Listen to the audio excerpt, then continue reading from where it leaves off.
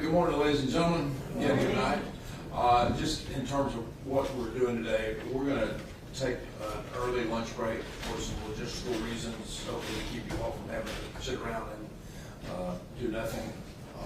So we're going to break about 11:15. So this morning, I want to try and whatever witnesses we have, we'll do those witnesses and not take a break until 11:15, and then we'll break for lunch and figure out where we're going from there. Okay. Thank you. Call your next witness. State calls David So.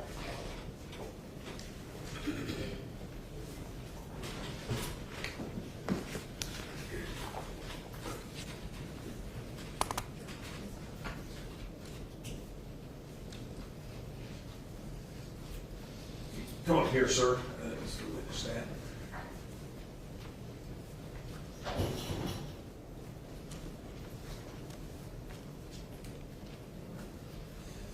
Good morning. If you would, please raise your right hand. Swear the testimony you're about to give will be the truth, the whole truth, nothing but the truth in the case of the state of Georgia versus Katelyn Goble. Yes, sir. All right. Have a seat.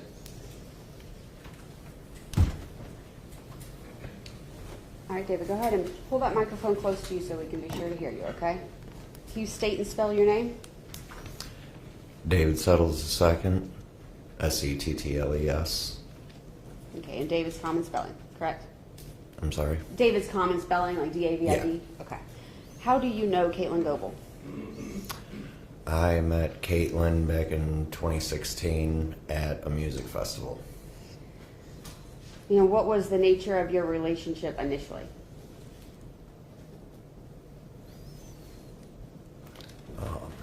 Were you friends for a little bit before you started dating? Yes. Okay.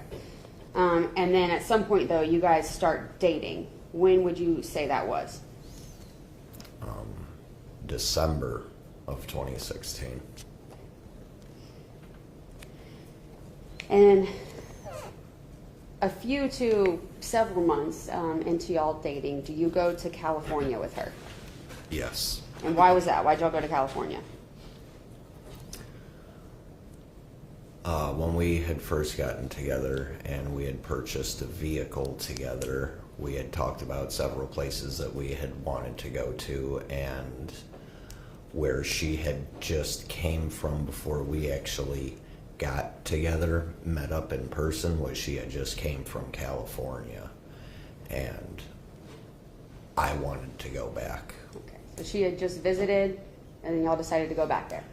At the time when we were just getting into our relationship, yes. And do you recall approximately when, like what year and what time frame it was that y'all drove this van out to California? That was 2017. 17. Maybe. March, April Okay. of 2017. And jumping back just a little bit before we talk about California in March of 2017, when y'all first started dating, did she tell you anything about Georgia and anything happening there? She had just told me that she was involved in a missing persons case.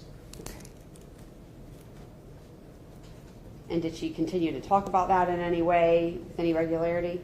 No. So going back to March of 2017, y'all go to California, and did you guys end up seeing Jonathan Warren while you were there? Yes. You didn't know about any messages to try to meet up with him, right? No. Okay, you just know that one day you guys are there, and he's there, I guess I should say. And so tell me about that. What was that like when y'all ran into him?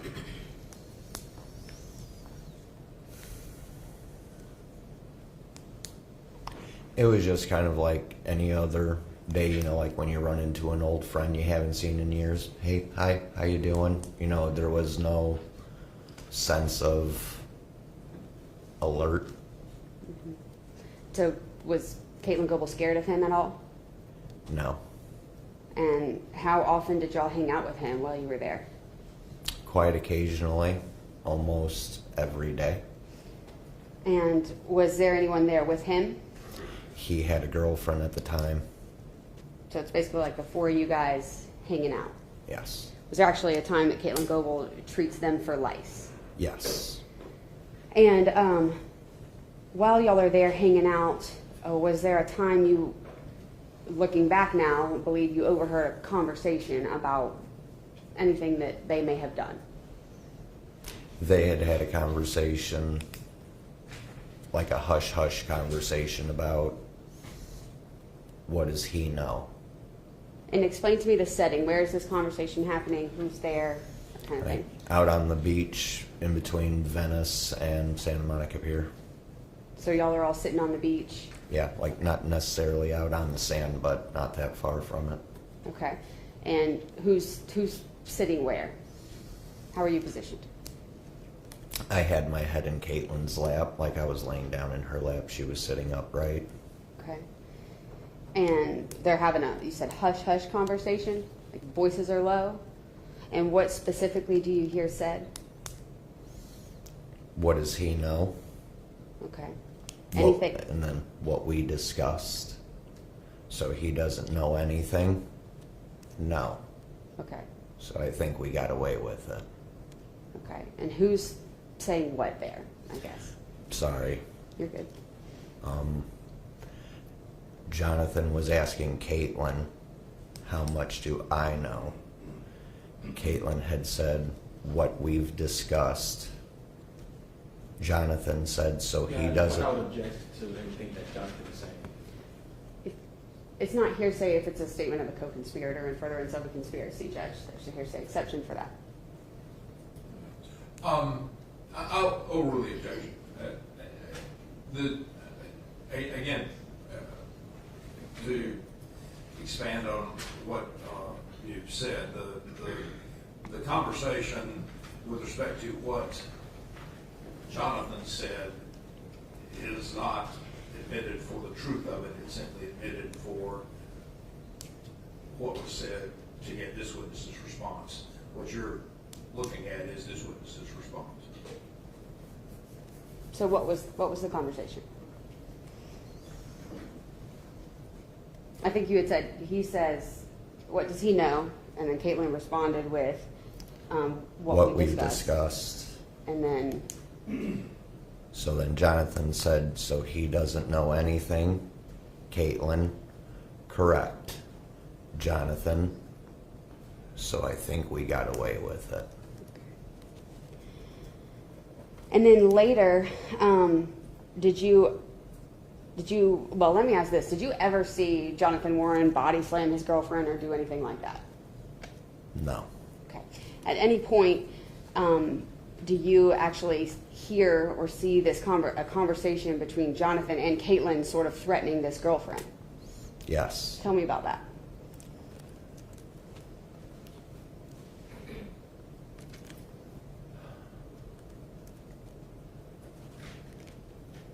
I'm sorry, just give me a moment.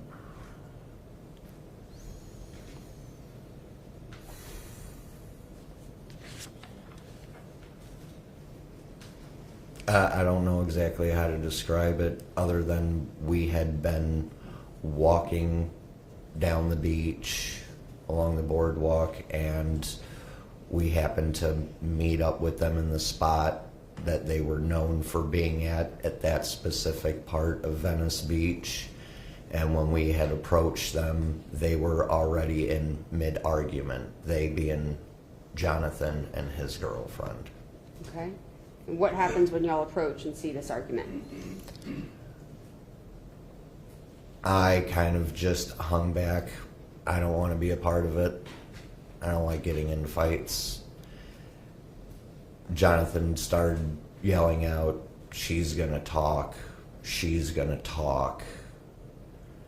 And Katelyn had approached the situation and had also started threatening her, saying, telling her to keep her mouth shut. Katelyn was threatening her. And when you say threatening her, like with what? How?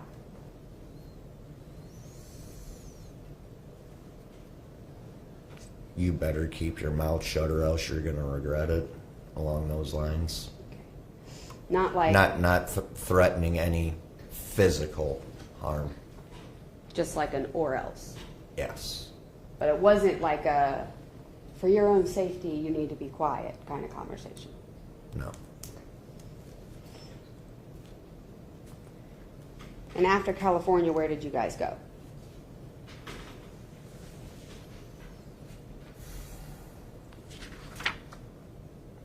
We traveled to Arkansas to go visit her family and friends. All right, and eventually, though, you guys end up back. You end up back home, I guess. I don't know. You're from sort of Back in Illinois, yes. Illinois. Okay, so you guys back in end up in Illinois, and eventually are together long term, have children, get married, that kind of thing. Correct? That was, yeah. Okay. And at some point, though, Katelyn was still working at some clubs during your relationship, right? Yes. And so one night, did you get a phone call from her, I think after she'd been working at a club, where she discloses some information to you? Yes. And tell me about that phone call.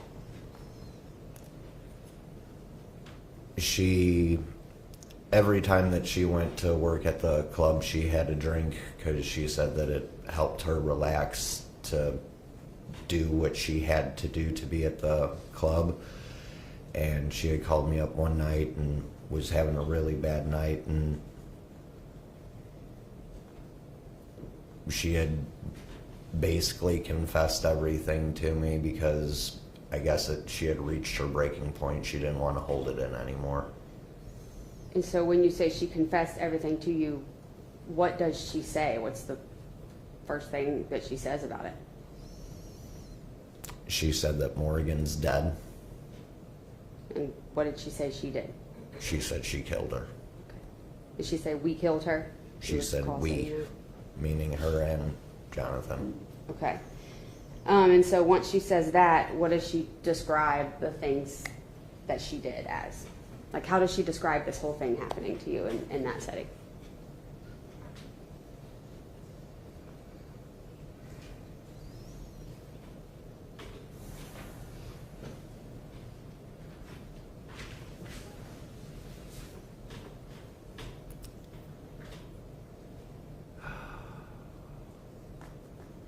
Again, forgive me, I'm sorry.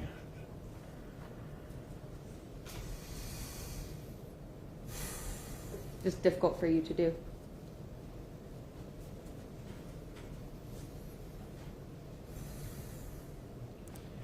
She had described it as she had helped Jonathan getting rid of her body through various means of dissolving and burning. Okay. And did she also describe sort of knowing what was going to happen and being part of that on the front end? I'm sorry? So you recall telling me how basically Jonathan's strangling her and Katelyn's aware of this happening and is knowing about this plan. Yes. Okay, so tell me about that information, what you learned there.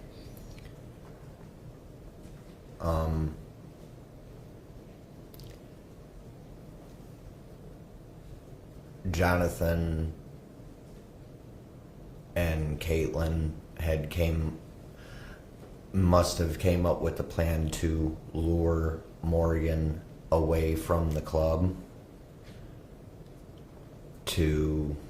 for whatever the reasoning was, to get her to come over to hang out with him over at his house, whatever. And Katelyn, knowing what his intentions were, was to, get in her pants.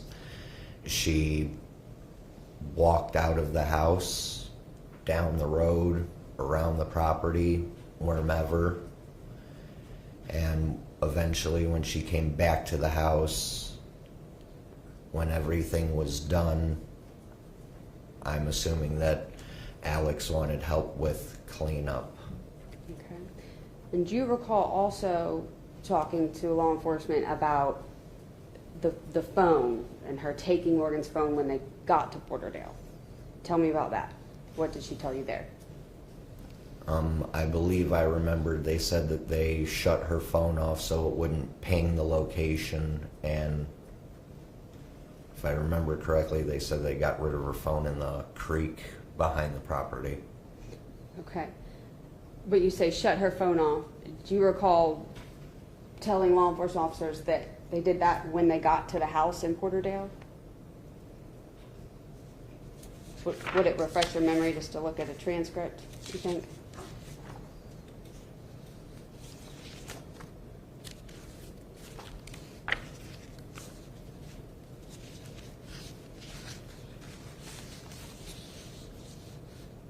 Again, it's been a couple of years since I've had these conversations, so I don't remember exactly. Okay. Just give me 1 second.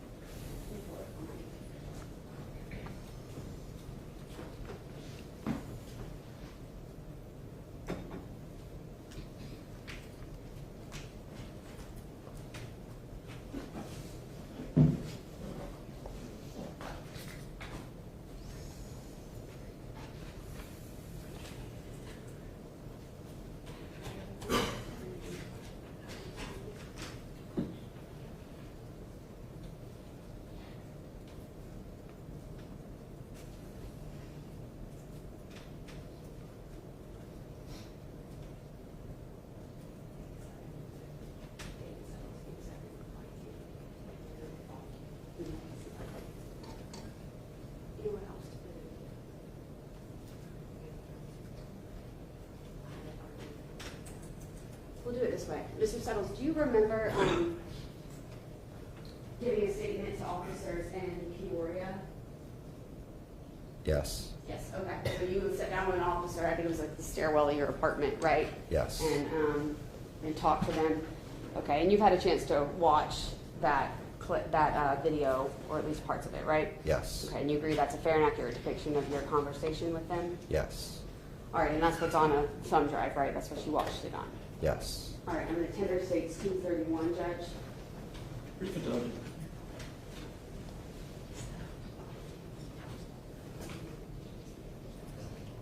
No, I have a clue. It's a few minutes. It's just have one stuff in it. I think that's about it. Your Honor, based on my conversation with the state, no objection to that. Submitted.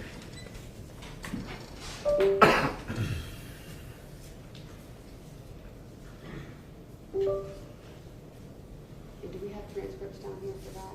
Or not? We might not have them for them. All right, there's one point in this where you talk about the phone, you talk about California, and then you talk about the cell phone and in particular. Do you recall that? Okay, we Yes. don't have a transcript, so I just want people to know what to see now for.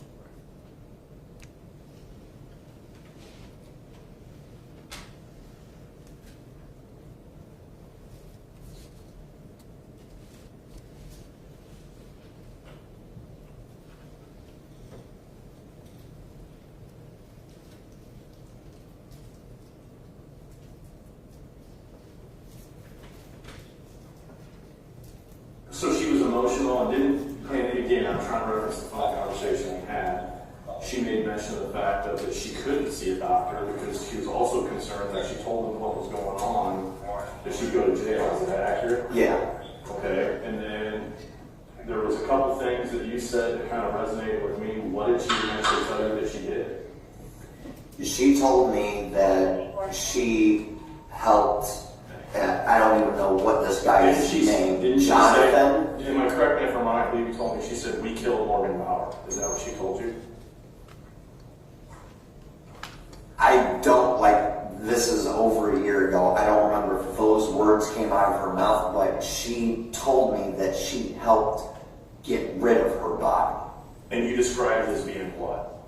Some Jeffrey Dahmer shit. But she admitted. Because she admitted that they had chopped up her body and put it in acid, dissolved her body. And I saw a video on TikTok and I was like, I wonder if this is how she did it. And I saved it because I don't know, like, this is everyday household items that you can use.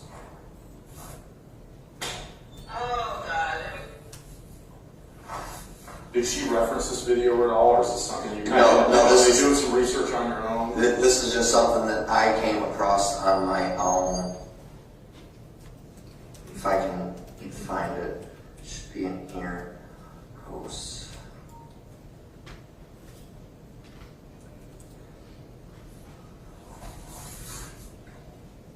The video has not been taken down because you know how some things are just inappropriate and they take things down off of TikTok.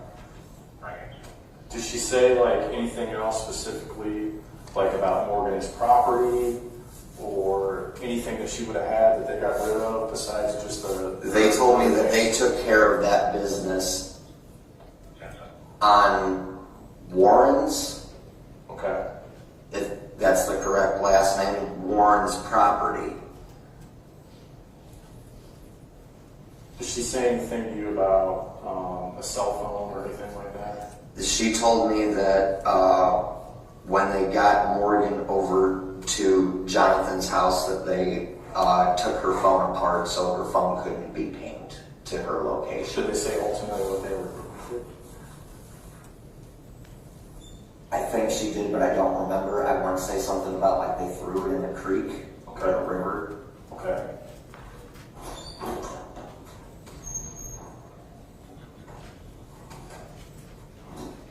I'm not seeing this video, so I wonder That's if it got okay. taken. All right, I'm stopping that video at 2 minutes and 58 seconds in. So what you just said there is they took the phone when they got Morgan to the house in Porterdale so that it couldn't ping. Is that right? Correct. Okay. All right.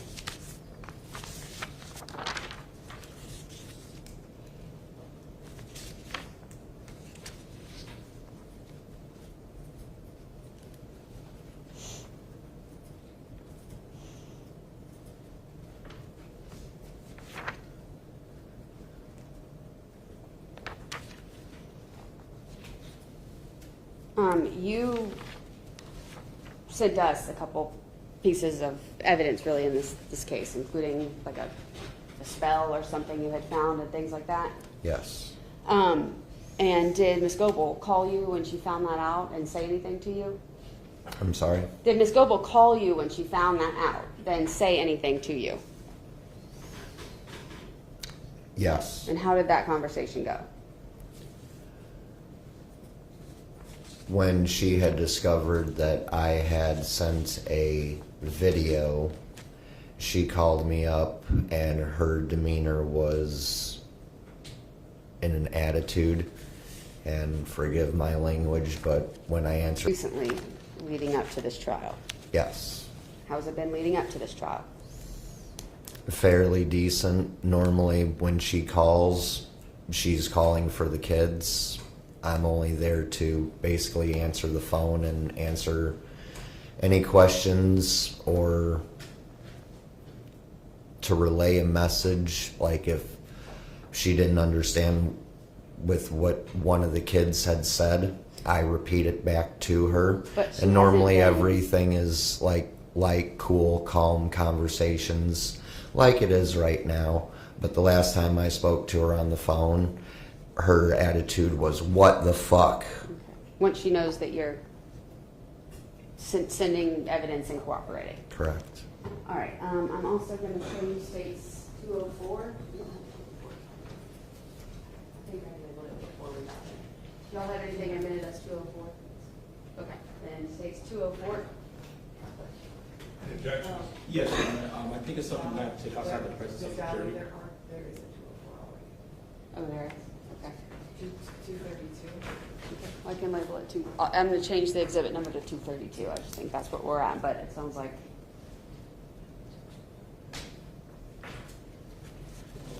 Regardless of the number, you're objecting. Yes, I'm objecting to the tendering of that evidence, Your Honor, but I think it's something we might have to take outside of the presence of the jury. Okay. All right, you all would step to the jury room. All rise for the jury.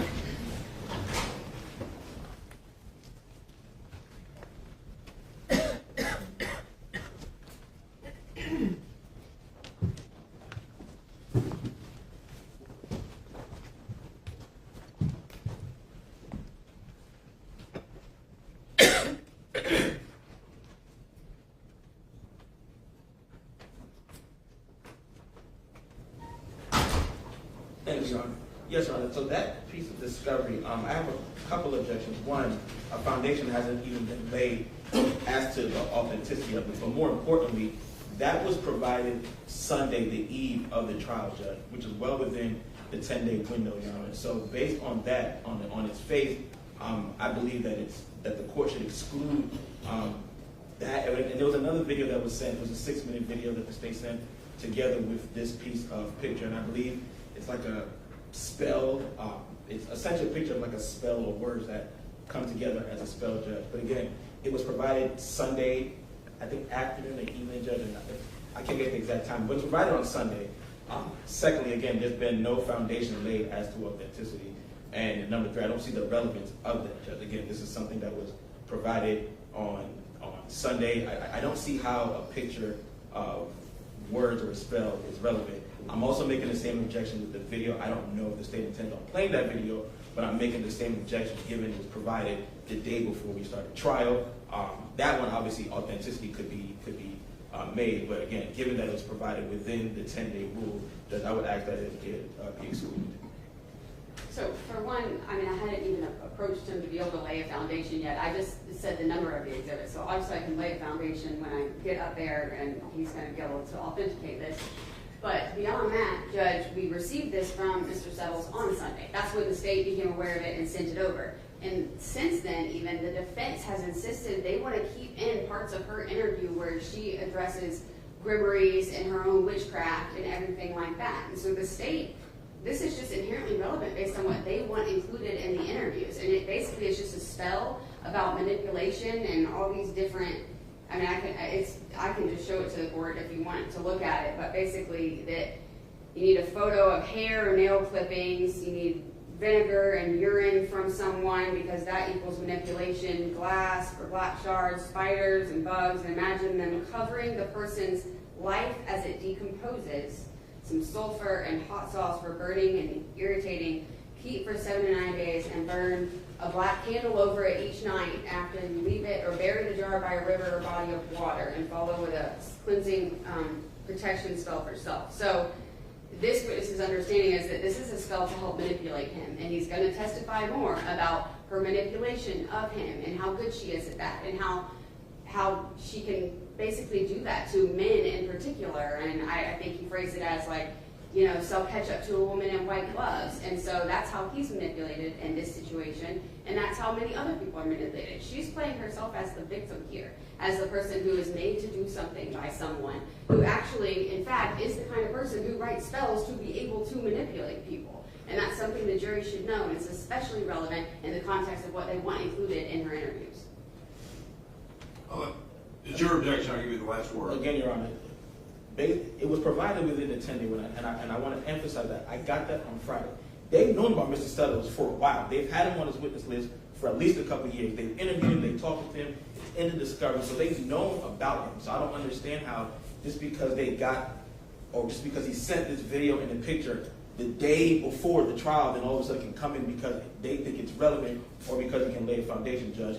There's nothing that we've introduced that's been outside of what they've known. We've told them what we plan on in terms of that, the one video where we're going to take out and leave things in, but they've known about that. But for them to provide that on the day before, again, it's well within the 10 days. It's in the rules, they have to provide the discovery outside of the 10-day rule, and they provided it the day before. I wanted to make this objection on Monday, but the state and I, we talked about it, and it wasn't clear on whether or not they were going to try to introduce it. Now, obviously, they are, Judge. But again, because, again, this is within the 10-day rule, I don't see how this is relevant. It's no way relevant, Judge, because there's been nothing, at this point, nothing has been said about witchcraft and anything like that, Judge. We've not introduced any evidence based on cross or dead direct, Judge. So even with that, I don't see how that is relevant.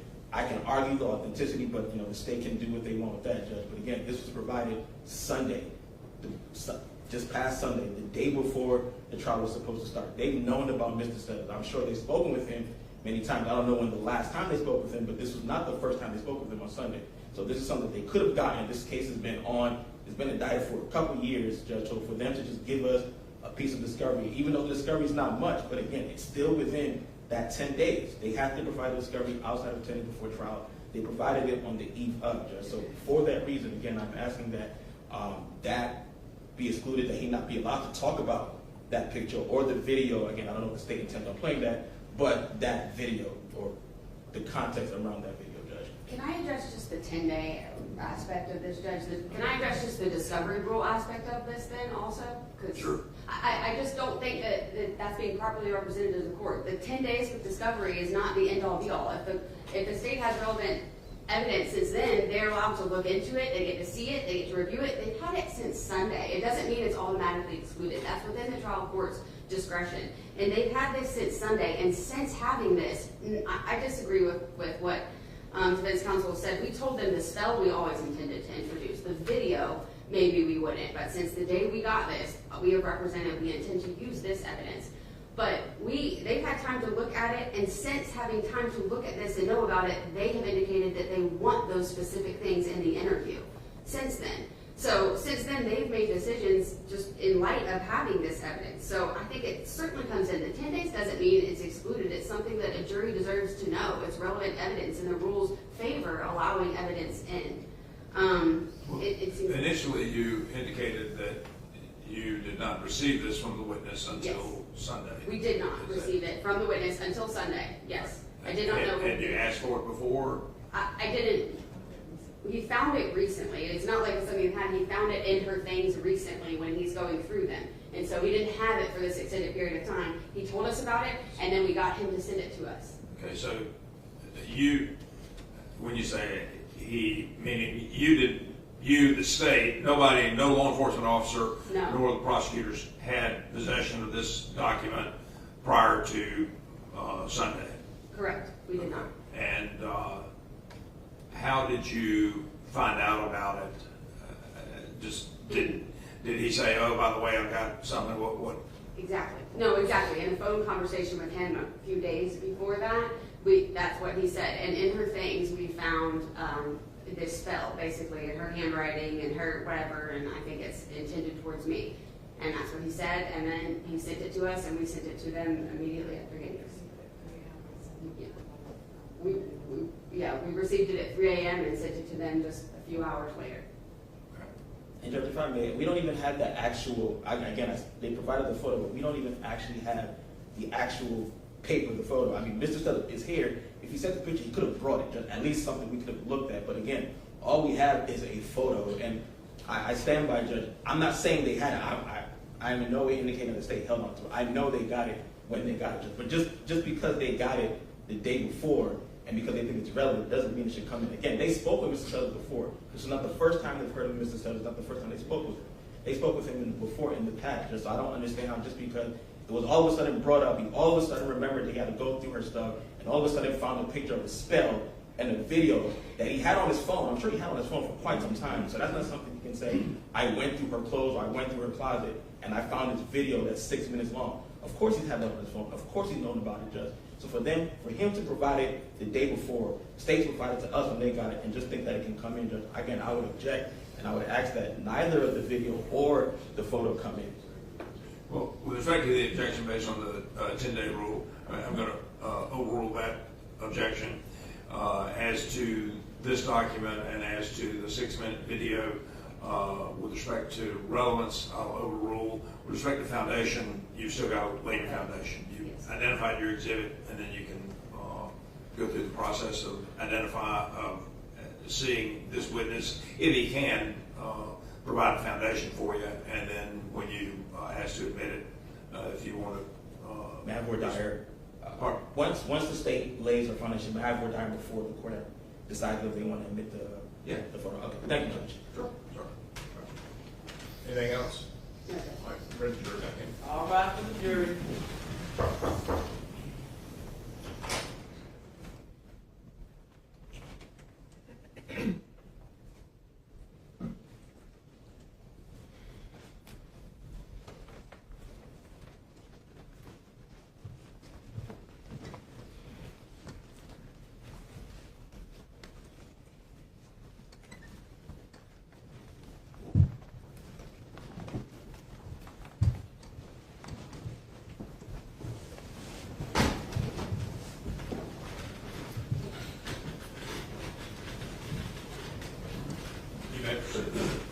Settles, you were talking about, well, let me ask this.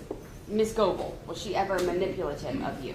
Yes. And how so? Explain that to me.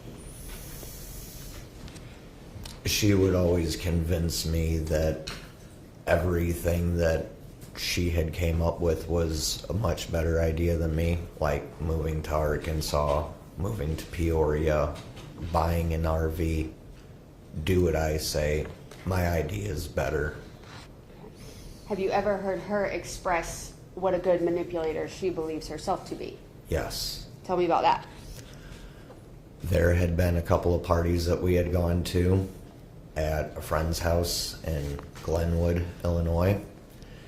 And there had been times where Katelyn was talking about what she does for her job working at the club, and she was describing how easily it is to manipulate men to get what she wants.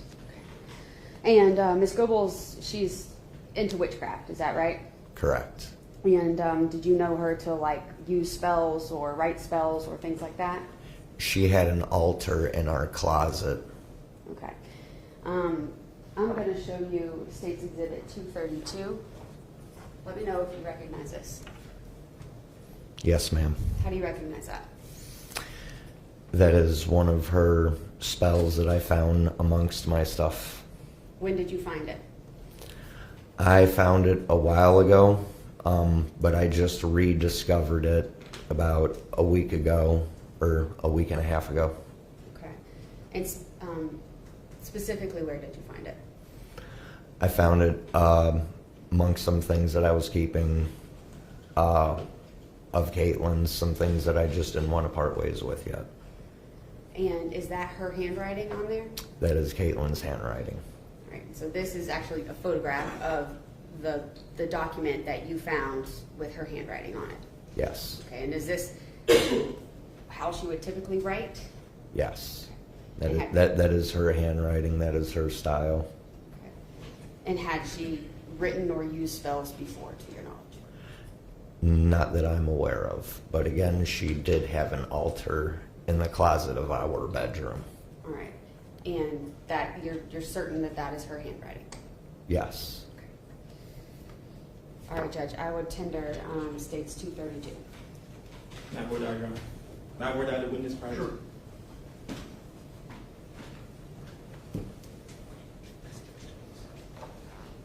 Mr. Settles, good morning. How are you? Morning. So you said that you found this photo, correct? You found it? Yes. Okay, and where exactly did you find it? Amongst my belongings that I had, And some things that I had of Katelyn that I didn't want to yet get rid of. Okay, but you didn't see her write this. No, I did not see her write. You don't know when this was written. I do not know when it was You don't know written. the context of what was going on when this was written. No, sir. And you're not a handwriting expert, are you? No. Okay. How many times have you seen her write something? Or how many times have you seen her journal anything? Quite often. Okay. But specifically to this, you never saw her write it. I've never seen her write So that. though you think it's her, you don't actually know for sure because you didn't see her write it. I've spent 7 years with her. I've seen her handwriting. I know her handwriting. Okay, but you didn't see her write this, correct? I did not see her write it. Your Honor, again, I'll renew my objection. Mr. Settles did not see her write it. He indicated that he's not a handwriting expert, Judge. I understand that he's indicated that he's known her for quite some while, but the fact that he didn't see her write it, and although he says he think it's her, he doesn't know for sure, Judge. So based on that, I will renew my objection that I made prior. Okay. Objection is noted for the record and is overruled. The document 232 232, yes, Your Honor. is admitted. All right. I'd like to publish it. PD, can you turn the lights down? First. Maybe the one, like the off light. Can y'all see that?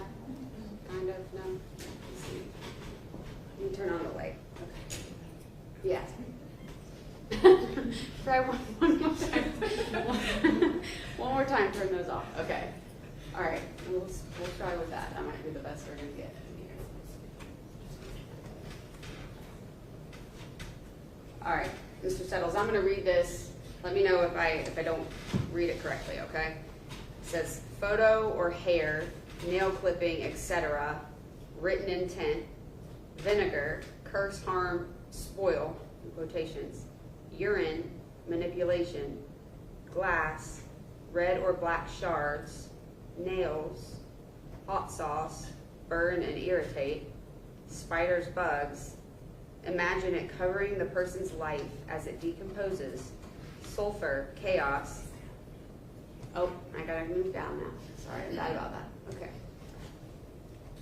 Spiders, bugs, imagine it covering the person's life as it decomposes, sulfur, chaos. Keep for 7 to 9 days and burn a black candle over it each night. After, leave or bury the jar by a river or body of water. And follow with a cleansing protection spell for self. All right. So this is something you found in her, basically things you had kept of hers, her belongings. And you believe that she would often try to manipulate you. Yes, ma'am.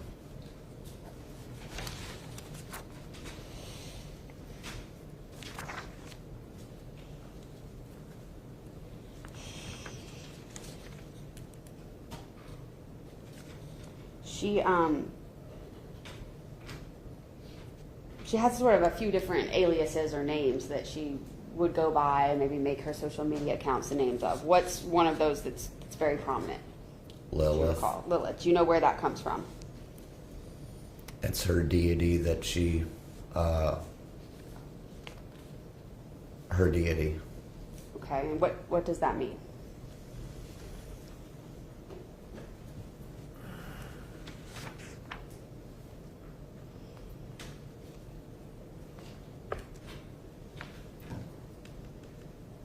It was like the spirit of which she believed in, like how some may believe in Jesus or some believe in God. She believed in Lilith. Okay.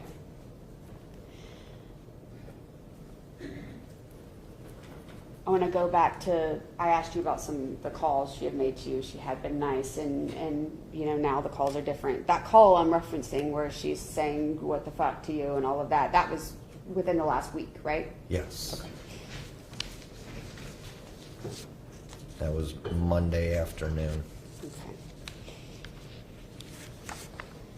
And these, you're aware of her TikTok videos. You post TikTok videos too, where you dress up Yes. as well. So these videos, is she the one who's choosing the content of what is contained in any of the videos that she's making? Yes.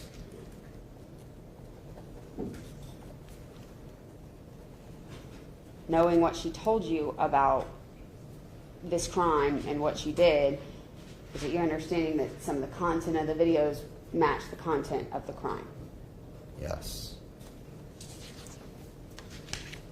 Do you recall what her name on TikTok was for some of her names?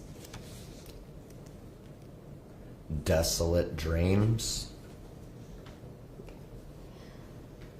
Any others, you know? For TikTok, that's about as, I think she only had the one TikTok account, but when it came to Facebook and Instagram, she had multiple different accounts. And throughout the course of your relationship, did she drink alcohol at all throughout the years? Yes. So if she said she'd been sober for 7 years, that would be That not would true. be a lie.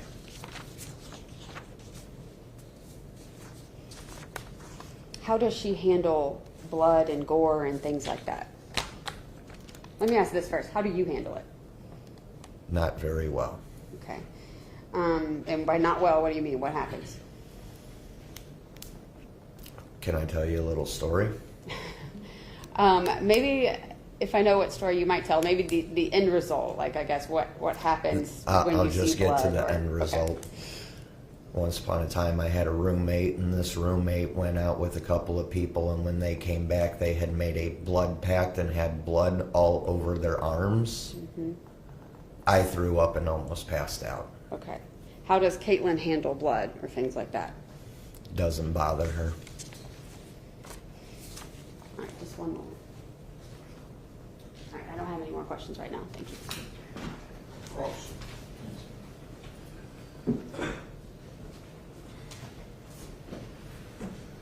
Good morning again, Mr. Settles. All right, so I'm gonna kind of jump around, so forgive me if things seem sort of out of place. I want to start with the conversation or you all going to California. Was that a mutual thing, or was that something that she made you do?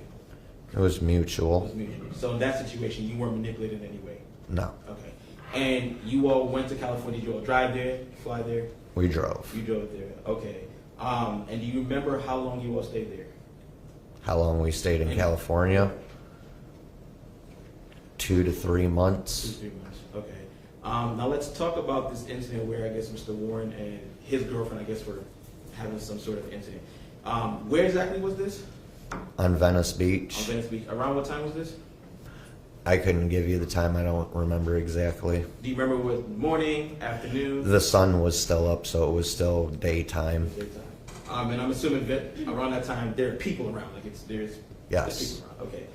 And you indicated that you stayed back, correct? Yes. Okay, you stayed back. About how far back were you from where Alex and his girlfriend were? I couldn't give you an estimated in about feet. I don't know. Okay, so let's kind of do a demonstration. If I'm Alex and you're there, tell me to stop. Like, I'm going to keep moving back. Just tell me when to stop. About right where you are. About right. Somewhere. Okay. Now, at this point, who are you with?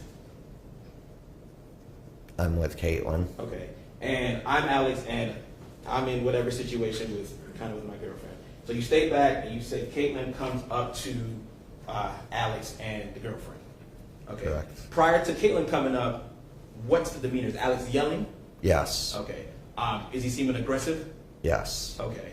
And you said you decide to stay back, right? Yes. So Katelyn comes forward, and what does she do first? She wanted to know what was going on. She was asking what's going on, what's happening. Okay. And is she yelling this? Is she just talking? Like what's? No, she just approached it like, what's going on, Okay. not yelling. And at this point, did anyone separate Alex from his girlfriend? No. Okay. So they were all kind of standing there together. Okay. And Katelyn was facing them? Yes. Okay. And while she was doing that, you heard everything that was discussed. I heard a lot of commotion, yes. You heard a lot of commotion. But within that commotion, you could hear Katelyn essentially threatening Alex's girlfriend. Yes. Within all of that commotion. Okay. And when you say commotion, what exactly was this commotion? Just the yelling back and forth between boyfriend and girlfriend, whatever they were arguing about. Okay. And Katelyn didn't make any threatening gestures?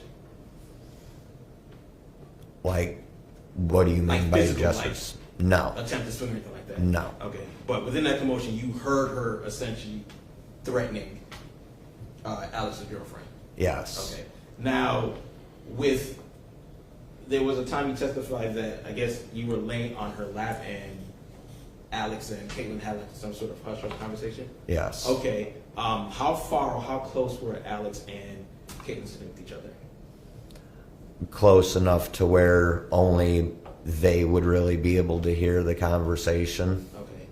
And was this before or after, I guess, the whole Alex threatening his girlfriend and Katelyn? This was before the girlfriend Okay, situation. Okay, this is before then. And you heard essentially everything that was in that conversation? Yes. Okay. Then you also testified that, obviously, that Katelyn, there was a night she was drunk and she kind of told you specifically, I guess as much as she could, to you about what happened that night. I'm sorry. You said that You're the jumping night that ahead in Katelyn- time in the story now? You went to, excuse me? It sounds. Are we still in California No, or no. no? I'm talking okay. about the time. Okay, so you jumped ahead in the story. Sorry, I'm back in California still. Okay, so come back now to the time that you picked her up and the time that she was drinking. Remember that? You Yes. testified to that. And you said that essentially she kind of told you what happened. Yes. Okay. And do you remember telling Lieutenant Downs at the time what you remembered? Yes. Okay. And you remember telling him that you don't remember if Katelyn ever said that she killed Morgan? Correct. And that what you did remember, or what she did tell you, was that she essentially helped with chopping up of the body. She helped with the dismemberment, yes. Now we'll go back to California. You mentioned that essentially, again, you heard Alex and Katelyn talking about, you know, what happened, or just kind of having that conversation. And then, did you hear who, or based on what you heard, who did you believe choked Morgan? Who did I believe choked Morgan? Who did you tell Lieutenant Downs choked Morgan? I don't remember telling him who choked. Okay, but you mentioned about somebody choking Morgan, correct?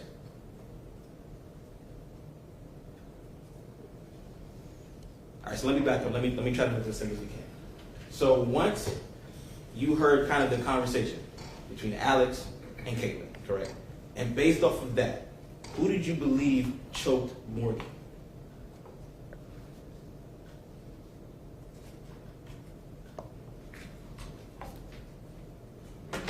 Jonathan. Okay, thank you.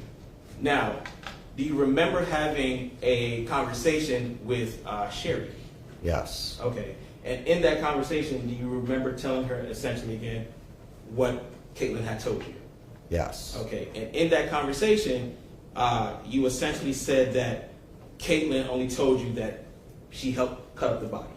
Correct. Okay, that she never told you that she actually did kill Morgan, choke Morgan. Correct. And that was, it was Alex, correct? Correct. Okay. Now, again, I want to jump around, so apologies if I confuse you. This photo that the state showed you, the photo of, I believe this is State's Exhibit 232. When did you first come upon this? I came upon that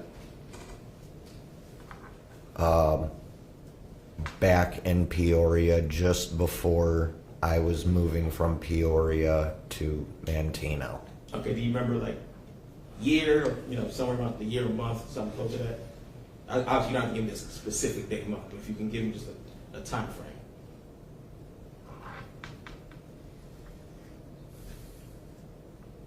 Around October 2024. October 24th, okay.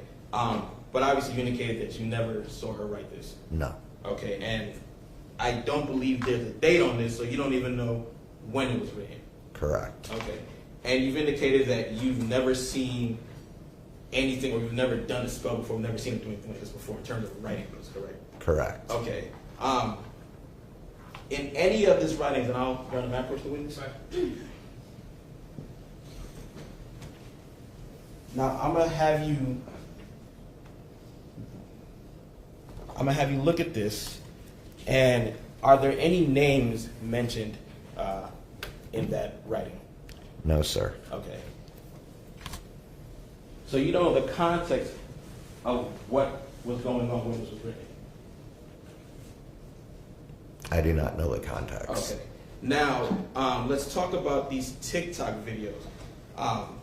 Now, you and Katelyn did TikTok videos together, right?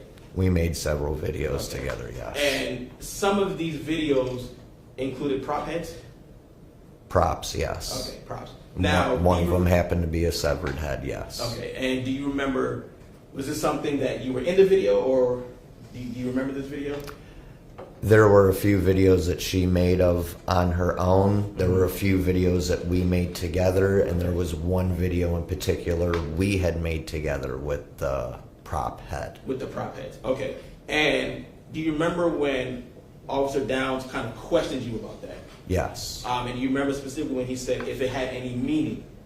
Yes. And what was your response? I don't think it really had any meaning because it's, you know, the way how to describe making TikTok videos is that, you know, whatever pops up into your head. You know, say if I heard the same song, I might make my video somewhat differently to what this person would make their video towards. Okay. And do you remember also saying that you have made some videos kind of similar to that as well? Yes. Okay. Now, when you all made these videos with the prop head, did you fall sick? No. Did you throw up in any way? No. Okay. When you all made these videos, were you forced to make them? No. Okay. Were you threatened in any way? No. You made them because you wanted to make them? Yes. Okay.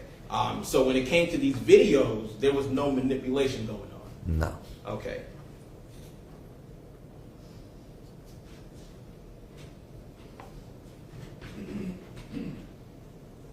And now with some of these videos, do you remember if they were like voiceovers or like it was her voice? They were voiceovers. Okay. They were other sounds. Okay. And if you don't mind, if you can explain to the jury what exactly a voiceover on the TikTok is. So what a voiceover on TikTok is that, say if I recorded something and I decided to post it and someone else liked that sound, they themselves can essentially lip sync and make their own video using my sound. So if I made a video saying wubba lubba dub dub, someone else can take that same sound using my voice and make their own video, but it would still be of my voice, not theirs. Thank you, Mr. Sellers. And so again, I just want to make sure I'm clear. Some of these videos that had the props, they were with voiceovers, correct? Yes. So this wasn't videos that Katelyn wrote of herself. No. Okay, these weren't lyrics that she thought of and decided to write down. Correct. And this wasn't her voice. She didn't put her voice on that video. Correct. It was somebody else who wrote those lyrics. Correct. It was somebody else who made that song or the clip. Correct. You all just kind of took it and put it on your own video. Yeah. Okay. Yes. And in these videos, she never mentioned, or she never took a clip that mentioned Morgan. No. There was no video that made any mention of Morgan. No. There was no video that ever made any mention of Alex. No. There was no video that ever made mention of killing somebody together. No. Okay. And how many videos did you and Katelyn make with props, if you can remember?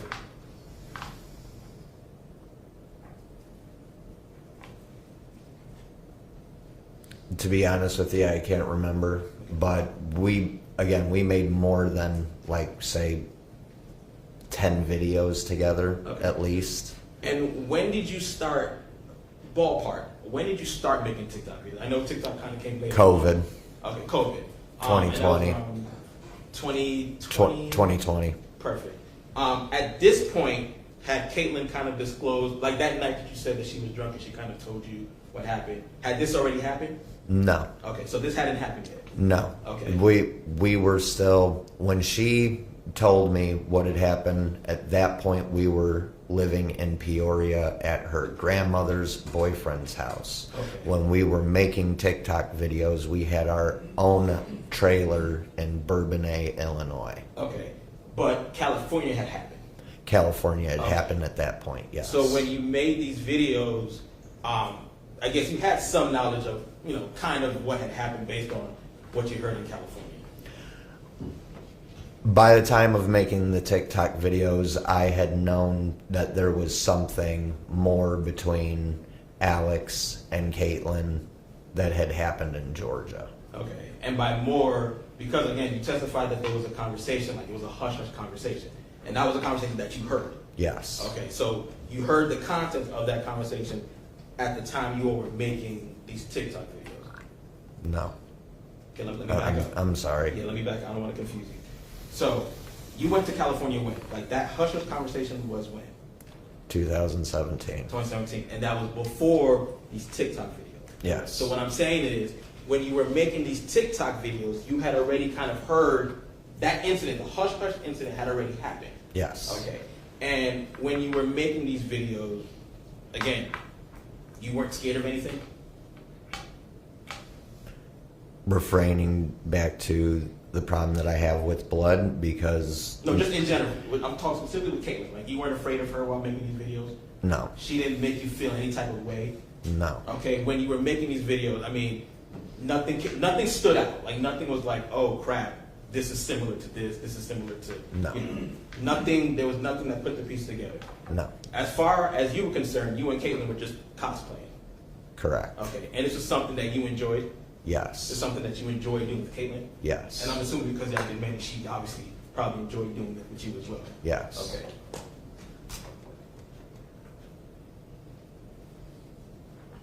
Brief indulgence, Your Honor.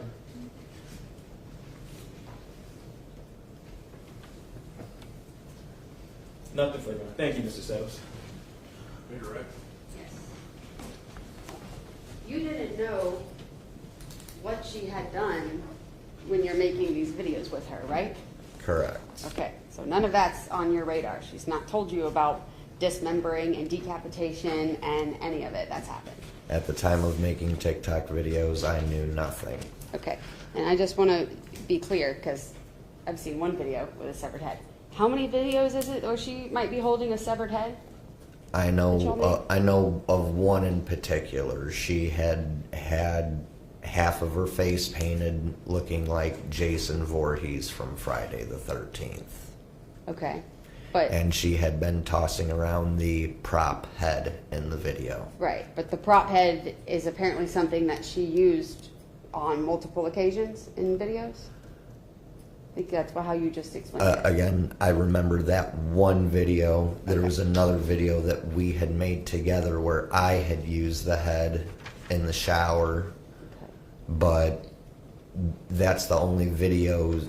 Those two videos are the only ones that I remember seeing with the prop head. Okay.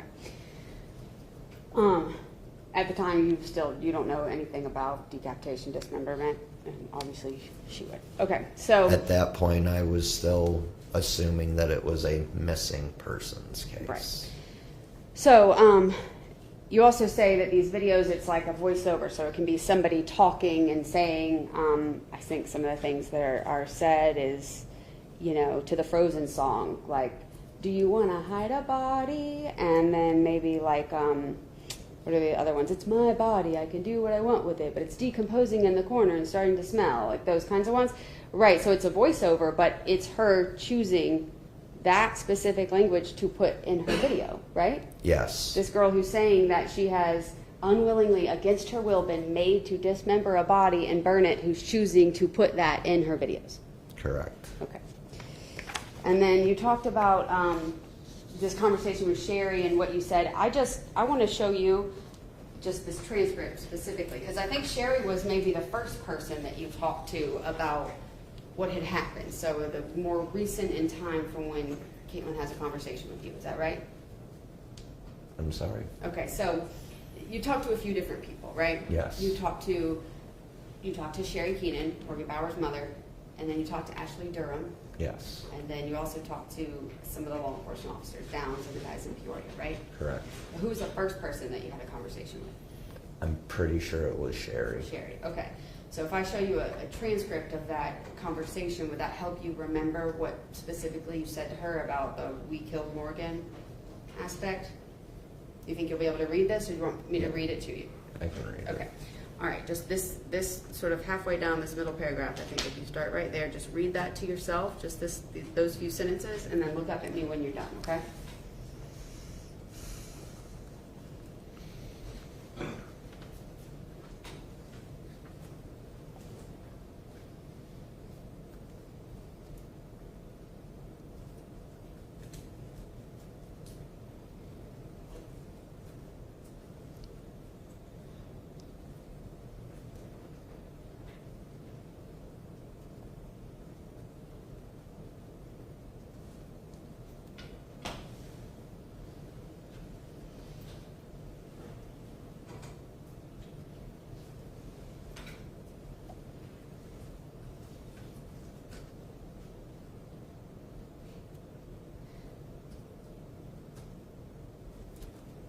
It's right in Yes. this bottom part. Yes. Okay, so did you tell her, Katelyn Goble said, "we killed Morgan"? Yes.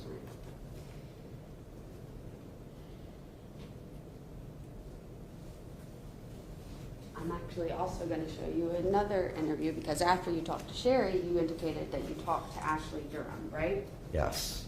Okay, I'm going to show you your statement there and see if it refreshes your memory as to what you said to Ashley Durham, which would be the next person you talked to, right? Yes. Okay, so just read this line right there. And tell me if that refreshes your memory about the specific statements about I or we killed her.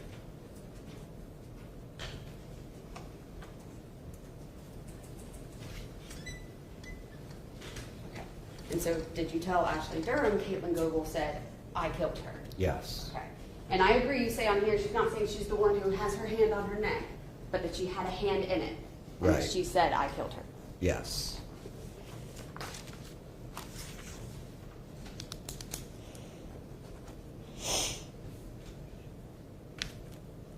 Just a couple points of clarification about California, all right? You guys are in a van, like you're kind of living in like one of those big vans. You can kind of set up A mini house, minivan. minivan kind of thing. So A Honda Odyssey. A Honda Odyssey? Okay. So you're able to just literally get in there and drive away if you had wanted. So she could have said, I don't feel comfortable. We got to get out of here. And y'all just leave. It's not like you have an apartment. You can't. Right. We could get up and leave anytime we wanted. And then I think that I think you described, maybe Alex, napping in the van at one point or something along those lines? Yes. Okay. So she allowed him to nap in her home at the time. essentially. Yes. Okay. And that y'all were leaving one day, and I think you were even trying to help find him to give him some of his stuff back or something like that. Correct. So y'all had hung out regular enough that, I mean, you had things of theirs basically in your van.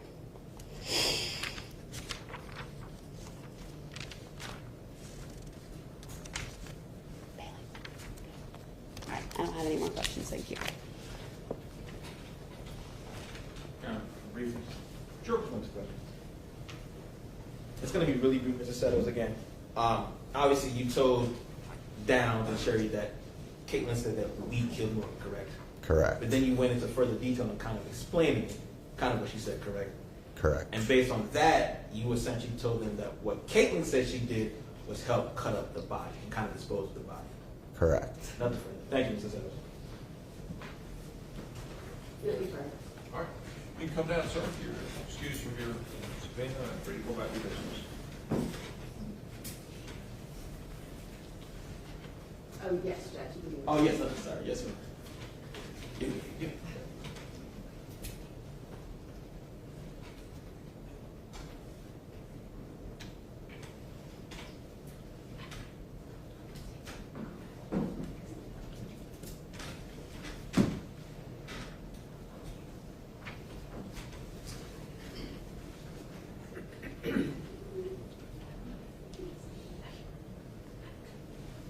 What do we got? The state will call Alexander Stafford.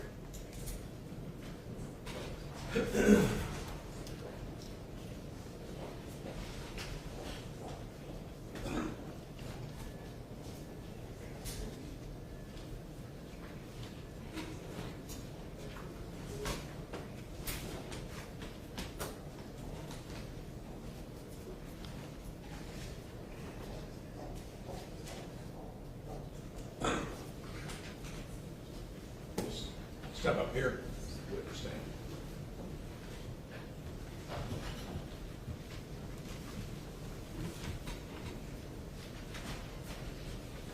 Raise your right hand, please, sir. Swear the testimony you're about to give in the case of the state of Georgia versus Katelyn Grace Goble will be the truth, whole truth, nothing but the truth, so help you God. Yes, Your Honor. Have a seat. Speak loudly into the microphone. Just lean close to it. All right, can you state and spell your name, please? My name is Alexander Grant Stafford, AlexAnderGrant, Stafford. How do you know Katelyn Goble? She's my biological sister. And is she older or younger? Older, How much older? 3 years. And so is it fair to say you grew up with her all of your life? You've known her, essentially. Yes. All right. You have any contact with her now? No, When's the last time that you talked to her? I believe 2017. Why is that? Her and her I believe David Settles and I got in an argument, and we haven't talked since then. Okay. In fact, you don't really interact with most of your family, I guess, including your mother at this point, right? That's correct. Okay. What I want to ask you about is some of the stuff when Katelyn Goble was younger and growing up. Did you have a chance to observe her while she was in relationships? A little bit, yes. A little bit. And I'm actually even going to start with specifically, at some point, I think you believe that her and Jonathan Alexander Warren came to your house in or around 2016 briefly before they went back to Illinois. I do believe so, yes. Okay. And so when you saw them interact there during that time, do you recall observing her to be afraid or like under his control or anything along those lines? No. Have you ever seen her essentially not to be in control in a relationship? No. And describe that to me. Why do you observe her to be like that? Like, how do you observe her to be like that, I should say? She's never been like the follower of a boyfriend. She's always been either right there beside them doing what they're doing or the one making the decisions. And when she was there in 2016 and she came back home from Georgia, did she ask anyone for any help to try to get away from him? Did she act any different at all in that way? No. What were her interests growing up? Like what kind of particular things was she interested in? She had some interest in serial killers. She dressed in like all black, dark clothes throughout her like high school. She used to do like really dark like eyeliner all down her eyes and just kind of outlandish makeup a little bit. Okay. So like goth and emo and those kind of things. But in particular, I want to ask you about sort of some of the interests in serial killers. Because I think we talked and you were like, well, yeah, I find those documentaries interesting too, right? Yes. I mean, fair. Okay. Was her interest like beyond your interest that's like, this is fascinating or interesting to hear about? She did do a more like in-depth like interest into it. I've watched documentaries and things like that, but she would continue like looking things up after, watching like if you watch like a YouTube short, she'd go into depth about like looking up more into it. Okay. And then y'all's childhood. I think we may have heard or will hear in some interviews her describing like a lot of physical abuse as a child or anything. Do you recall that happening in your childhood at all? Not physical abuse, no. Okay. You recall some neglect maybe and Yes. some of that going on, but physical abuse you don't. I mean, I think you described to me y'all got spanked, right? Yes. But nobody's, like, there's no beatings going on or anything like that. No one was beating us. Did you personally observe any, like, domestic violence in your house growing up? My stepdad, he would get drunk and yell sometimes, but he never hit my mother. He never yelled at us. He never beat us or anything like that. Okay. And you had heard about some incidents that may have happened between your mother and father, but you never saw anything, correct? Yes. And is it fair to say those were incidents that you were told about that would happen before you were born? It was after I was born, but before that, like, my memory When you were like a little baby or something? Yeah, when a I was little toddler. younger, yes. And she's 3 years older than you? Yes.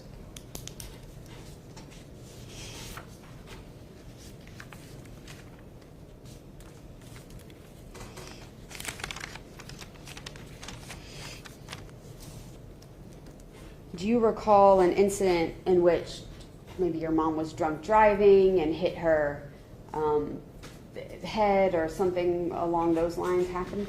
Your Honor, I would object at this point, the relevance of that question. Ms. Goble's gonna describe it. I think we're right at that point just about where we're playing the interview. He's gonna describe it in the interviews. And so his understanding of that and the timeline of it is relevant to whether or not she's being truthful.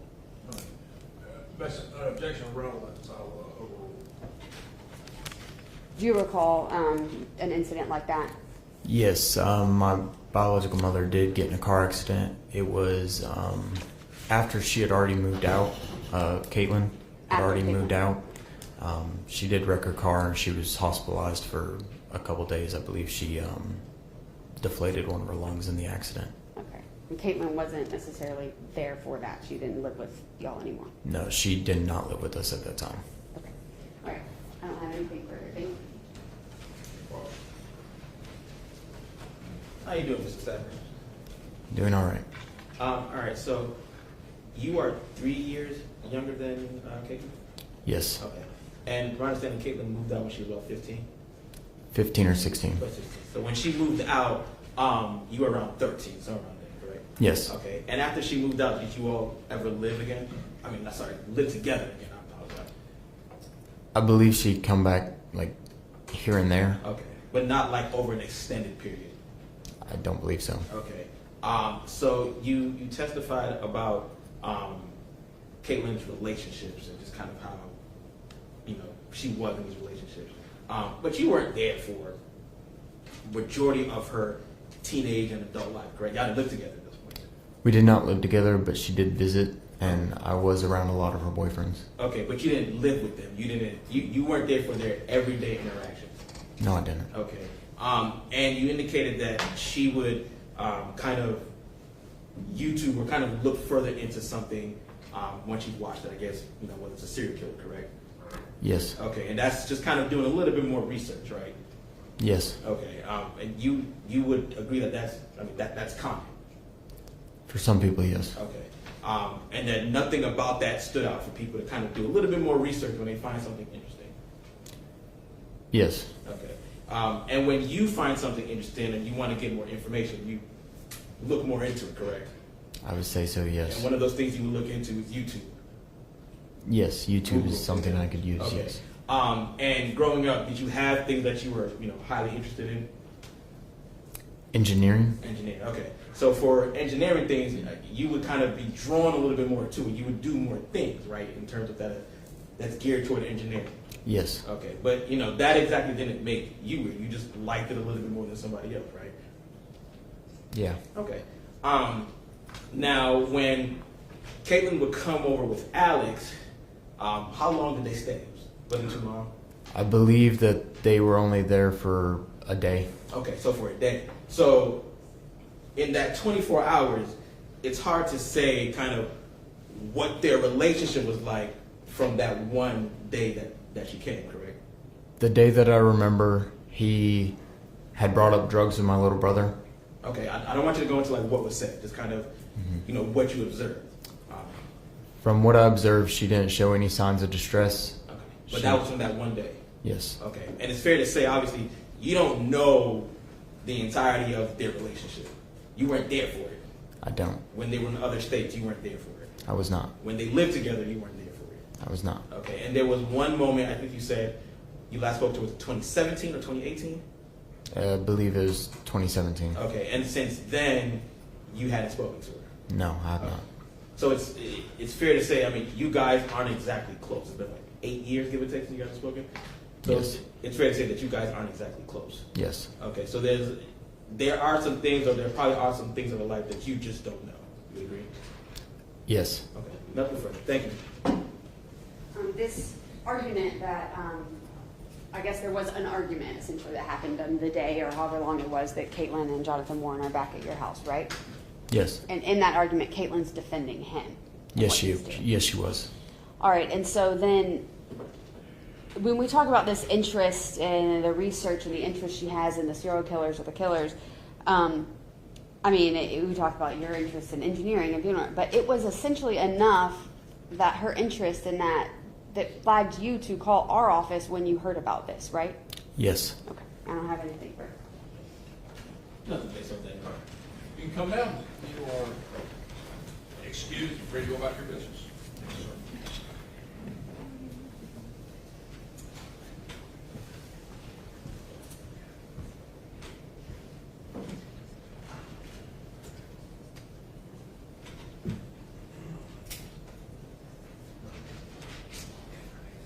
You have another witness. I'm just going to recall Lieutenant Downs and continue with the.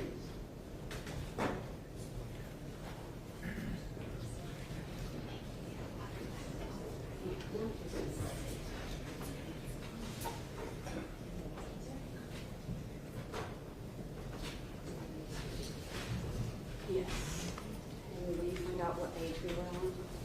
Oh, yes,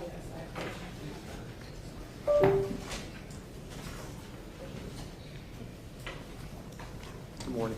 I. Morning, Judge. Morning.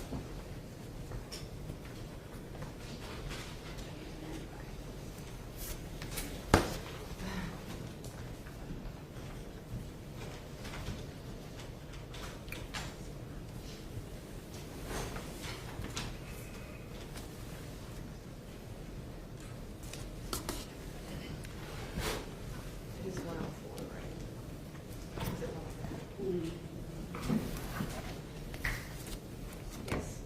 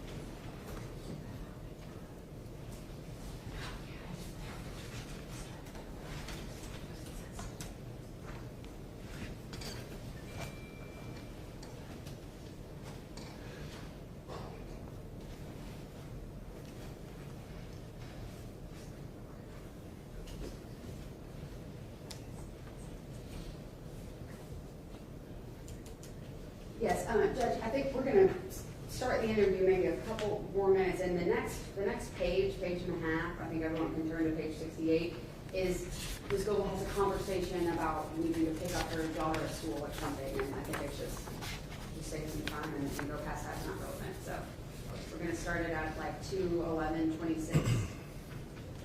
2:11, At 2:11. okay, 2:11:20, and then page 68 in the transcript. Does the man have the correct transcript? Yes, okay, so yes, page 68. Go ahead and pass it out.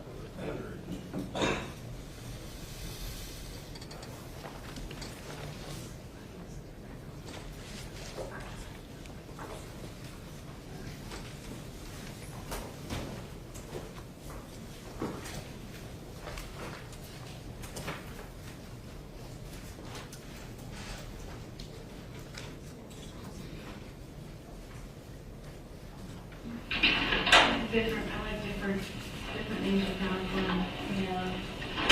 So Katelyn, we get to a couple days from off, right? And the suitcase, and forgive me, my memory isn't as good as yours is at times. The suitcase, was this like a big suitcase like that, or like a bigger one than that, or did it look kind of like that, or like, did it have wheels? Did it have 2 wheels, 4 wheels? It had 2 wheels and it was like the standard black, not carry-on, but like the standard black cloth.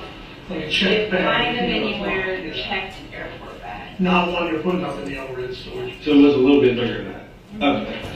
And I guarantee if, for some things, if you ever saw anything that was absolutely scarred into your mind, you remember a lot of it. Okay. So how does this, what time of day is this when Alex comes to you and basically says, hey, I need your help to do this? Do you remember, was it dark out? Was it daytime? Was it morning, evening? It was evening-ish, like just starting to, like the sun was just starting to go down. Like dusk? Yeah. Okay. And how does he come to you? Where are you at in the house when he confronts you? Or comes? At that point, like, I had been over on the porch swing. Right. That is at the corner. Right. Kind of outside the room, because That's right there on the corner of the house right there. Yeah, Okay. I had started to get like these paranoid thoughts, like he's going to be talking to someone and he's going to recruit one of his friends to get me. And this is the anticipation that you built up to when you Yeah, went with him? it went from kind of just checking out of the situation and disassociating to starting to get more and more afraid. Okay. Like, the longer that I'm here, the more likely it is that he's going to change his mind and see me as too much of a liability. Right. Like, because I know. Right. And I'm the only one who saw, and while he may brag to his friends, those are his friends, but I'm the one who saw. Right. So you took y'all took the suitcase down to. He came around and he's like, hey, I need you to help me drag this suitcase out to the little fire pit spot that we have and burn it. Right. So that fire pit was about like this, right? Okay. All right. Yeah, So he found that little spot. yes. And I want to ask this too, just so for me, just to clarify. It's a big home. My understanding is it's a very large home, right? I've been there. During that time window from when you say, I'm checking out of this situation, right? You go to the kitchen and have coffee with grandma or his mom, byline, or adopted mom. You guys are sleeping in different rooms. We're not sleeping in the same bed. Before then, we were sleeping in the same bed. Yeah. After then, I was like, I wasn't trying to raise alarm bells with his parents, so I would nap out on the porch. I would, just find somewhere to lay down for a little bit, take a doze, but I was also, like, having a lot of anxiety problems. I was also, like, really paranoid, so sleep was not an easy thing. But also trying to, let's say, on the down low, put a little distance between you and Alex without his family knowing what's going on here. Yeah. Like raise the red flag. Just, I didn't want them being like, oh, they had a major fight, Right. something like that. Or I wanted it to seem more like, okay, we had an argument and I'm just getting space. I didn't want them to feel like something was really, really, really wrong. I got you. Okay. So you guys so he comes to you, he tells you that he wants to get rid of this thing or to burn it or whatnot. And then you guys take it from, where was it at in the home? Where did you guys physically get it to take it out to the? It was back in that room. So back in the same room that you guys had been staying, and then you found Morgan in. Yeah. Was it in the bedroom or the bathroom? It was in the bedroom. Okay. And it's self-enclosed, right? Zipped up, tight, whatever. Zipped up and self-enclosed. There's nothing coming out of it or anything. Okay. And he's just like, you don't need to worry about it. It's just some clothes and books. We just need to take them down to burn. Okay. And yeah, for me, I was like, that's not Okay. So what did you think was in there? her. Her being Morgan. Okay. Now what? Yeah, it's obvious what you said, but I mean, is there anything that? It was, where else would she be? Right. Like, I could see, like where I was standing at the time, I could see into the bathroom. Right. So I was standing at the end of the bed. Right. I could see into the bathroom. She wasn't there. Right. She wasn't in bed. She wasn't anywhere in the room. Where else would she be? Right. So when you guys do this, when you go in there and you guys are going to wheel, it's got wheels, right? So you're going to be able to wheel it out of the house and get it out to wherever it is that you're going. This has been, you think, to the best of your recollection, and I know it's been some time, about 3 days, you think? Did it smell all? I didn't smell anything. Okay, I so, smelled like bleach.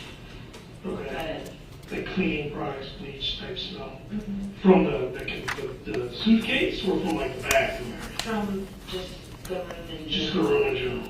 Okay. So you guys take it out there, and then I know this is kind of a small little burn area. Right. What does Alex do? Does he put it on there, and then how do we build a fire, I guess is what I'm asking. The suitcase goes down on the pit and then branches, because at that time, like, there were a lot of dead branches in the area. Right.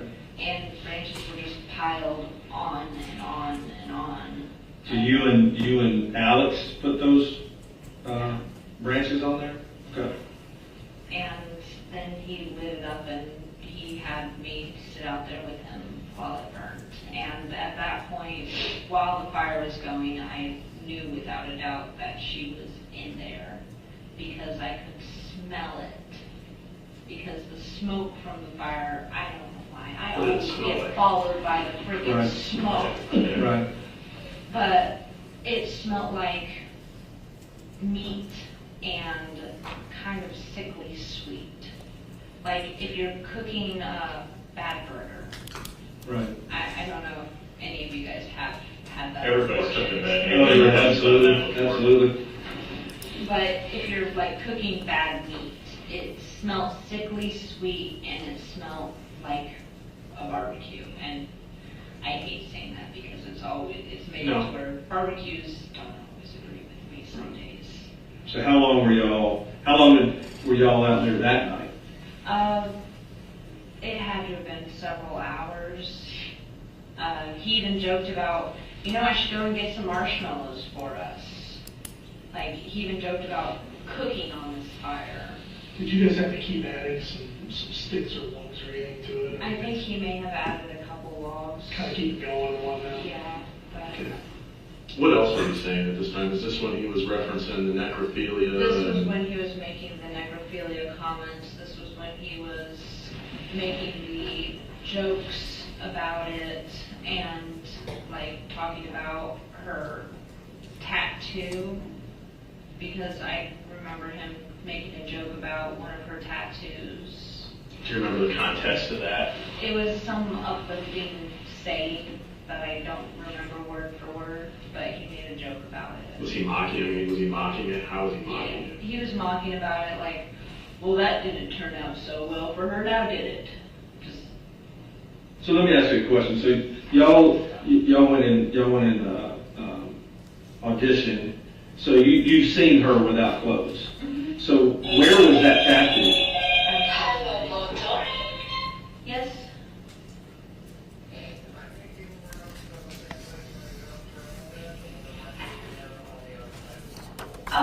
There should be a car rider line that wraps around the school. You should see it.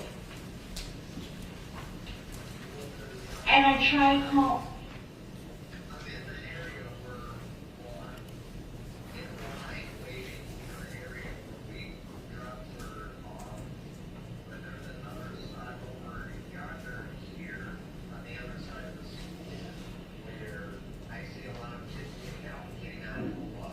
Okay, she's not going to be getting onto the bus. They have her labeled as a walker. So they have they wrote that little thing on her hand. If you just park the car and go in, like to the office and ask to pick her up, they should let you pick her up. Okay? I tried calling the school ahead of time already and that didn't work. But yeah, just tell them, plans changed, mom wasn't able to pick her up, you didn't know about the car rider route, and she was already labeled as a walker, so you're just coming in to get her in the car and go home. Okay?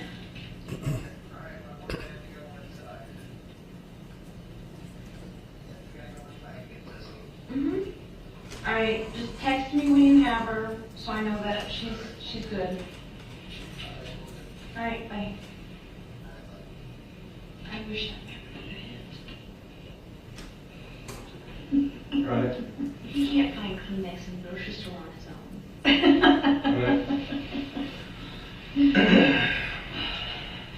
So you guys are out there a couple of hours. Then what do we do that night? Do we just break for the evening, go back in the house? Walk me through that if you recall. That night, he had me, because he was kind of pissed that I'd been avoiding him, I slept back in that bed. Okay. I mean, did you slowly get to the point where you guys you never get back to normal after something like that? It did not go back to normal because, I couldn't talk to him the same way. I couldn't look at him the same way. I was already trying to figure out, okay, what's the best way I can get out of this situation so I can put as much distance between me and him as possible. And pausing it at 2 hours, 22 minutes, 55 seconds. There she's telling you about how nothing really ever goes back to normal, and now she's trying to find the quickest and best way out of this situation, right? This relationship with Jonathan Warren. Correct. Okay. Let's see, I'm going to show you page 191 of the Facebook records. It's going to be in States Exhibit 5. On the 17th of March, so two and a half weeks after the murder, what is she posting? Me and my weirdo. And then is there a picture also that goes with it? Yes, there is. Okay, so me and my weirdo and the picture of them together on St. Patrick's Day, right? Correct. Okay, and then I'm going to show you page 192 also. Right here on March 13th, a couple weeks after they would have burned Morgan's body, and she's saying things are not normal, is she posting about how she's standing up for him, saying, "This is why I have trust issues, always trying to look out for my man when he thinks his friends ain't using his ass." Correct. And is this also on March 11th when she posts that happy dance video where he's dancing and she's giggling in the background? Correct. And then even a month later, is she there posting how she's giving him a haircut, a before and after photo? Correct.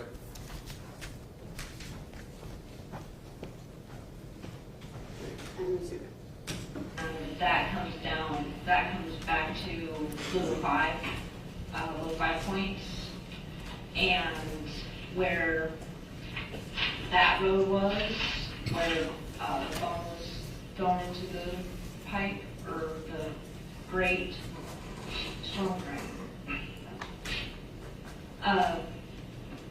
While we were in little 5, I had met some of the train kids, like the train hoppers. They still hang around there? Mm-hmm, they do. Okay. They do. So I had met and started talking to some of them, Right. and they were talking about leaving that night. Right. And I was like, hey, that would be a great idea. Like, what if I just, go grab a couple of my things and go with you guys? Like, trying to get Alex to let me go. Right. And even like, well, you could come if you want to, but you don't have to. I was trying to find some way to get away. I didn't really care where. Right. I didn't really care how. Just away. So I had talked with the train kids, and they said, okay, well, we're leaving tonight. If you show up, we'll take you with us. But if you don't, we're heading out anyway. So that did not work out. So let's go back a little bit. So the night that y'all did the bonfire, what happened after that? Did you just go back to the house and chill out for another night or two, or did you go back and? It was going back to the house and having that night, and that night he was really rough, and I had like a lot of pain in my back and bruising from that. But after like that next day is when he wanted to take the phone and dump it. Okay. Do you remember what kind of phone? I mean, 2016 seems like a million years ago. What kind of phone was this? I really don't remember, but I can't remember if it was a slide. Mm-hmm. But I know it wasn't like a smartphone. Okay. Standard smartphone. It wasn't an iPhone or anything. I almost think it was like a slide phone. Okay. Or it was like the BlackBerry with the keypad. Yeah, so the Blackberries, they do the same. So, Oh. okay. They do have those slide keyboards on there. Yeah.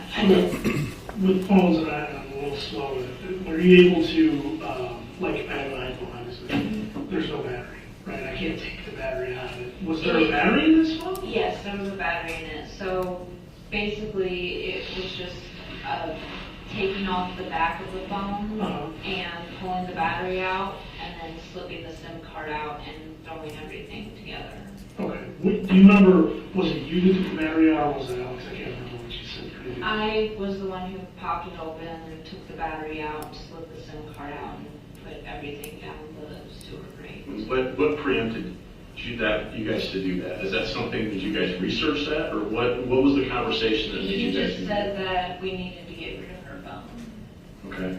And he said, we're going to go drive out here, wait for a text message to hit, and then toss it. So I don't know what he had been doing in that time, if he had read anything, but I think he was trying to get it to ping out there.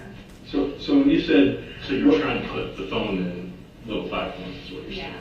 To try to mislead anybody that was trying to find her. Is that the intention? That's what he was wanting to do. And when you took the battery, were you at little 5 points when you took the battery out of the phone? Mm-hmm. They're close to wherever it is you pitched this thing, right? Yeah. And was the phone powered on? It was off while we were traveling, and then he turned it off. Pausing it at 2:27:05. So here she's telling you that the man whose nickname is Ballsack and who she refers to as her half-retarded boyfriend is masterminding this plan and figuring about the phone pinging and all of that. She's saying all of that's his idea. Correct. On, and then had me take the battery out while it was on. Okay. And then you just kind of shut it down during. Do you remember what date this was? How long after? Do you remember? That would have been still in the less than a week, like after finding her brain, I think. That's not a day of Well, I mean, would it have been more than a month? No. So it would have been a month, would have been, you think maybe a week? Everything happened like really quickly in that time frame. Like everything from when I got home to little 5 points to trying to like get the heck out of there happened really fast. so you said a second ago something about hitting the phone. What does that mean? He was trying to get it to ping out, like out at little 5. The little Ping the phone? ping the phone? Okay. Or you basically wanted it powered on so that it would make it look like Okay. a device. It's like Okay, saying, all right, it was like okay, the yeah. last place she was at. Yeah. Right, Yeah. I got you. Okay. Okay. All right. How did you guys get to Little 5 Points that day? His dad's truck. Is that the only vehicle you guys ever operated? Mm-hmm. What made you go up to 5 points? I mean, you've got, is there any significance? I mean, Besides him wanting to throw that stuff away, like, I liked Little 5 Points. Right. Because I liked the train kids, and I Right. also liked kind of the cool little shops, costume shops Vortex. and stuff they had around there. did you ever read there? Vortex? Yeah. That's a pretty cool place, too. I liked the, neat little spots. Right. Jumpman's daughter. That's an easy one. All right, so what happened? What happened after that? After that, so he didn't let me go when I was trying to go with the train kids. Okay. I mean, I even got to the point of being like, I don't even have to go and get my luggage. Like, I could leave all of my stuff there. And I still ended up leaving a lot of my stuff there. But I was like, I could leave all my stuff there and just go right now. Like, he wasn't going to let that happen at that time. So, later on down the road, like a couple days later or something, I talked him into, let's hitchhike to Arkansas. And because I have family there, and I was wanting to go be with in a safer area for me. Right. So I realized he wasn't going to let me just hop on a bus or travel without him. If I remember earlier, you said that Mr. Warren drove y'all to the state line? Yes. Okay. All right. He drove us to the state line, and he also gave Alex $3,000 to later on down the road buy a vehicle and also for food and places to sleep and stuff. But we ended up walking from the state line to close to the state line of Mississippi.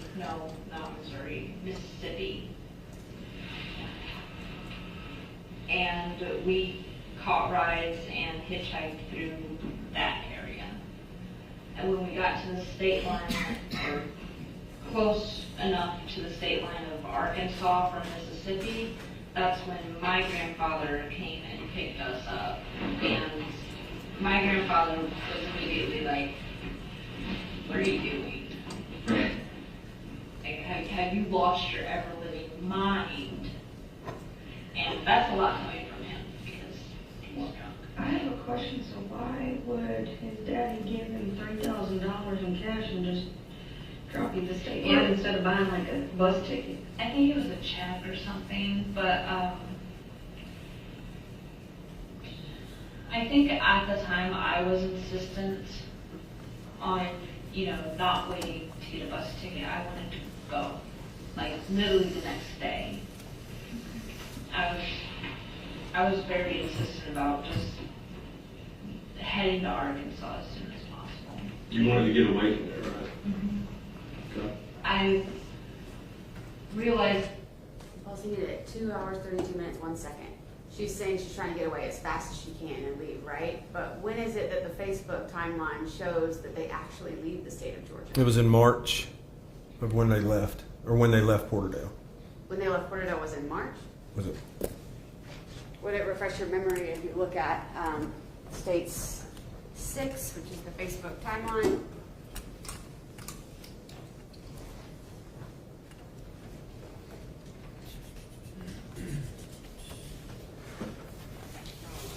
Right here. Get that. What is page? Oh, that was May. Page 21 of States Exhibit 6. May 14th. Show. Correct. Rooster Falls, last day in Porterdale, May 14th, right? Correct. So it's not until 2.5 months later that she actually decides to go on this hitchhiking endeavor. Correct. All right. Resuming. Like now, I put myself at even a higher risk because during that timeline, like between the states, he could have done anything, and nobody would have ever found me.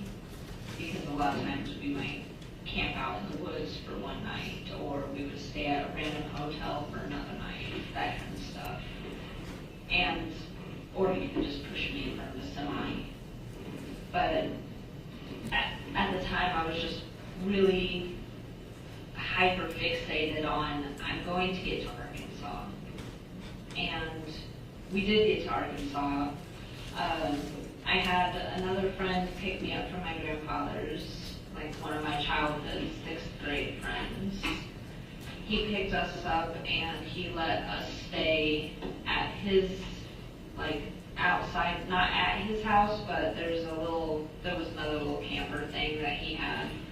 And he was like, yeah, you guys can stay for a couple days, but Alex really, really quickly wore out that one. And at the same time, my friend was also trying to get rid of Alex. Because everybody on my end were like, what the hell are you doing? Why are you doing it like this? Like, have you lost your mind? There's nothing about this guy that gives any kind of good vibes. So how was Alex going to cash the check? I mean, did he have ID with him? Did he have a bank account? I know he had an ID with him. I think it was a check that was cashed at like a Walmart. So he went to a Walmart to cash it? Mm-hmm. Do you know if he had a bank card or anything? Like, I don't think he did. I don't ever remember Not him a lot of having money. had a bank account. and it didn't sound like he was ever going to the job. I mean, even to this day, I don't have a bank account. So how much money did you guys have when you guys landed in Arkansas? I know we discussed previously you finally were able to procure a car. Mm-hmm. Like, so how much money did you spend and how much? I think it was... I'm looking at the numbers, the in, going out, and then the ability to buy a car, I guess. I don't remember exactly. I'm so sorry. That's okay.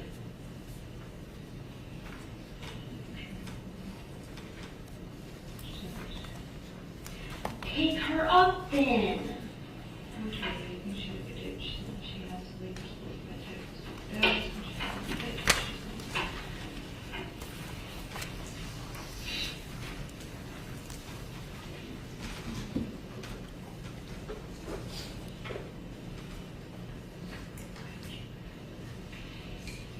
There's a reason I'm divorced from this man.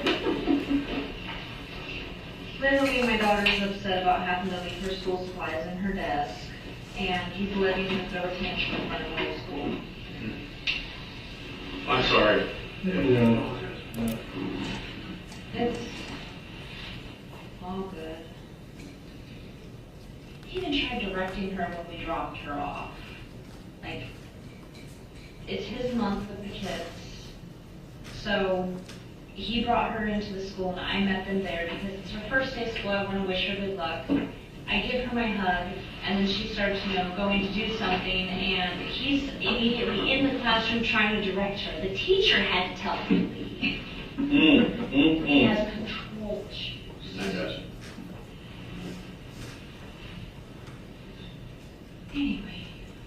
So we're talking about the car. Yes. And I know we were trying to look at numbers going in and out. And I out. think it was a cheap, just over $1,000 car. Oh, wow. And it was like a Toyota Corolla. I don't even know the name, but I do remember now that it was putting the thought in my head, Toyota Corolla, because I hate those cars for a reason. From there, once we had the car, I wanted to go to Grandma's, which is here in Peoria. Mm-hmm. Is that the same Hudson Street location? Yes. Okay. And I wanted to go to my grandma because of the agreement I have with my grandma that we talked about before. If I let her know ahead of time that I'm bringing a guy to meet her, then she'll be sugar sweet and super excited and really hospitable to them. But if I don't and I just show up randomly, then she knows I need this guy to go away. So that's an agreement I've had with my grandma for years, ever since I started dating, which was young. But so we get there and she's just like, oh, of course, our door's always open to you. You can stay here, but he can't. Fair enough. And that was a very, he was like, well, what if I camp out in the yard? You can sleep out with me in the yard. And she was like, no, you can't stay in the yard. And my granddaughter is not going to be sleeping out on the street somewhere. Not while she's here in Peoria. And where did he ultimately end up going? For a while, I think he camped down in the flumes. And that was by Landmark and Childers, I think we The talked Childers, about. yeah. We talked about that. So for a while, I think he camped down in the flumes, and then he moved on eventually. What ultimately ended your guys' relationship? How did that go down? Ultimately, the relationship was very, very, very over when I got home that night. No, I meant hey, if we're gonna put an official we're done, I'm never gonna see you again kind of thing. He's staying in the flumes, you're not. Yeah, right? Yeah. At one point in time, did you guys just go your separate way and just communication just stopped? I mean, how were you able Basically, to do when I that? got to my grandma's, then I started, because I started suggesting that, hey, you'd be a lot happier if you went back to Georgia. Go home, because I'm not going to sleep out in the flumes with you. There was a night where there was a rainstorm and he almost drowned in the flumes. And he was sleeping in a tent. And I was just like, Peoria doesn't really do well with, vagrants. If you get caught in any of these places, you're going to be arrested.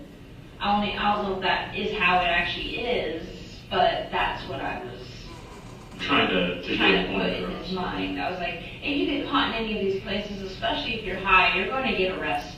Peoria doesn't really do a lot of the homeless population. And they're definitely not going to let you into any of these shelters around here because you do drugs. So I was just trying to get him to leave. Did he like it here?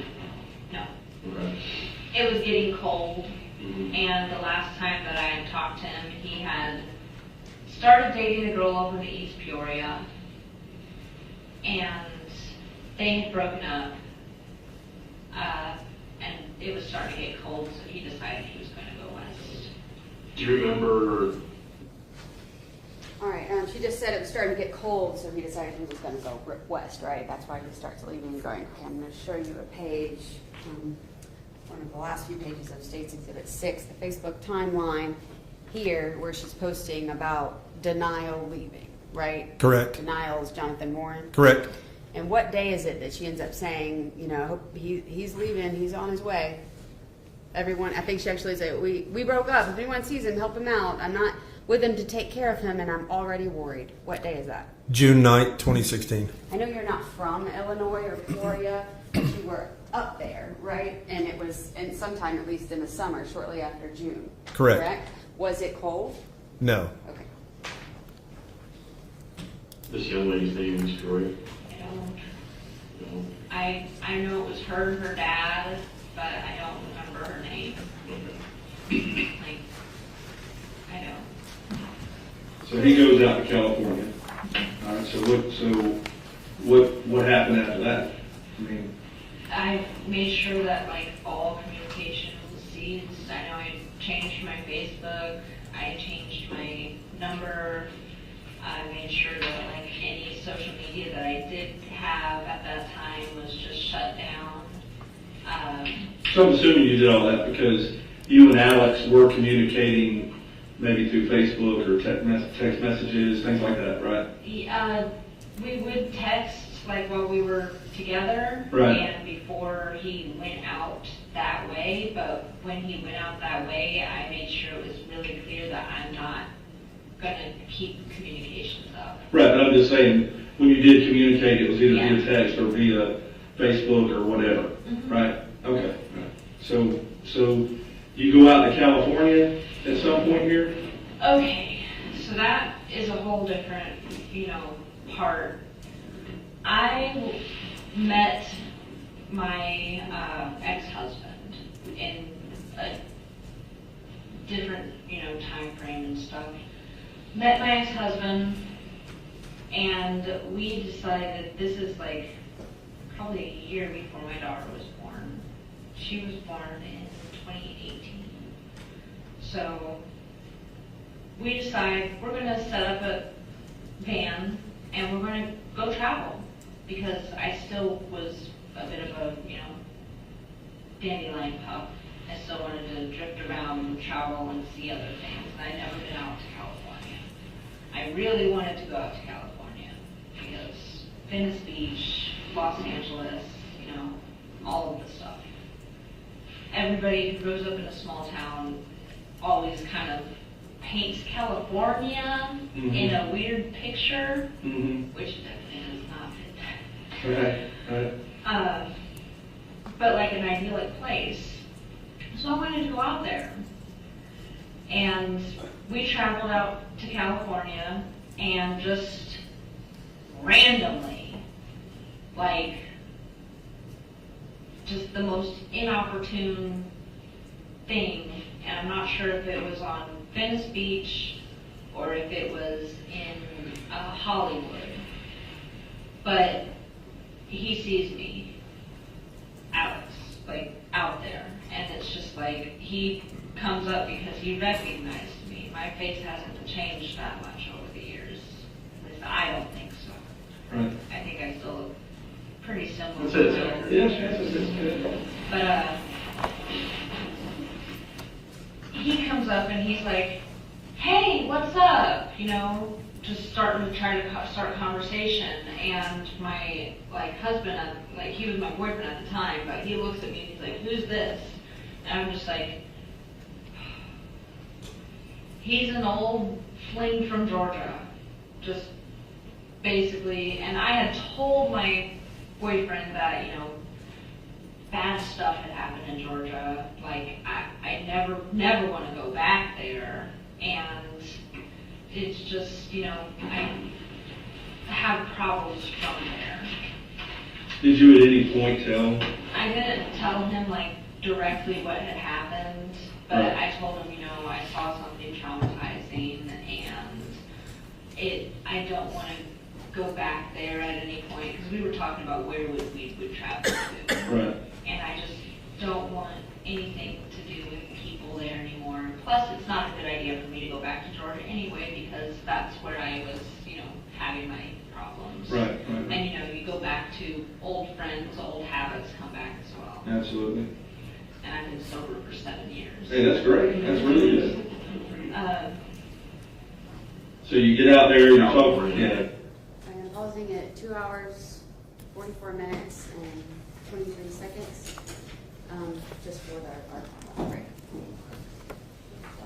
Well, if you haven't guessed it, it's 11:15, and you'll just take a step back in the jury room, and we'll take lunch break at 12:45. That's my question. Yes, I know. So what? 12:45. Oh, yes, 12:45, then, and you need to collect this. Be back in the jury room at 12:45. All right. Just set it down, I guess.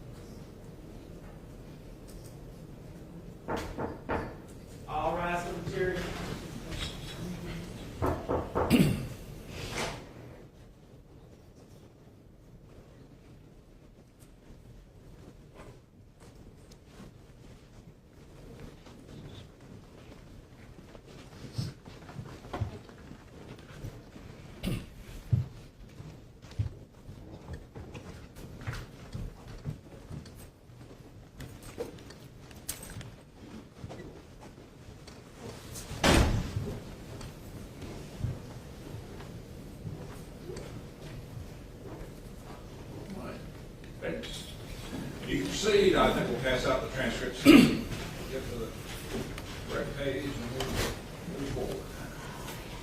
It was page 16.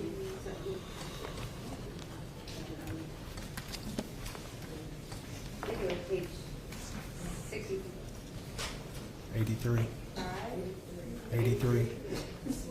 Okay. I don't know why mine's here. Yeah, I think, yeah. Oh, I'm sorry, you're right, it's 83, 83. The color matters.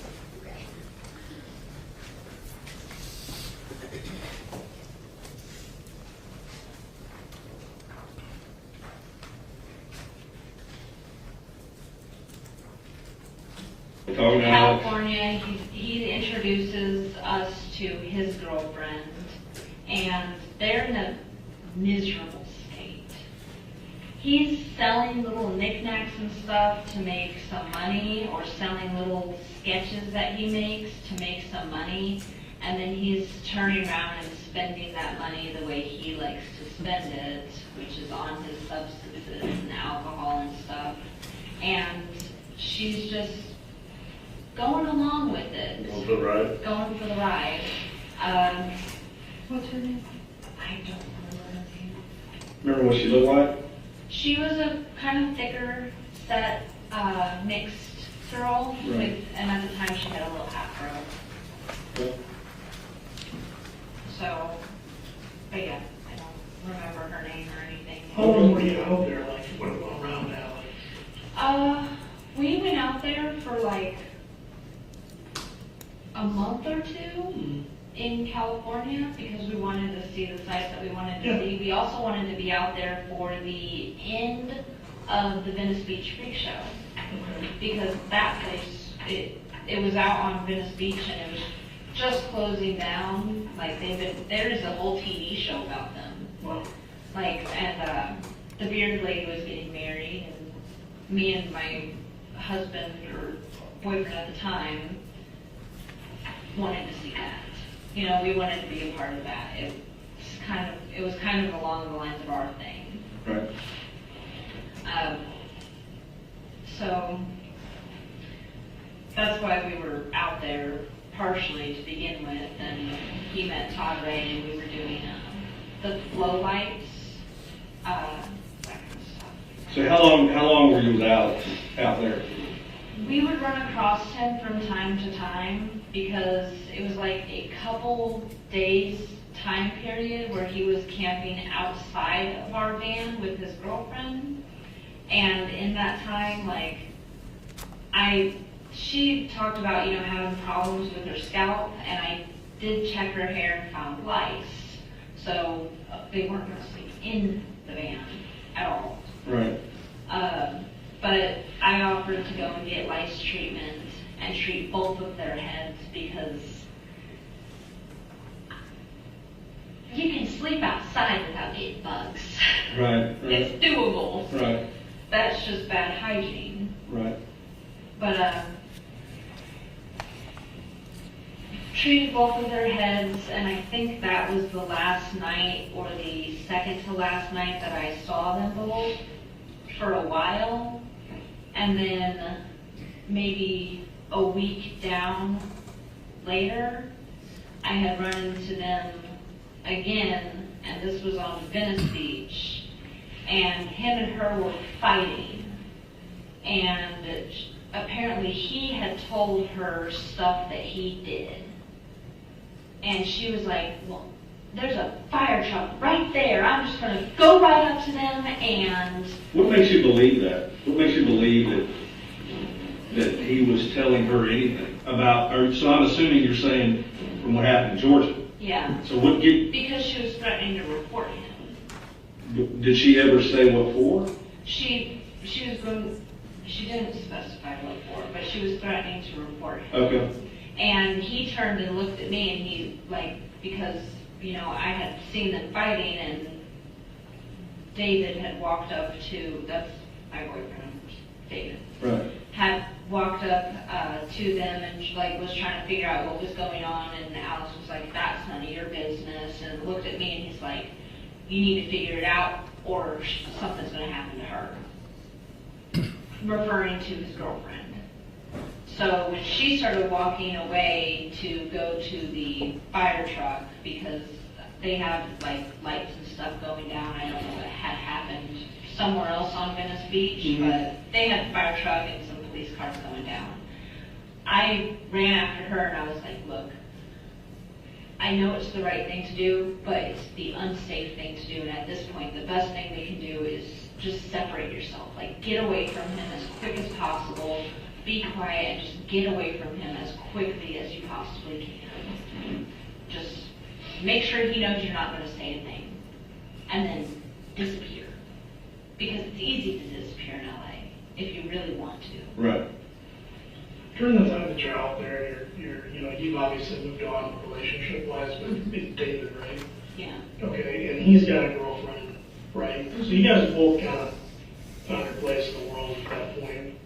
Not together, I guess is the point I'm trying to make. Definitely. When you guys are there together, do you or he comes to you and talks to you about what happened with regard to Morgan at any point in time?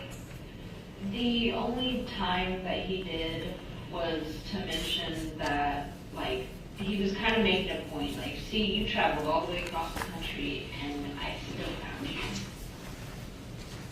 Like, And trying to scare you a bit, like that seed in your head. yeah. But at any point does he bring up Morgan? People that, now obviously she's missing, right? Yeah. People are looking for her, people are. He never brought her up directly. At one point he asked me, like, has any detectives talked to you? Mhm. And I said, yeah, of course. I've gotten calls from detectives before while I was in Illinois. Mhm. And just, I told them what you told me to tell them. So and that's one thing I know Up to that. we've talked about a lot of things. One thing I want to kind of circle back to is, we've all worked in some facet of a missing person's case. And I know that Atlanta PD, as we spoke earlier, was tasked with following up on that. When you spoke, do you remember how many times you talked to a detective with that agency about Morgan being, when they were trying to find her, essentially? I think I talked to a detective once. Okay. And when you spoke to him, I'm assuming, and correct me if I'm misconstruing the facts here, that Alex had kind of prepared you for that conversation to take place? Yeah. But what did he tell you specifically? He had to know they were coming, somebody's going to come looking for this girl, right? What did he tell you to say to the investigators in the event they were Yeah. come looking? He had told me to say that she had wanted to be dropped off with a friend or someone she had met on a dating website, that she was going to meet them at a gas station, so we dropped her off and they picked her up and we went home. And then you never saw her again, essentially. Yeah. Okay. And that's what you inevitably did based on the information he asked you to provide? Okay. And that was clearly not true? Yeah. Okay. I have a question. Help me understand. And I get why you told him, hey, let's hitchhike, so that you could get out of Georgia. What was the deciding factor when you got to your grandmother's house and she was like, yeah, you're not staying here? Like, did he just walk away and was like, forget it? Did he fuss? Like for him to, and He kind of fussed. curious as to how he just He was like, okay with fussed it. and showed up like a couple very different times. But my grandma's boyfriend, he goes hunting. He has rifles. There was no way that he would be able to get violent as long as I was there. So do you think that he was intimidated or? I don't think he was completely intimidated, but I mean, being told that, my grandma's boyfriend will shoot you does intimidating things. So when you and Alex left Georgia, and you made your trip up here, so do you remember, so your trip up here, was it in 2016 or 2017? That had to have been towards the end of 2016. Okay, so Because the reason Alex left here was it was getting cold. okay, all right. So y'all make your way up here. So you have 2 children, correct? So how old is, you said they're 5 and 3, correct? So 5 is, so were you and David married at the time that the kids were born? No. Okay. Is the 5-year-old David's or Alex's? The 5-year-old David's. Okay. So you and Alex never had any children. Okay. All right. Let me ask you a question here, and maybe I missed this in the first. I want to tell you again, we really appreciate everything you're doing here. I know this is difficult to discuss. Obviously, you've taken measures to try to repress that. You know, this is as we call it, kiki. You don't want to talk about it. It's a lot of mental thinking. And I can tell you, having done what I've done for a number of years, you taking time to try to do the right thing here may have possibly given Morgan's family an ability to get some level of closure. And you being a parent, I'm a parent, I can't imagine what they've gone through for that 7 years. So I applaud you for that. Don't Doing applaud me for it, because if it had been my sympathy for Morgan's mother to make me come forward, it would have happened a long time ago. Mm-hmm. And Morgan's mother reminds me way too much of my own mom. Sure. So I So I have guess- no sympathy for her. So I guess that's a question I want, maybe if you can. What prompted you to get this load off your shoulders? Like what happened here? Like it's 2023. This is a long time ago. You've birthed 2 children and tried to move on the best you could. I've been talking to Terry for a long time. Terry Taylor, right? The one, or is that his last name? The one Really? that contacted you about the documentary or something like that? Okay, all right. I've been talking to Terry for a long time. Mm-hmm. Terry called me and he said, hey, some of his friends are starting to come forward, and it's a good time for you to as well, because it'll help you kind of blend in. So if Alex's friends are talking and coming forward and giving information from things Alex has told them, then if they're starting to get more information, then hopefully, like, the idea is Alex doesn't know if I'm talking or not. But did he ever at any point disclose what those people were saying? He didn't ever disclose exactly what they were saying. Okay. Like, I think he didn't go into any details, but I think he mentioned that some of his friends are coming forward and they're saying that Alex strangled Morgan. And just, if you go in and give information, you're going to be able to kind of blend in. And they can say that it was a different tip off that did the work. Okay. So, with that being said, so Pausing it at 2 hours, 57 minutes, 28 seconds. Do you recall Lieutenant Downs at any point in this Terry Feely interview when he's speaking with Katelyn Goble, him talking about her needing to blend in and this being a good time to talk because she'll blend in or anything like that? No, I did not. you felt at the time that was the time for you to come and tell the story that you've told, and then Ashley got in touch with you, correct? So, and then that's what brought you here the first time that Peoria interviewed you, right? Yeah. Okay, all right. So It's also survival for myself as well. from Alex? Not from Alex, because I spent so many years expecting him to show up and decide to kill me that I'm kind of at the point of being numb to that anyway. Right. There was a point a couple weeks after my corner where, ironically enough, Sherry and Alex had called me. Alex had called me to say, congratulations on having a kid. Just letting me know. How did he know? Facebook posts. My ex-husband posts everything. His most recent thing have been posting more death, like wishing that I was dead because of our divorce. So, So he didn't take the divorce well. When did you guys divorce officially? we officially divorced last month. Okay. But how long had it been in the works though? Like It- quickly or was It it had long been, drawn out?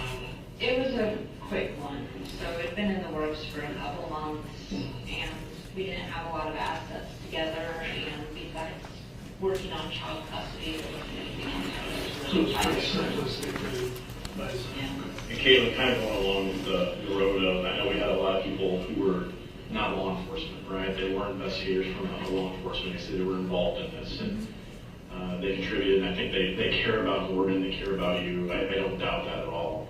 One question they always ask: has anybody like coached you as far as what to say in any of the time that you've been either the first time in the room with us or after, right? Because you have to look at this from the outside in, right? A 10,000-foot view. Anytime we get somebody that comes in years after the fact and has communicated with multiple different people, that's a concern we have, right? Yeah. And I'm not trying to point a finger at you. I'm not saying that at all. But if that's the case, now would be the time to tell us that, right? Yeah. Because your credibility is what's incredibly important here.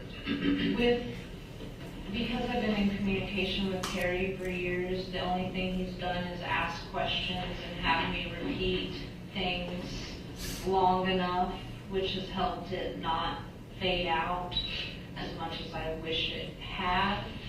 And then talking to Ashley, they just kind of helped me, ask questions, had me sit and think and try to do my best to remember to put everything in order. Has anybody promised you anything? Or you came forward like, I will do this, this, or that? Or offered you like money or anything like that? No, Ashley, the most I've been promised is Ashley said if you need a lawyer, we'll help you get a lawyer. And again, I'm not trying to point a finger. These are just questions. When we have outside non-law enforcement, these are concerns and questions. Yeah, that we would and we have to be able to account for them. Yeah, right. I'm not saying that you did that. I'm just saying we have to account for them. Yeah. Right. Anytime we have a case that's gone as long as this. So nobody's promised you anything. If you come forward, we'll do X, Y, and Z, or we'll pay you money or anything like that. Besides being offered a lawyer if I end up needing it. Okay. What about, I guess probably Alex better than anybody. What's he going to say? You don't know? Did he ever say, like, if I get hemmed up, I'm going to tell him this to try to bully you or anything like that? My biggest thing is he's not predictable. I can't say what might do. Would he tell us what happened? I don't know. He might brag about it if you act like, if you get on the side where he feels like the cool kid in the room, he'll brag. Okay. So he's not ashamed of this, essentially. Okay. How many people do you think he's shared this story with? I have no idea. Do you know, when you said you knew it wasn't closing books, do you know how she was put in the suitcase? I don't know how she was put into it. She couldn't have been just balled up, but I don't know how. And you didn't see any blood or nothing coming from the suitcase? No. Had you been in the bathroom since the time you saw her on the floor till after the burn? I haven't been in the bathroom at that time. Where else? So I That know was we where had. I did find long dark hair in the drain later on. What else was on this property? Was there any other places that he could have taken Morgan to? It's a big property. I mean, like an outdoor lane or something like, I mean, because I'm assuming you probably wouldn't do this in broad daylight, right? Yeah. Without his parents knowing. It's a big house and it's a big property. It could have been, I mean, his parents didn't even like regularly come to that side of the house.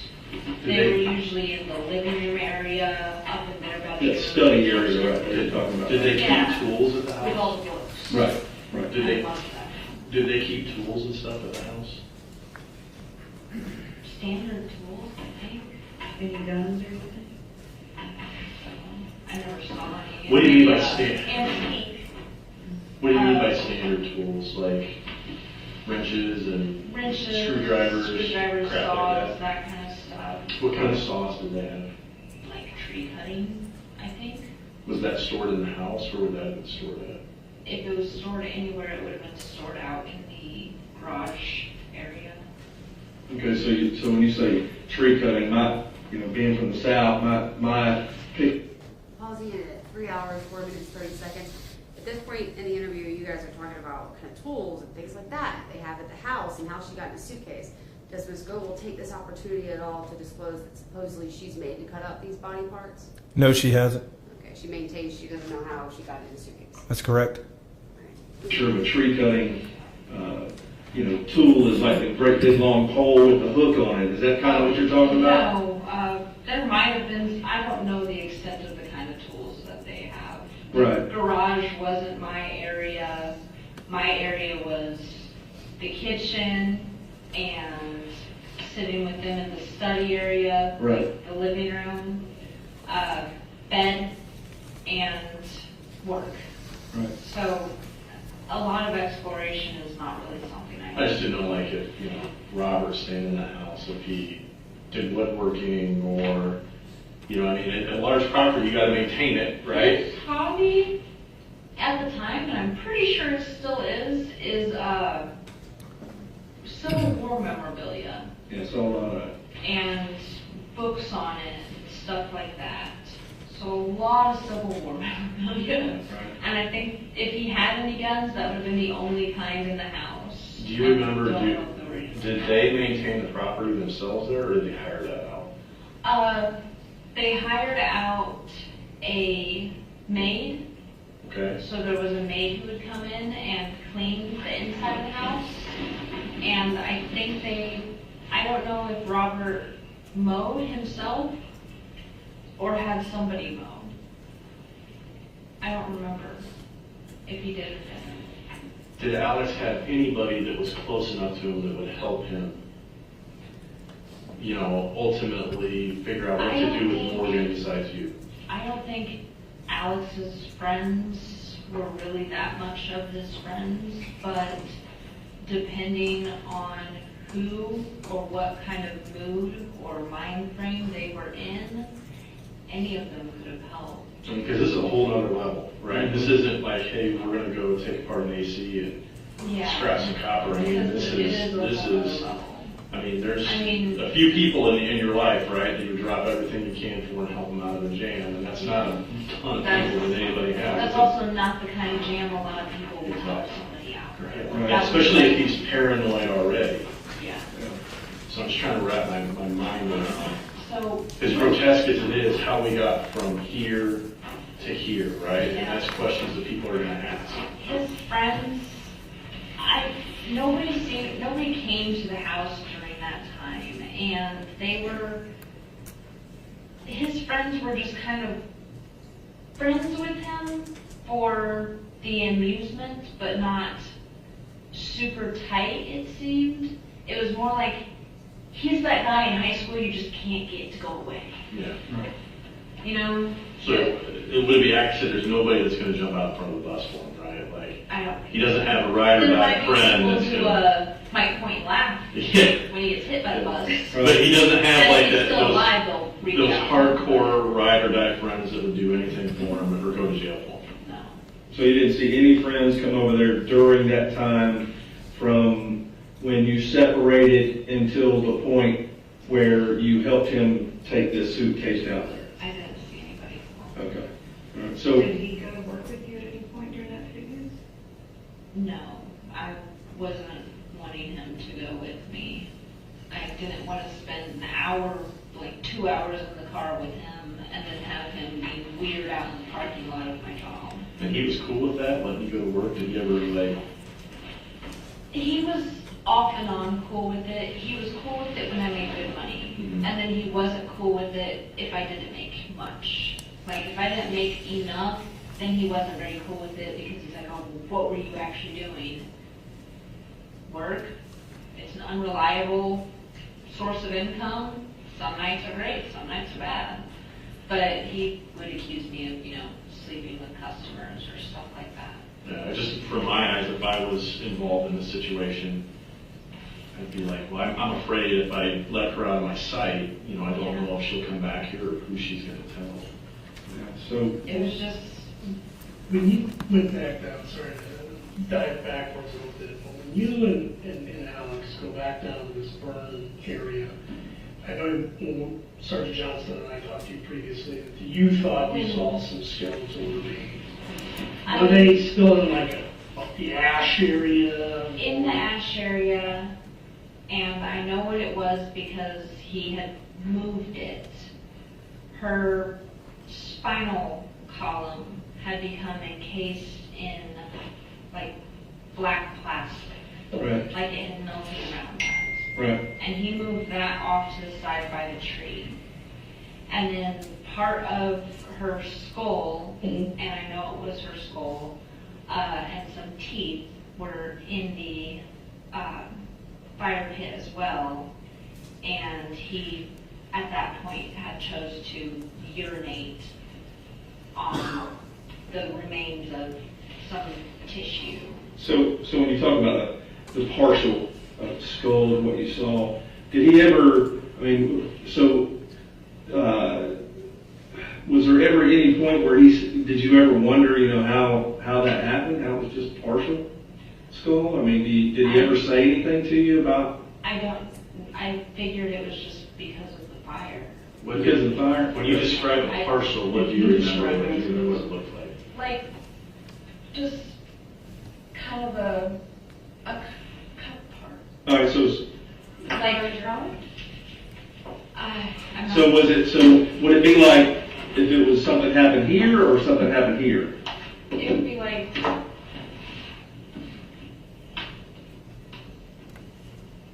so, and there's, That's okay. teeth, Do the best you can. and it was just kind of jagged down like that because it was kind of laying in the fire pit. And her retainer was there because that's what stood out to me was there was a mouth retainer, And this is on the some upper, wire. Right. on the upper part of the teeth? Because Yeah. this is the top part, it's Yeah. not the bottom like your On the jaw. upper part. Okay. And I'm assuming like the reason it was only partial was because of the heat. Like the brain got hot. Right. Now, my follow-up question to that is, that's obviously something nobody ever wants to see, right? What happens there? You said he moved part of the spinal column away from that skull area. What did you know what he was going to? He's obviously just not going to leave it sitting in a burn pile that his dad could, or family come out and go, holy shit, what is that? What happened there? Like, what did he tell you he was I going to move think it? he said he was gonna, do whatever with it, but I think he piled some stones on top of it. Okay. But yeah. Kind of where it was at in general? Mhm. Okay. And then just kind of threw dirt back into the burn pit to have a couple more fires over. Okay. I Did guess, he say anything when he was urinating on it? He was just laughing. He thought it was a gas. Right. so I know in the previous interview you mentioned that your involvement was restricted to helping move the bag. Is that accurate? Mm-hmm. And then I know you referenced previously that you helped acquire some sticks and branches. And dispose of the phone. And dispose of the phone. I helped him move the bag, I helped him get sticks and branches, and I helped him go to the phone.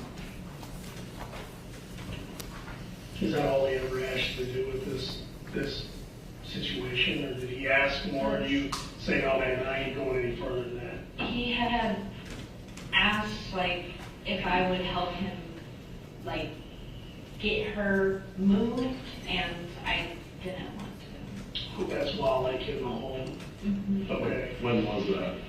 That was the next night, Okay. because he wanted to move her somewhere, and no. And That first night, right after you first. Okay. And the reason I ask this question is it's more from a standpoint when we do these cases and we're involved in these investigations, some people try to kind of like minimize the damage, right? Like, I understand the position you're in, you're saying you're under duress. It would not surprise me if he forced you to participate further. Do you understand what I'm I saying? already know that, like, with what I did do, it's still destruction of evidence, it's being an accomplice. I stayed silent. I don't think the goal here is nobody here today is arresting you for murder. Right. That's not happening, And okay? Katelyn, one thing I I'm want you to totally understand. expecting to see, Georgia coming to my door and leaving in handcuffs. Well, I just want to reiterate what he said. Accomplice. We're not charging you with murder, okay? Katelyn, if I can make this, I think touching on where Sergeant Johnson's trying to focus, is that clearly you're under duress, right? This is a horrible situation for you to be in. And we want to make sure that we get everything from your perspective, what you did, why you did it, and what you were thinking while you're doing it. Because in a case like this, it involves more than three people. Morgan being one, you being the other, and Alex being the other. So we want to make sure that we get it from you, so we know what happened, that we can fit that against everything that not only Atlanta PD, but at Porterdale, and even what little work we've done. We want to fit it all together so that it looks the way it should, that it makes sense. And as Sergeant Johnson said, if you're under duress, we just need to know what's going to happen, because Alex will get his chance to talk and tell us what his version of events to the best of his recollection is. And we want to make sure that we get that from you. This is your chance for us. Your credibility at lay it this all point in out. time is so important, right? And Pausing at 3 hours, 15 minutes, 29 seconds. At this point, when y'all are telling her this, and that you're not arresting her for murder at that minute, and you're not, you think maybe she's under duress, you have not seen any social media records, right? I haven't seen any social media. No Facebook, no TikTok, no Terry Feely messages, nothing like that. Okay. You pretty much just have her word. Yes, just her word at this time. And you found the remains, obviously. Correct. All right. as this move forward, your future may depend on your credibility, right? And your ability to be honest. And it's just from my experience, I know sometimes people, when it comes to things like that, they don't want to go back to that place. Again, we're talking about 19-year-old Katelyn, right? I'm not talking to the same Katelyn right now. Okay, I get it. And I mean that. I do mean that, because we were all 19 at one point in time, and we've all been in a relationship with an idiot. Right, me? All right, I'm pausing it again at 3 hours, 15 minutes, 54 seconds. I see, well, I guess when the bar's up, you can't see it, but is Investigator or Detective Pulse's computer up in the room there? Sort of right at the bottom here? It's halfway up. Halfway up, okay. Was there some information or a plan that he had on his computer that y'all intend to confront her with? There were cell phone records. Okay. So, what was the plan at that point in terms of the cell phone records and this conversation? We decided not to do it right then because we were getting later in the interview. Everybody was, exhausted from this interview. She seemed to be like going off in different places with her story. So we just made a decision to wrap up this interview close to the end of this time. Okay, so you wrap up this interview, go on, but the plan is, and what you eventually do, is to use those cell phone records that he knows show Morgan's dead when she's there, to confront her with that information and challenge this story, right? Yes, we did it the next day. You do it the next day. So, well, they're sitting here kind of saying these questions like, your credibility is central, and we need you to tell that. That's all prefacing for the information they're about to drop on her. Like, Like, we know you were there. The next day, yes, ma'am. Okay. Not to the extreme that you've been. I'm not trying to compare apples to oranges, right? But I think people can understand that and they can relate to that, I guess is what I'm saying. Like, we're dealing with kids here. 19 years old, you're a kid. 19-year-old love and being in that situation with him is totally different than now, right? That's how at least I would view it and look at it. Again, what I don't want to do, your credibility is the most important thing here, right? And I believe what you're saying. I do. I'm kind of concerned when we get to the point, I'm just going to be honest with you. I believe what you're saying as far as you come home, he's in the driveway, you discover Morgan. I believe that. That's a genuine story. That's just me. Okay, everybody has their own opinion. Everybody can look at the facts and kind of come to their own conclusions. But then we kind of disassociate and we go into the house and we kind of just put ourselves away and we don't know, like, do you understand kind of how that looks from the outside? And I'm not trying to attack your credibility. I'm just saying it's incredibly important right now if we're trying to minimize involvement because you're scared of the legal end, right? And I'm not in your shoes, and I would be scared too, right? I'm not going to lie to you. But the last thing you want to do, this is just my opinion, is minimize your role, right? Because he's going to have his opportunity, like Detective Pulse has, to say something. Trying to dig through that dissociation point, because this is the problem that I'm butting up against. I'm good at dissociation. I've done it my whole life, being able to basically hop out of the situation. And it's to the point where throughout childhood and as an adult, as a teen, and as an adult even today, I have had fugue states. I've had states where I have vague recollections of events, but there's also times where I've lost 24 hours. There's times where I've lost a week and I'm just like, what am I doing? So for a dumb guy like me, that's kind of like an amnesia kind of thing. Like you just kind of lose track of it. It's like having it's scary because it's like having a young version of Alzheimer's. Okay. Like, what was I just doing? And what induces that? High amounts of stress, fear, whenever I feel like I'm in a lot of danger, or whenever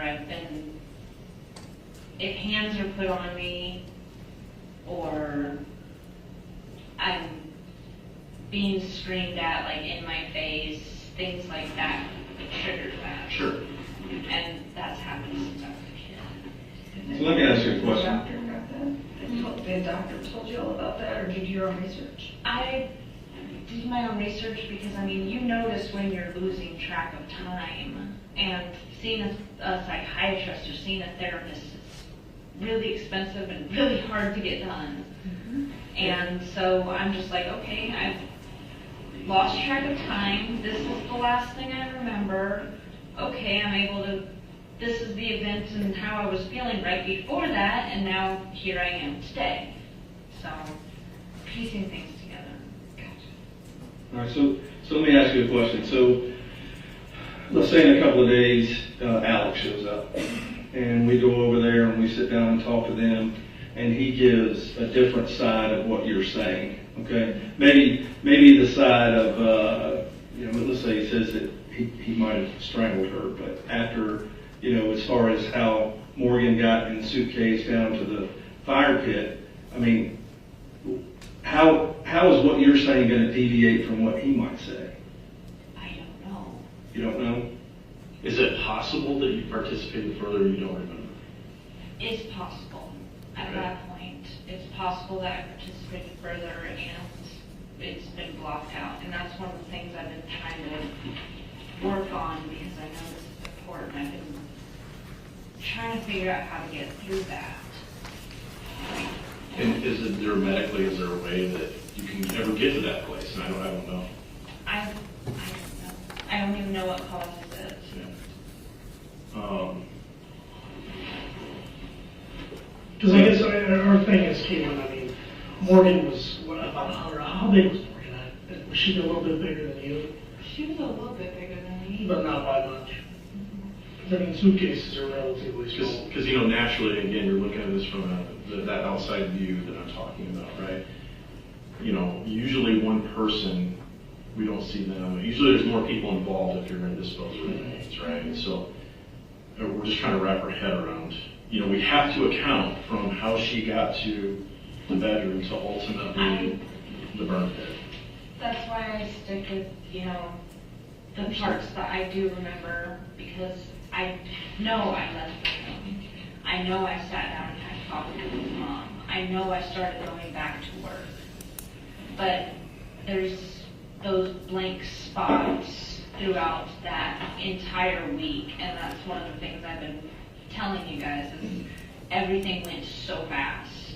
And I started having a lot of those time skips. And I also bring this up because we have forensic tools that can help us, right? So if we had a better idea of where, let's say, X, Y, and Z happened at, we still have tools that can be beneficial that could lend credibility to what you're saying. You understand? Again, this is about your credibility and you being truthful. And it's like if we knew, let's say, where the location happened, we have tools that we can go back, we can employ them, and you never know what you can find, right? And then that's another thing that says, hey, Katelyn Goble's being honest with investigators. You understand what I'm saying? And that's why I bring these things up, because little details matter, right? Because sometimes, and especially in these cases, especially 7 years later, we don't have a lot of whiz bangs sometimes we can throw out. It gets very human driven as far as who has said what, right? And I believe what you're saying, so I want to make sure that obviously we have the truth from you, right? And then if you're being truthful and cooperative, then you're in the best position you can be. I have already, you know, talked to my boyfriend and stuff anyway, and about how this isn't gonna end well for me no matter what. I'm an unreliable witness. I have my problems with memory, and I have the stuff that I wouldn't call you an unreliable witness because we just passed it. Policy at 3 hours, 23 minutes, 18 seconds. So she just brought up these memory time lapse that she has. Did she ever, before in this, let's say, investigation, or as she started talking about this with Terry Feely, with Ashley Durham, even in the entirety of the first interview, did she mention anything about time lapses or anything like that occurring to her? No, she didn't. Okay. All right, resume.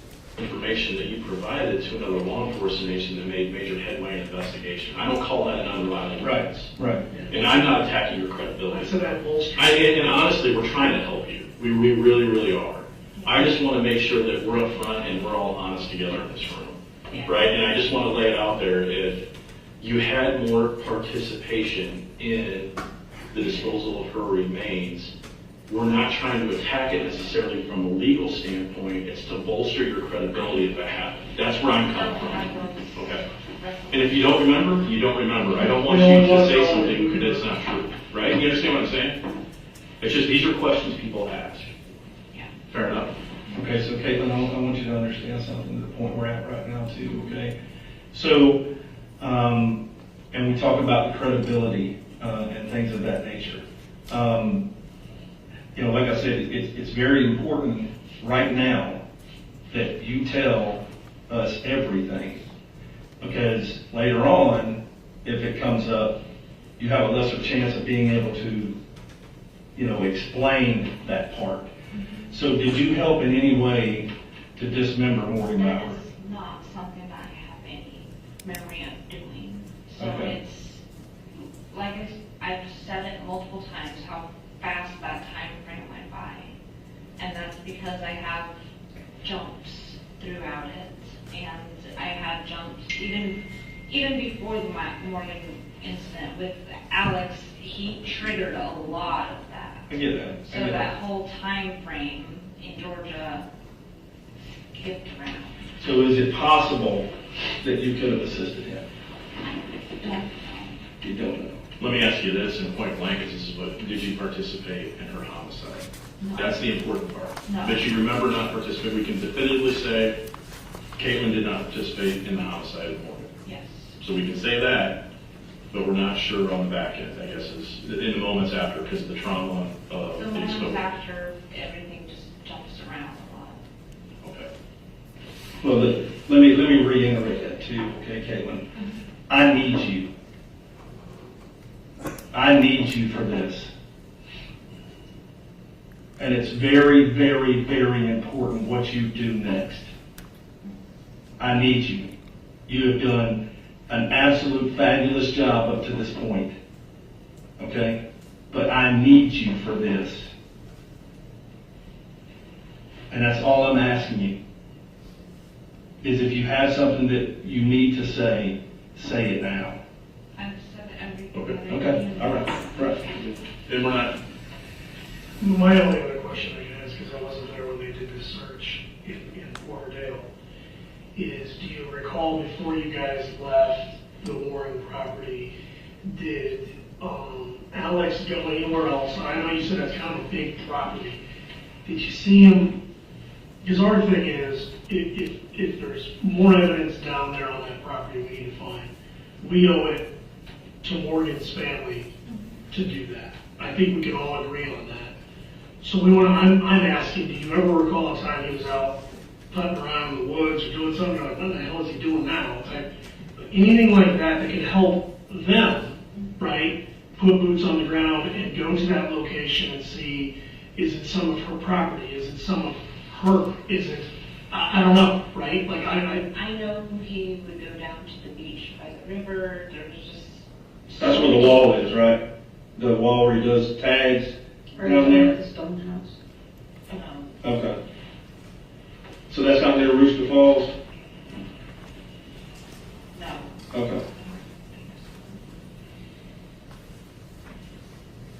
So, from the camp area, if you go down towards the river, there's like, it's not really a path, it's more like a deer path, but then you'll come out to this pebbly beach space.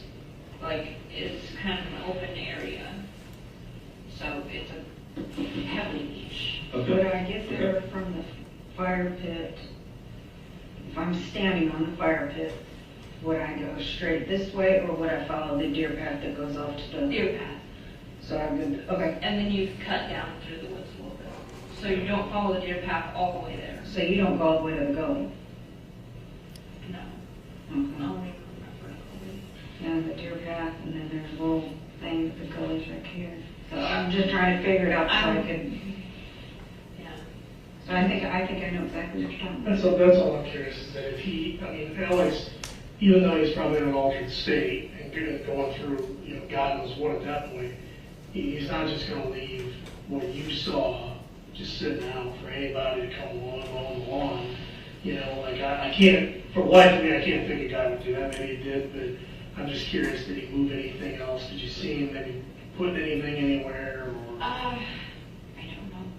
I don't know if he was just relying on the possums or For whatever. nature to take its kind of course type Yeah. thing? Okay. Now, and kind of going to the phone a little bit, Morgan's phone, before you guys took the SIM card and battery out and discarded it. I know the last time we talked that he made attempts to try to get into the phone. Yeah. To manipulate some things. How did he try to do that? Did you guys try to multiple different ways, or how exactly did you He try? just tried fiddling with it a little bit, found out there was a passcode, and said forget it. Did anybody try like calling it or messing with it through that means, those means? I don't think so. I think there was a call that came through on it that he had me answer, and it was her guy friend. You talked to the guy friend? I think so. Okay. And do you remember what the conversation was? He was just asking about like, hey, can you, and Morgan was able to answer, like we could tell her I need to talk to her. I think it was something about the motel. And how long after Morgan's death was this? That was the next morning, I believe. Okay. And I know the last time we talked, and it's 7 years ago, we're trying to remember dates and timelines can be difficult. Do you recall the date, the actual date on the calendar that you think Morgan was murdered? Personally, I do not.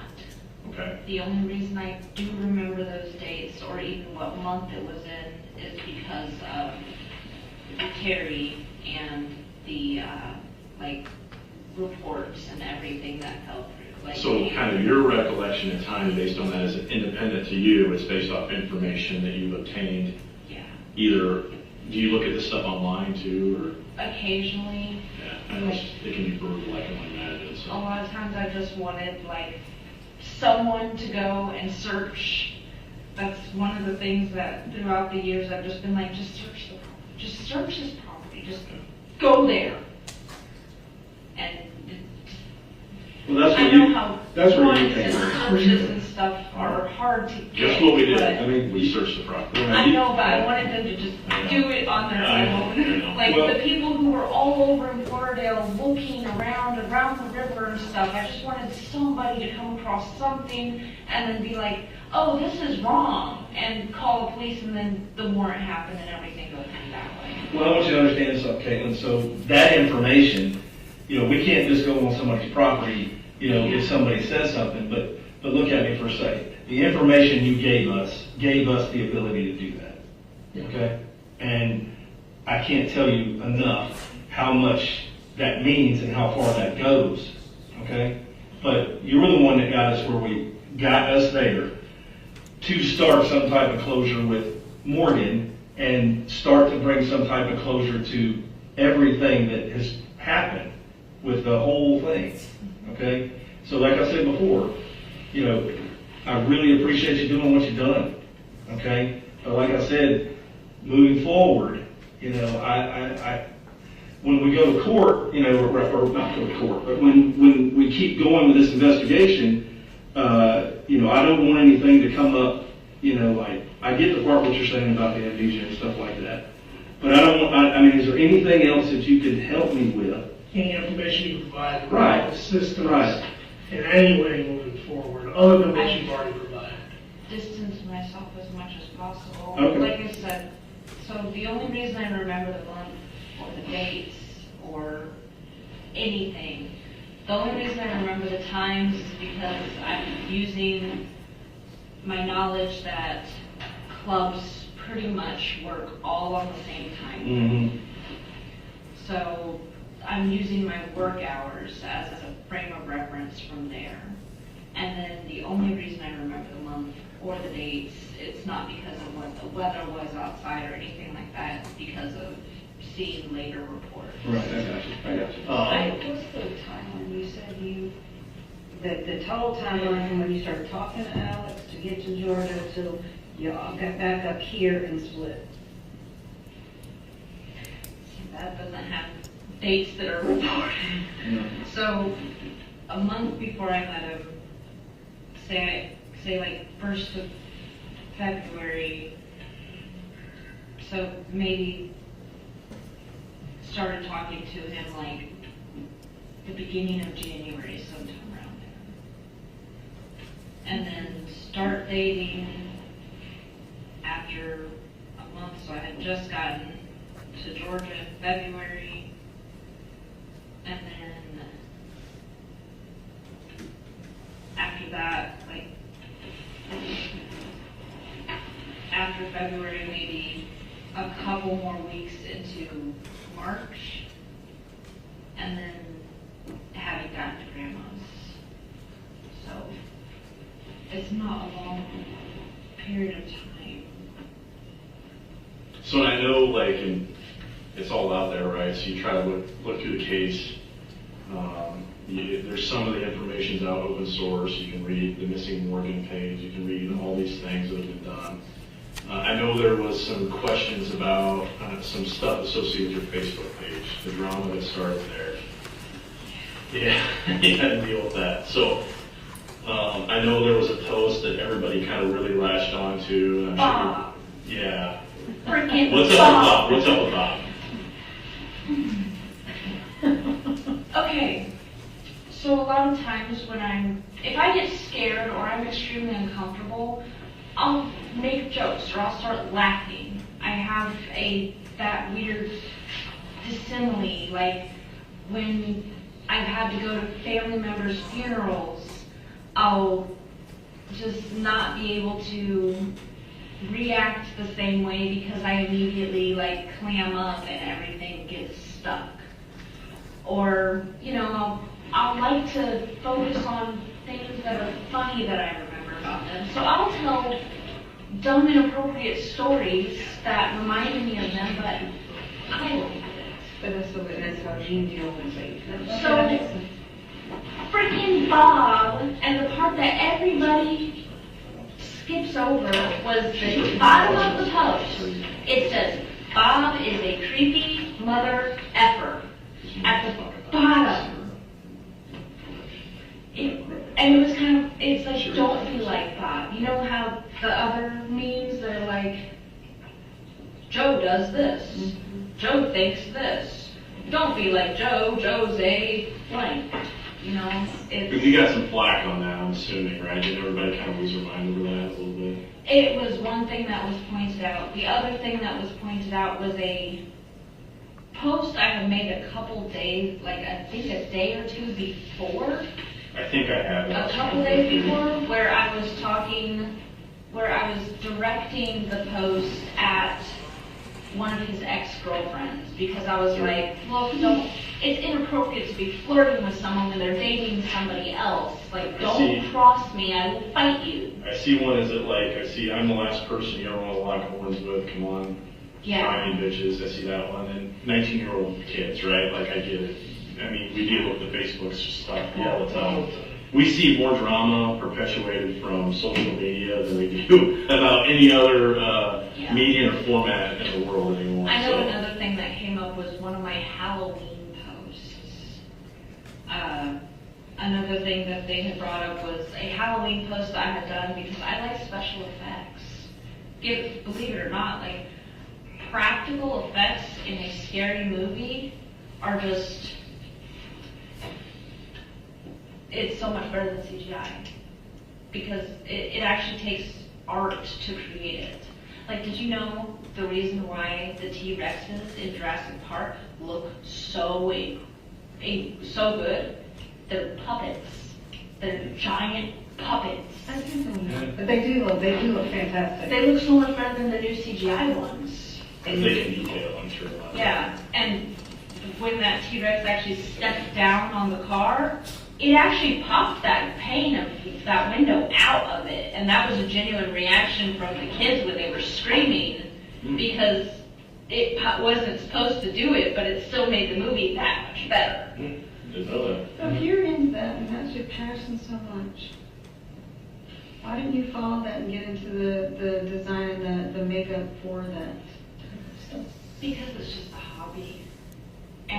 But look at you talking about it, you're how passionate about it, like you would do great. It's just a hobby.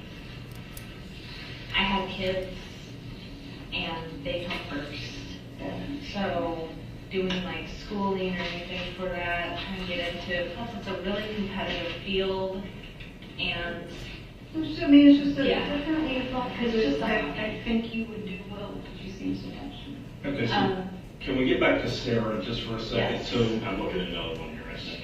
Is this the ouch, guess I struck a chord that you were begging for my man so he could support your nasty ass like he used to before I came along and taught him that a real woman can support Sarah herself, your life sucks. So I don't remember her last name. it looks like maybe she could have potentially, did she like play games of trying to like stuff after you posted it and the childish bullshit that goes with that? Yeah. So it'd be that Sarah that maybe liked, it could be the Sarah that liked the comment. I think so, because it's just like, yes, I was mad because, you know, I was doing all this work and had him in a good position-ish, like he had money to pay for the stuff he wanted, but I was the one doing the work. And then she wanted to flirt with him, and then it's like, you really do not realize that he cannot support you. Yeah. Because I'm the one doing it all. And so, again, neither one of those messages, are you saying none of those were directed at Morgan? I know. So that's been taken out of context. Is that what we're saying here? It was taken out of context. And Was Alex talking to this other Sarah girl? I mean, what was your feelings on that? I don't know. I don't know if he was talking with her. I don't know what exactly was going on there. He had told me about it, like she had been hitting him up and flirting with him and stuff, and he was going to go hang out with her for a night, and that I got mad. Not mad enough to yell and throw stuff, but mad enough to make a dumb Facebook post. 19-year-old kids, right? Oh, yeah. So when did he tell you about her as far as his relationship with her? He'd been talking about ex-girlfriends the entire time we were together. Okay. He would go hang out with some of them, or he would hang out with some of his buddies, and one of the girls would show up or something like that. So I have no idea what totally went on. Right. Okay. Did he like making you jealous? He liked making me cry.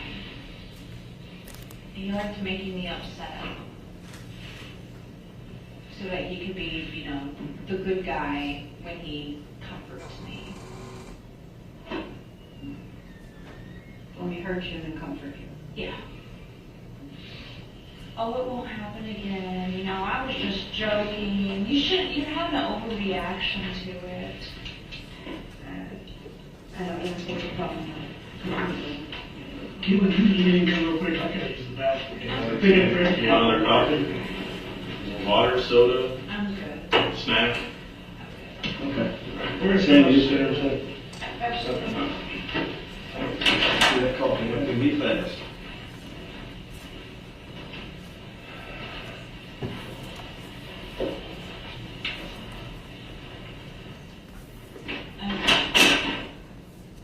Already kind of planned and prepared things out. I genuinely don't know if everything that happened in that jumpy ass time frame.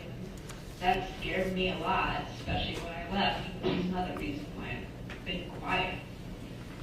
Because those moments scare me. That makes sense. And the human mind is so fascinating on how it will, in each individual person, and how they deal with happy moments, stressful moments. It's impressive how that works. So with you talking about that, I definitely understand where you're coming from. It's really dumb. Something really traumatic happened. Why can't you deal with it, brain? Grow up. But it's not about that. It can be, your body may be looking at it as self-preservation. And then, so basically I've already made my peace and plans and stuff with family and everything. So have you ever got off of work and you're thinking about stressful stuff and haven't had anything to drink, nothing like that, and then you get home and you're thinking, how did I get here? Do you ever do that? Yeah. Yeah, because your mind, you're on autopilot doing what you normally Driving do. on autopilot doesn't scare me as much. It's more like when I was pregnant, me and my ex-husband got into a fight, and I saw him slam his hand into a glass clock. And then the next thing I remember, I was laying in the middle of the kitchen floor. Were you hurt? Was there any blood? Nothing was wrong with me. I wasn't hurt. They said that, the roommate we had said I just kind of wandered out of the room, wandered through the house for a minute, stared out the window, and then laid down on the floor. You laid down like you didn't faint or anything? I didn't faint. I just laid down.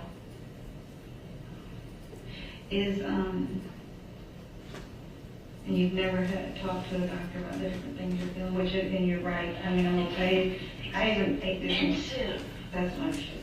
And then on top of that, they asked. Hello, Moto.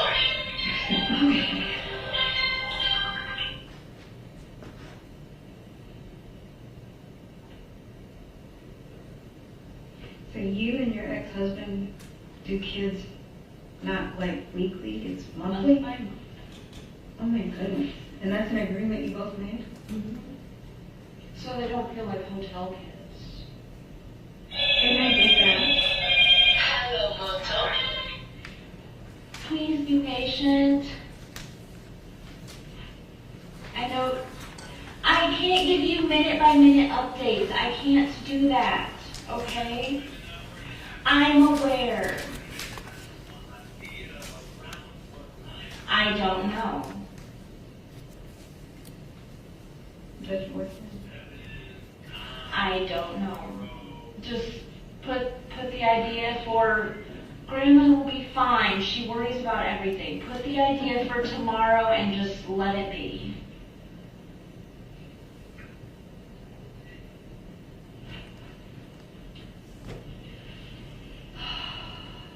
I'm a grown woman.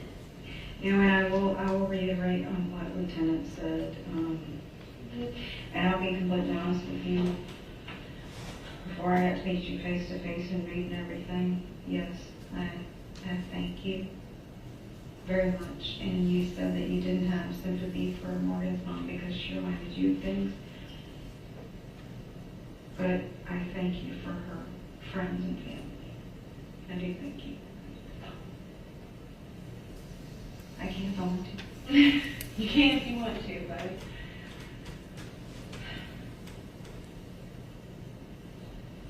it's a very, very big thing that you did. there's been a lot of, if it weren't for my kids, then I never would have come forward because I probably would have ended up hanging myself. Because I thought about that a lot. Why? That's from being a kid. I've had suicidal ideation since I was 9 years old. I don't know you. And you're Katelyn, and I can tell you one thing. I don't know where you sit on your thoughts or anything, but you don't have to listen to me. I don't think about that anymore. Because I promise you, you matter. You do matter. It's ideation. It's occurred in my innocence since I was 9. But you know what? There's a reason that you had to go down that. There is a reason you went through every obstacle in your life. And you have no idea. What if you were just at the grocery store the other week and you were talking to somebody? You know how strangers sometimes you'll tell them everything that you wouldn't, you're sneaking on it? You might have helped them and never even known that what you've been through may be something you share. And so you've got to look at it that there can be positives in our trials. You really can. And we may never even know that we helped that next person. Or something as simple as when you're passing my gas pump and just, you know, us women do it more than men. You know, we'll look at each other, kind of smile, just saying hi without saying hi. I know that. Well, those little things can matter, but you have no idea. You might have talked to somebody or touched somebody in a way that, because of what you've been through, you could have helped them. But I definitely don't want you to think about hurting yourself. Like I said, there's a difference between planning and desiring and the ideation. And Well, just throw all of that out your window. Out your window. Just forget about it. Don't think about it. Okay. Have you ever got the call of the void? It's like the call of the void just occurring at more frequent cases. So you know when you're driving and you're like, I could just veer off the road right now. Why did that thought go through my head? And you have no idea why it does. And I know exactly what you're talking about. Yeah, so ideation from a young age, that comes from like the abuse and stuff I experienced. It's like I discovered at a very young age that I could die. And I also discovered that living hurts. Oh, really? But big time. So from a very young age, I was always like, I knew I could climb that tree and just jump off. What if I bounced my head on the pavement? Or at school, they had this like high up overwalk on like a second story. I could just hit the pavement from there if I just, tipped over here. Yeah, we gotta get this out of your head, Caitlin. We gotta get this out of your I know, it's just calls of the void, and I have my kids. So, I'm stuck here, okay? And then my boyfriend would be really pissed. Yeah. He'd probably start looking into necromancy or something. Yep, and then he come back and get you. I'm gonna bring you back, Yeah. and I'm gonna smack you for it.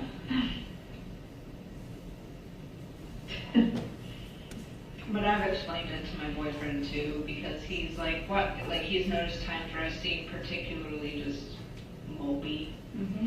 And he's like, what's going on with you? Or like, what's going on in your head? I'm like, just bad thoughts. And he's like, do I need to hide stuff? And I'm like, no, it's just bad thoughts. But you're a mom, and you'll sit there and, now my kids, my baby's 18, my daughter's 21. And we worry and we'll think about those things, and that is part of being a mom. I've had nightmares of Alex getting a hold of my daughter and me not being able to get to her in time. And I understand that completely. I definitely do. That way, in your shoes, I can, oh gosh, I can totally see why you would think that way. Like her being so small, she's a baby still. She's in kindergarten, but she's a freaking baby. Yeah, she'll always be a baby. Small. She can't defend herself. And that's another thing. I've been like, God, I gotta get my kids into like some martial arts, something. They have to be able to know to defend themselves. If someone tries snatching them up, I've even taught my daughter to drop between their legs, grab onto one leg and grab onto the other leg and scream. But Because- whatever they gotta do. Well, I did teach my kids to run because you can get caught if you run. But if you catch them and scream your head off, everybody's looking, and they're going to want to get out of there as quick as possible. So they're just going to try to get you off them and run. It's interesting how your thought process changes once you get your babies. Mm-hmm. And now, as for Alex, that he tried to reach out to you between that time when you ran into him in California. He didn't reach out to me in that time. I think he may have put a couple messages on my old posts, but he didn't really reach out. It was when my daughter was born and my husband had made those posts that he had a private number. How old was your Me and my husband got married in October in 2020. And you're divorced? Yeah, I did last. The relationship was already going downhill when we married. So I just want to go back to one thing, Katelyn. So you mentioned earlier in the interview about a box being placed into a vent. Who put that box in that vent? He did. He did. Alex did. So you watched him put that box in that vent? Yes. Okay.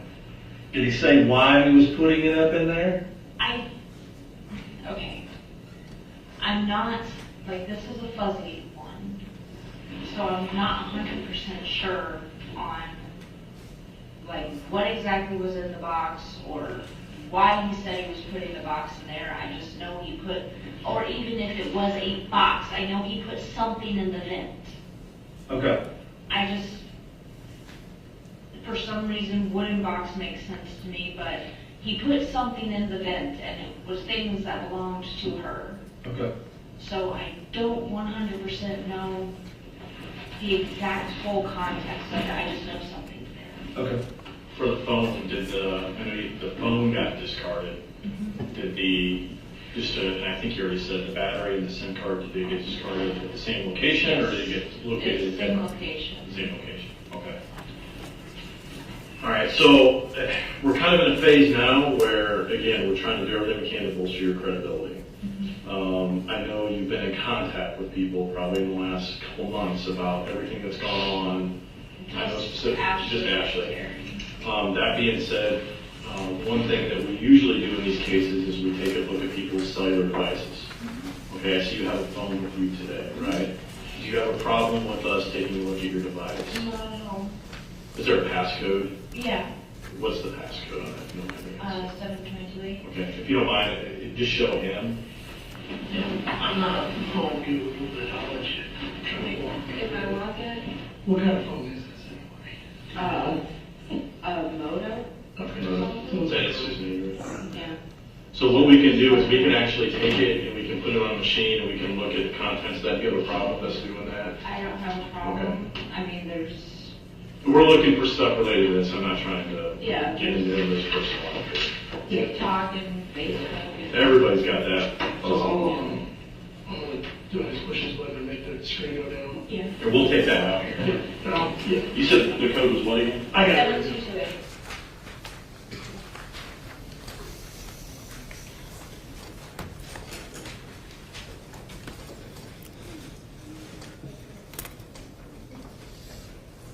We can go ahead and collect the transcripts up. I had a couple questions.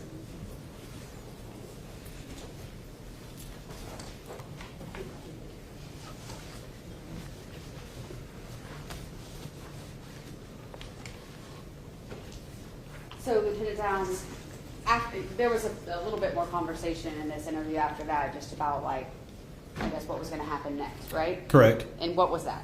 What happened now?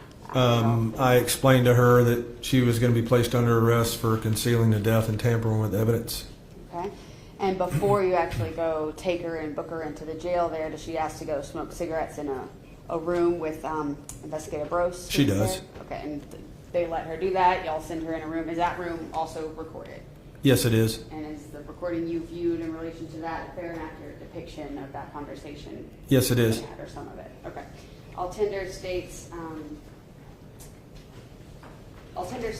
it's states 106. No objection, Your Honor. And Submitted. thank you. And there's also transcripts which I'll tender one for the record as it states 107. And they're admitted. Okay. I mean, when they're not talking about too many things really relevant to the case while they're sitting in that room, right? No, they're not. Okay, so a lot of it's just random stuff, but there I guess are some conversations that might be pertinent to some of the topics or issues we have going on here. Is that fair? That's correct. Okay. So we're not watching the entire thing of them sitting in that room. We're just watching some portions of it. That's correct. All right. We'll go ahead and pass out those transcripts, and I'll publish dates 106.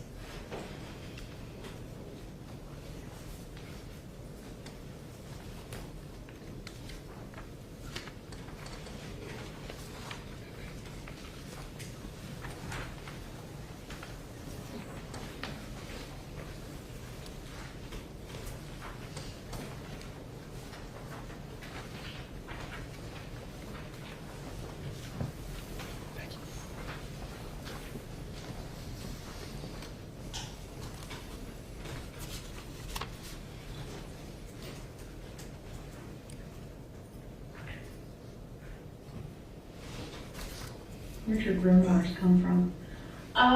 I've picked them up over the years. I have one that's called the Greenwich Grimoire, and that's my favorite one because it's like this thick, and it has stuff on astrology, it has stuff on herbs, it has stuff on like candles and colors and all of it. Like it's a very well-rounded one. Okay, so it's got your stones in there? Mm-hmm. You're a fixer. That puts a lot of stress on you. You wanted to help because you mentioned you thought I wanted save Alex. I wanted to save him, and then I put Morgan in the situation she ended up in because I wanted to take her under my wing because she was very trusting with like all the clients. And I've always been more of a, you gotta kind of show your hand to me before I show my hand. Well, it sounds like you had a tough life, so you had to learn those things the hard way. That's what it sounds like. My longest held page is where I did all my cosplay stuff.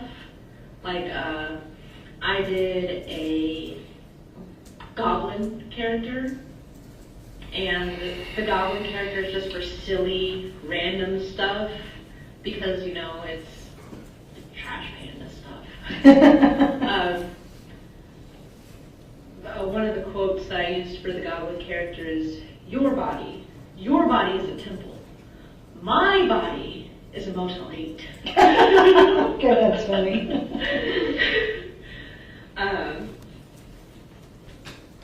And then I did a vengeful siren. So I added a storyline behind her and stuff, and her lover killed her and threw her body in the ocean, and she came back as a siren and got revenge, and, you know, They're pretty wicked creatures. went on to, like, have, like, act out revenge on other abusive men in the community. So there's my siren character, which is spooky and stuff. You could write short stories. And I did a this was just a fun cosplay, but it was a camp counselor meets Voorhees. So I did like a split face. I did the Jason Voorhees mask, just painted on my skin. And then the other side, I had my hair spiked up. I had the little like blood spot from where a machete would have hit, and then a little bit of the fake blood on my mouth. And did that one. I had a fake head for that in one of the videos. But yeah, it just... You have an amazing, interesting little... You could really do a lot with your imagination and their, like, your little memes and the things you're talking about. You could do short stories. Who knows, maybe I'll be able to use the infamy from the case to write a book or something. You know what? If you did all that, you'd probably help somebody else. Yeah. Maybe there's somebody else with, you know, skeletons in their closet. I think everybody out in the face of the earth has them. None of us are perfect. We all have our skeletons. Some just have ones that aren't quite, you know, skeletonized. There's zombies. There's zombies in the closet, not skeletons. And everybody has things that haunt them. Morgan's never stopped haunting me. What was she like? Other than trusting, what was she like? She was really sweet. She was who I wanted to be. Like, rainbowy. When she came in, she would, you know, just her smile was lighting up everything. And she, you know, obviously had her problems because of the way she talked about her family. But at the same time, the way that she just would kind of, I know she pushed it down and pushed it back, and she didn't want to talk about her mother in a good light. But she still acted and interacted with people in a way that she's going to make all the bad thoughts go away for a little bit. And we're just going to focus on the present. She was a very present person. She never let herself, like, she would, the couple times we interacted, if I was ever, like, withdrawn into the past, which would happen a lot, she would, you know, be like, hey, let's go do this. Come on, stay with me. Let's go and rock this out. You know, just pulling me out from where I was into then.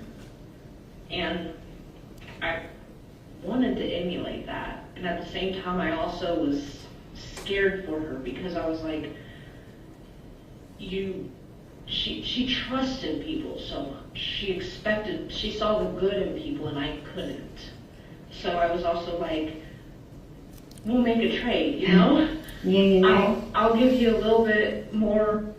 Pausing it at 6 minutes and 5 seconds. She's talking about Morgan being rainbowy and her personality and all these things. They had phone contact for 36 hours in total, correct? Correct. Less trusted people, and you helped me with, you know, talking to people and interacting with people. Because, I mean, you get me talking about one of my niche interests, and I can go on and on and on and on and on, but people don't always like those things. No. Like, I know what, because I have an interest in mortuary science, I know what ICAPs look like and they're used for, and I know the various different ways that morticians use to close a mouth. I know about the trocar and stuff. I know about the steps towards cremation. I know about, you know, anatomy and physiology. Are you practicing Wicca? No, Wicca was invented by Gardner. No, not a Gardner, but last name Gardner.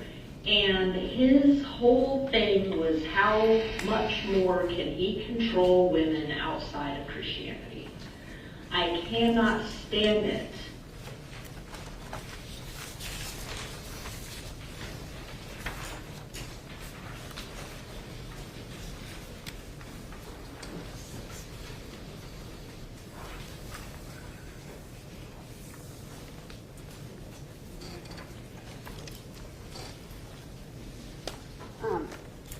Okay, so there's that part too, and then she's arrested and booked into the jail. And is there another, I guess it'd be like a third day of an interview that's conducted with her? The next day, I went to the Peoria County Sheriff's Office. Katelyn, the reason I did this is because Katelyn, up to this point, was talking, and based on the interview that I initially watched and the one that I just completed, there was just more there. I felt there was more there. So myself and investigator Broche from the Sheriff's Department went to the Peoria County Sheriff's Office. I also contacted Investigator Holtz and asked him if he would come to the Sheriff's Office too, because I wanted to present Katelyn with the phone records that he had completed. We had a discussion before this interview took place that we were going to go in there and talk to Katelyn, and like you've seen, try to establish a little bit more rapport with her. And then I was going to text Investigator Holtz at a time when I felt like it was pertinent that he could come in and show and discuss those cell phone records with Katelyn Goble. So that's what you'll see in this interview. Okay, and Judge, I'll tender, it's going to be states 108 and 109. But, well, is there any objection? No objection. Submitted. 108 is the interview itself, and 109 is the transcript. But Judge, I would ask that maybe we take a break before we publish this last one, just time for break, probably. Or well, I say last one, you conduct another interview in Newton County also. Correct. All right. Why don't we take a 20-minute break? Just step in the jury room, take your notes with you, and we'll knock on the door in 20 minutes. I'll ask the jury.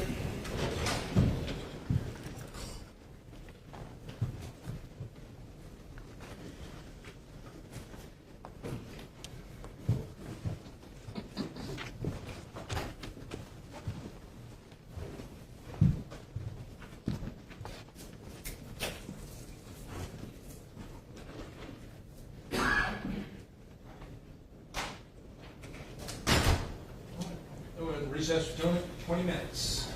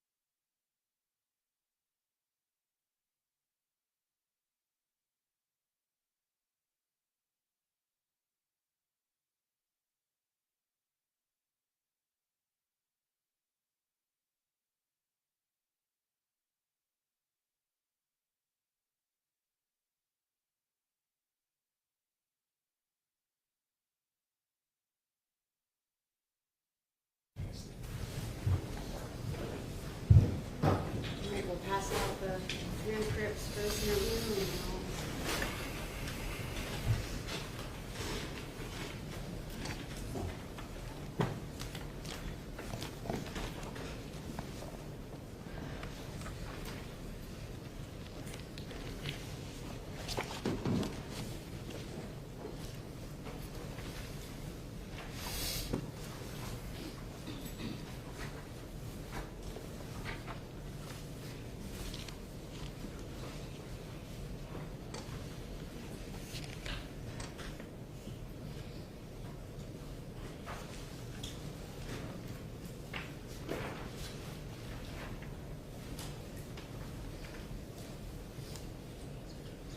Y'all ready? Sit right over here. No. That's fine. It's not a big deal. So, it's the city police department's coming to talk to you, okay, not me. So, it's audio and video recorded, so if you need anything, just holler. I'll have it on. But I didn't have a smoke. Yep, he asked me about bringing a cigarette to you. So, all right, well, let me take care of that, all right?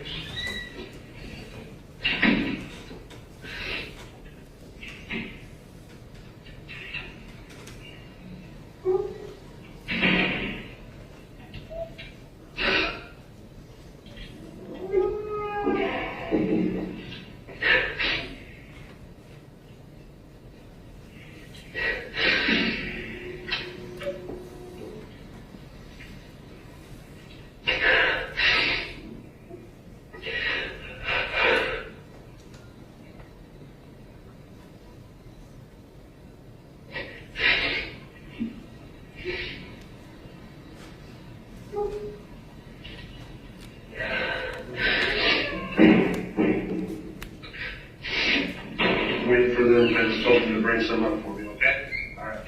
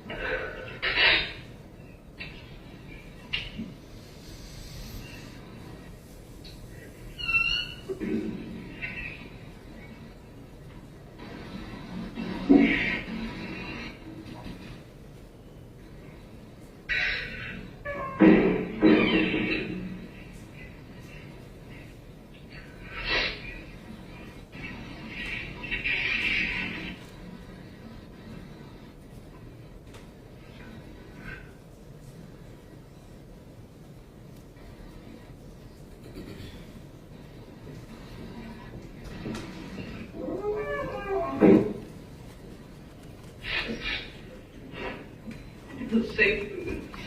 Do what now? What's wrong? The safe foods. Safe. Yeah, her and I talked about it yesterday. There's just, she's like had a texture, like certain foods.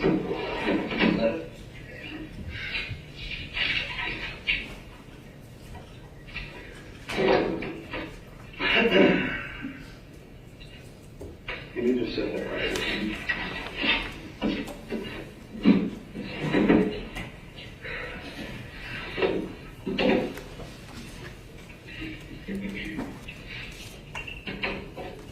Sorry, so I'm a little disorganized. We just got here and trying to get settled in a little bit, okay? It's fine. I haven't slept yet. I have been freezing for the past several hours. Right. Okay. So,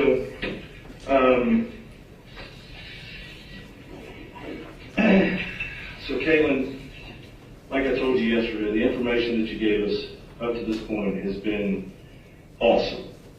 Okay? The story and the things that we discussed yesterday, I'm on board about 75% with what you're saying. Okay? So I want to give you another opportunity, okay, to discuss your involvement in this, okay, because I have things too that implement you in this of more than what you're saying, okay? So that's why I wanted to come talk to you about this, okay? Because when we get to Georgia, I told you yesterday, I need you, but I don't need surprises, okay? So, what I'm going to do is I got to read you Miranda's in, okay, like yesterday, and then we'll go from there, okay? So, you have the right to remain silent. Anything you say can and will be used against you in a court of law. You have the right to talk to a lawyer and have him or her present with you while you're being questioned. If you cannot afford to hire a lawyer, one will be appointed to represent you before any questioning if you wish. You can decide at any time to exercise these rights and not answer any questions or make any statements. Do you understand these rights that I've explained to you? Having these rights in mind, do you wish to talk to me now? Okay. I say yes? Okay.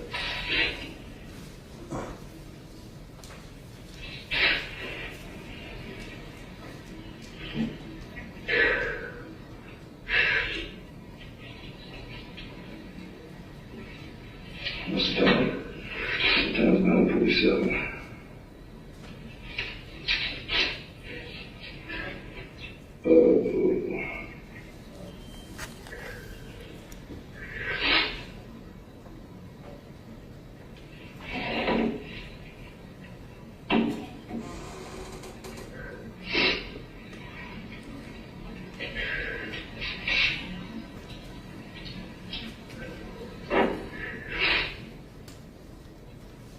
You want some water or something like that? While we're waiting, coffee? Okay. Coffee would actually be nice, though.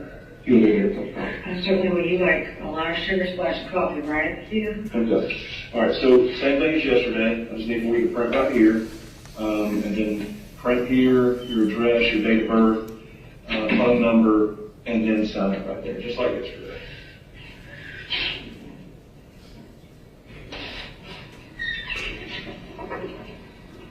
Are all the other members of the board being charged with failure to report? To be honest with you, take a look at it. I'm just now getting to parts in this investigation, and there are a lot more people that I'm going to have to talk to, yes.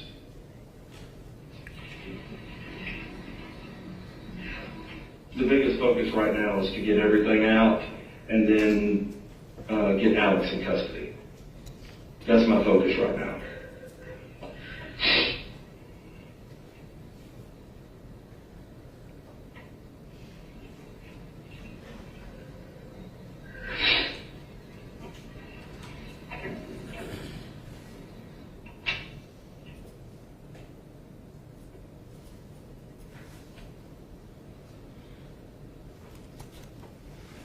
Like I told you yesterday, the same time, like I told you yesterday before we started talking, in Georgia, the laws are different. You know, I can't talk to anybody until we go over this, okay?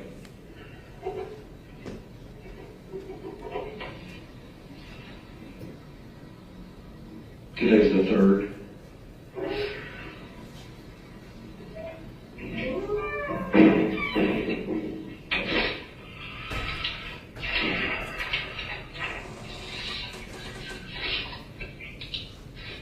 Okay. So, I'm just going to get straight to the point with you, okay? When I told you that I have things that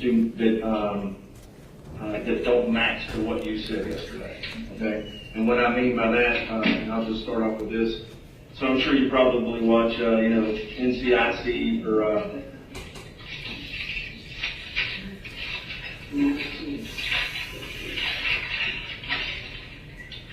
so I'm sure you watch, crime shows and stuff like that on TV and all that kind of stuff. And I think you might have some type of knowledge about cell phone data. Okay? So the information that you gave about where you came home and Alex was at the top of the driveway. Okay? I have information that's not what happened. I have information to believe that you went to Gainesville, picked up Morgan, Alex was with you, and then all three of you came back to Porterdale. Is that what happened?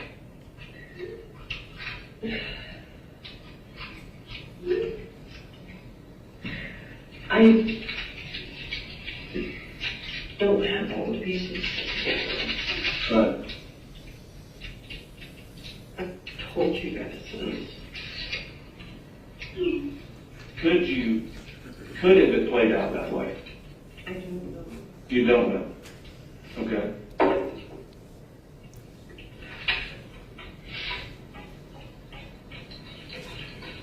Okay, is there anything different from yesterday that you want to tell me? No. No? Okay. So,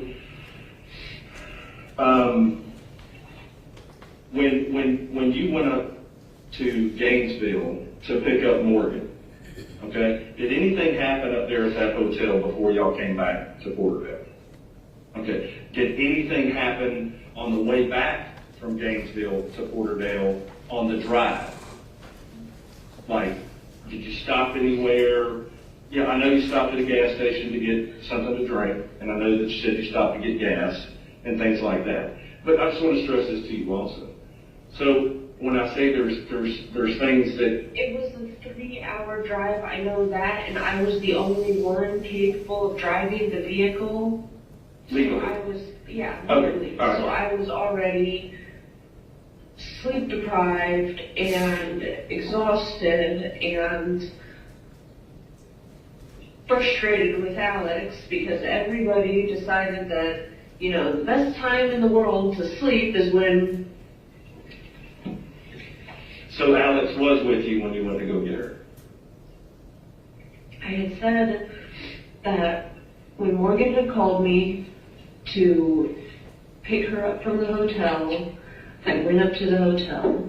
I did not specify whether he had stayed home or he had not. Yesterday you said he stayed at the house. What I'm telling you is the information that I have leads me to believe that all three of you and Alex went up there and got Katelyn and came back. Let me rephrase it this way. The evidence that I have, okay? Got who? You and Alex going to get Katelyn and all three of you coming back that night together. Got who? What do you mean? Got who what?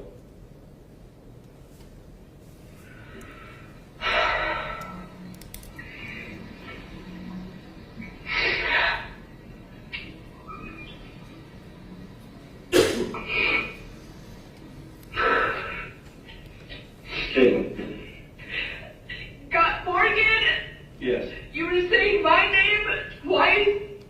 Right, that you went up there. No, I got Katelyn. Yes, you told me that yesterday, that you went up there and got her and brought her back to Porterdale, right?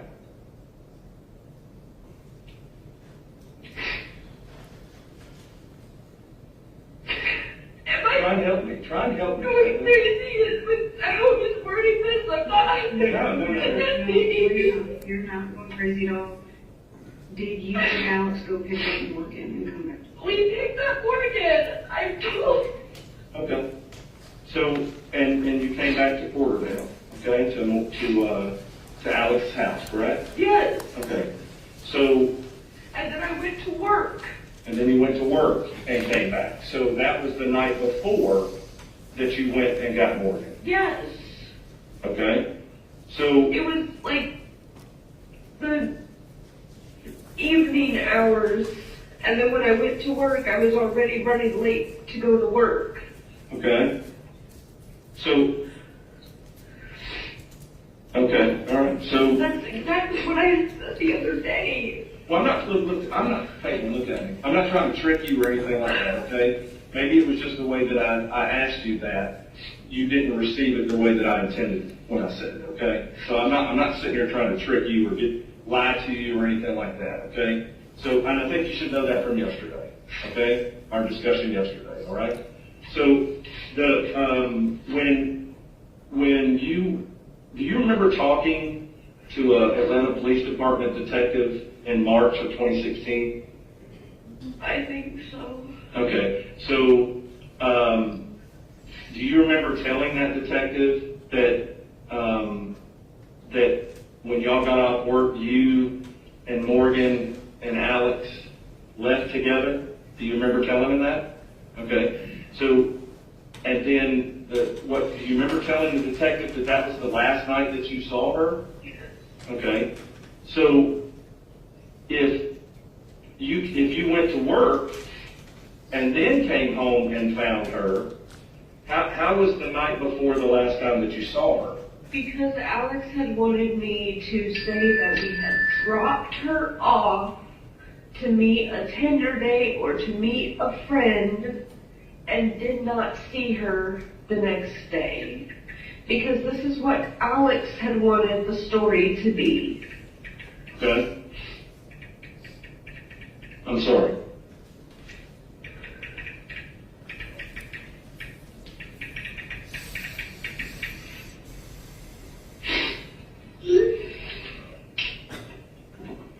Okay, so that's the story that Alex wanted everybody to know. But I know that the story about the green clips and the black guy was not true. Yeah. Okay, all right. So what happened when y'all came back to Porterdale that night? What happened? When you told the Atlanta Police Department detective back in 2016. So you're saying that night is the night before you went to work, correct? Okay. So what did y'all do that night? That evening when we got back, because I still had to go to work, was like just getting settled in. Okay. And then I had to go to work because I had just drove 3 hours to get her. I had done all the driving the day before for teens. Okay. And then I had drove to get her, and then coming all the way back, so I didn't have any time to rest that day. I had to rush off for work. I was tired. Right. Okay. So do you remember Investigator Holtz from yesterday? So he's going to share some information like what I just told you about the cell phone data. Okay. Okay. It's not matching up to the story that you said yesterday or right now, and we're going to show you. Okay. Katelyn, just a little backstory on me. I know we met the one time prior, and then yesterday, I know you went through a lot yesterday. So I've been doing this a while, and one of the things that I've gotten really good at and trained up on is geolocation data. Okay, so a case like this, 7 years has gone by, right? Like we talked about yesterday, your life has changed. Pretty much probably everybody involved in this thing's life has changed over the last several years. And we, as investigators, all too often have to fall back on what previous investigators did, right? We talked about that yesterday, kind of the sharing and handing off of information, right? So, I know yesterday we talked about Morgan's cellular device, right? That you took the battery out of it, you went down the little 5 points, got rid of it. How much do you know about cell phones? Let me ask you that. A lot, not a lot, but How to use them and such, basically, but not really keen on how a cell phone works. I know that it pings off 2 or 3 different towers, and location can be tracked through that because the towers will ping with the location of the phone as it moves. So I'm going to give you just so you can understand what I'm going to try to walk you through. And first, I want to preface this by it's been 7 years for you. Okay, you've been through a lot. Your life has changed. I don't know if I can tell you what I did 7 days ago. Okay, so for me to look at you and say, "Katelyn, give me the exact date something happened," that's challenging. I'm here to show you some things that might actually help you understand a better timeline. But to give you a rough understanding of how a phone works, when a phone is powered on and not in airplane mode, like when you get on the plane and tell you the truth, what that does is it disconnects it from the network. So that phone cannot talk to anybody, okay? So when you turn a phone off, take the battery out of it, or put it in airplane mode or destroy it, it will terminate its connectivity with the network that it's respectively communicating with. When you're out in the, I'm sure if you've driven around town most of your life, right, you look up and see those giant ass cell towers. So a phone is designed to always get the best quality signal from a tower. And sometimes you can have a tower that's right behind it, and that tower's not going to give your phone the best signal, and it's going to go grab that one because the network says this will give you the best signal, right?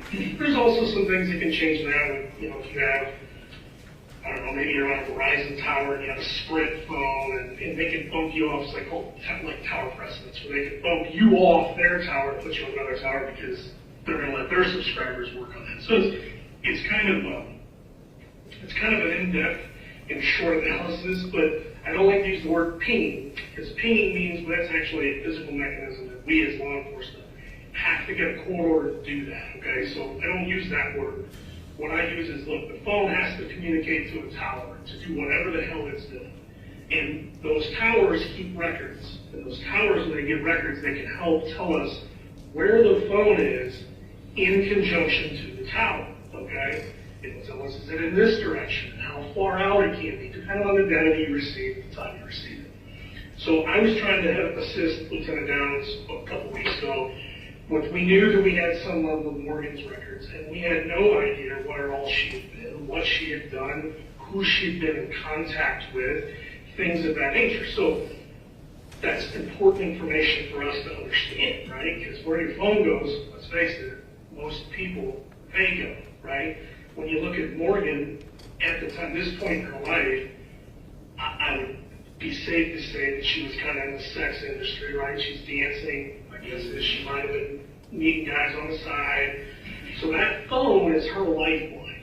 That's her life, okay? And I've examined her records extensively. That phone was pretty much her lifeline, okay? So where it goes, she goes. What she's doing on that phone is representative of what she's doing at that time. Does that make sense? Okay. So in studying her records, what I see is I can tell you even when she leaves where she actually lived. In South Dakota, I can tell you where she goes. When she gets down in the greater Atlanta area, I should say, and kind of where she navigates from there. One thing I went back this morning and looked at, I remember yesterday you brought up a club in Sandy Springs, right, at the end, so a gentleman's entertainment club, right? I think it was the Cornet Club. Right. Did it have 2 names? Was it the Cornet Main Stage? Does that sound right? That does sound right. If I showed you like a street photo of this dump, would you be able to tell me if that's the club you're referring to? And you were employed there at one time? You remember how long you danced at that club? Not long. I was always trying to find some place to make better. More money. That's why you went to teeth, right? Okay. That look about like, all right. Yeah. Okay. This obviously closed now. It's been 7 years. But this is kind of the marquee, at least that's what I was able to find online. And it would be split off inside. So that's the club that you were talking about that had a boys' side and a girls' side. And just to be clear, you said that that's where you initially laid eyes on her. That's where and she was at the bar having a drink. I don't think she was having a drink. Or was at the bar, yeah, right? And then she was denied it, they wouldn't let her dance. Am I assuming that correctly? Okay. And you thought that was, how long before all this shit with Alex Ed do you think that was?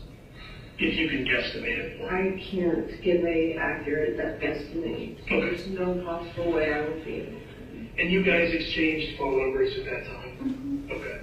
And then, do you remember how long after you guys meet and you swap out numbers that you and her start communicating via your phone and her phone? Do you remember? Not really. Okay, so I'm going to give you some other dates and I'll show you. Okay.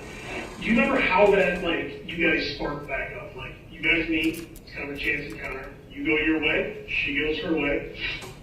And then do you remember, did she reach out to you to start, or did she reach out to her and be like, hey, what's up? But when you guys started talking again, was it about dancing and trying to make more money and, you know, she's telling me what she's doing, you're doing, you know, that's my understanding, right? Okay. So what I can see from her records is that if she comes down into Atlanta, I will say early part of February, probably like within the 3rd, 4th February. It appears to me that she's in the area or probably likely at the main stage Quartet Club on the 13th of February. Okay, so I guess my next question for you is when I can look at her records, I know your number and I know her number, right? So first thing I do is try to analyze how often you guys talk, like, right? And what I find in the records is kind of compelling is that you guys don't really start talking to each other until the 24th of February. Okay?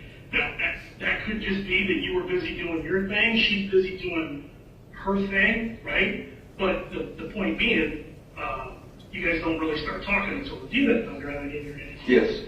All right, I don't think I have any life advice. Give me a second, then. Technical difficulties here.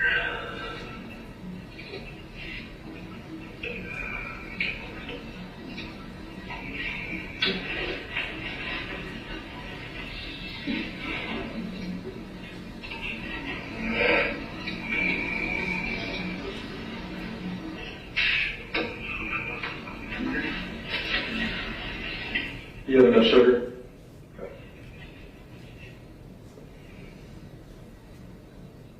Takes a minute, sir.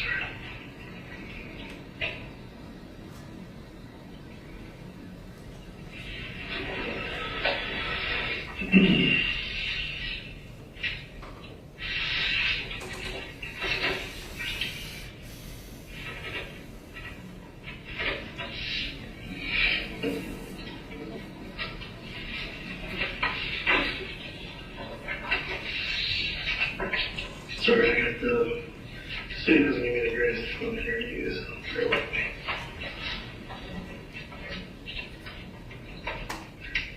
They don't even give people blankets and holdings.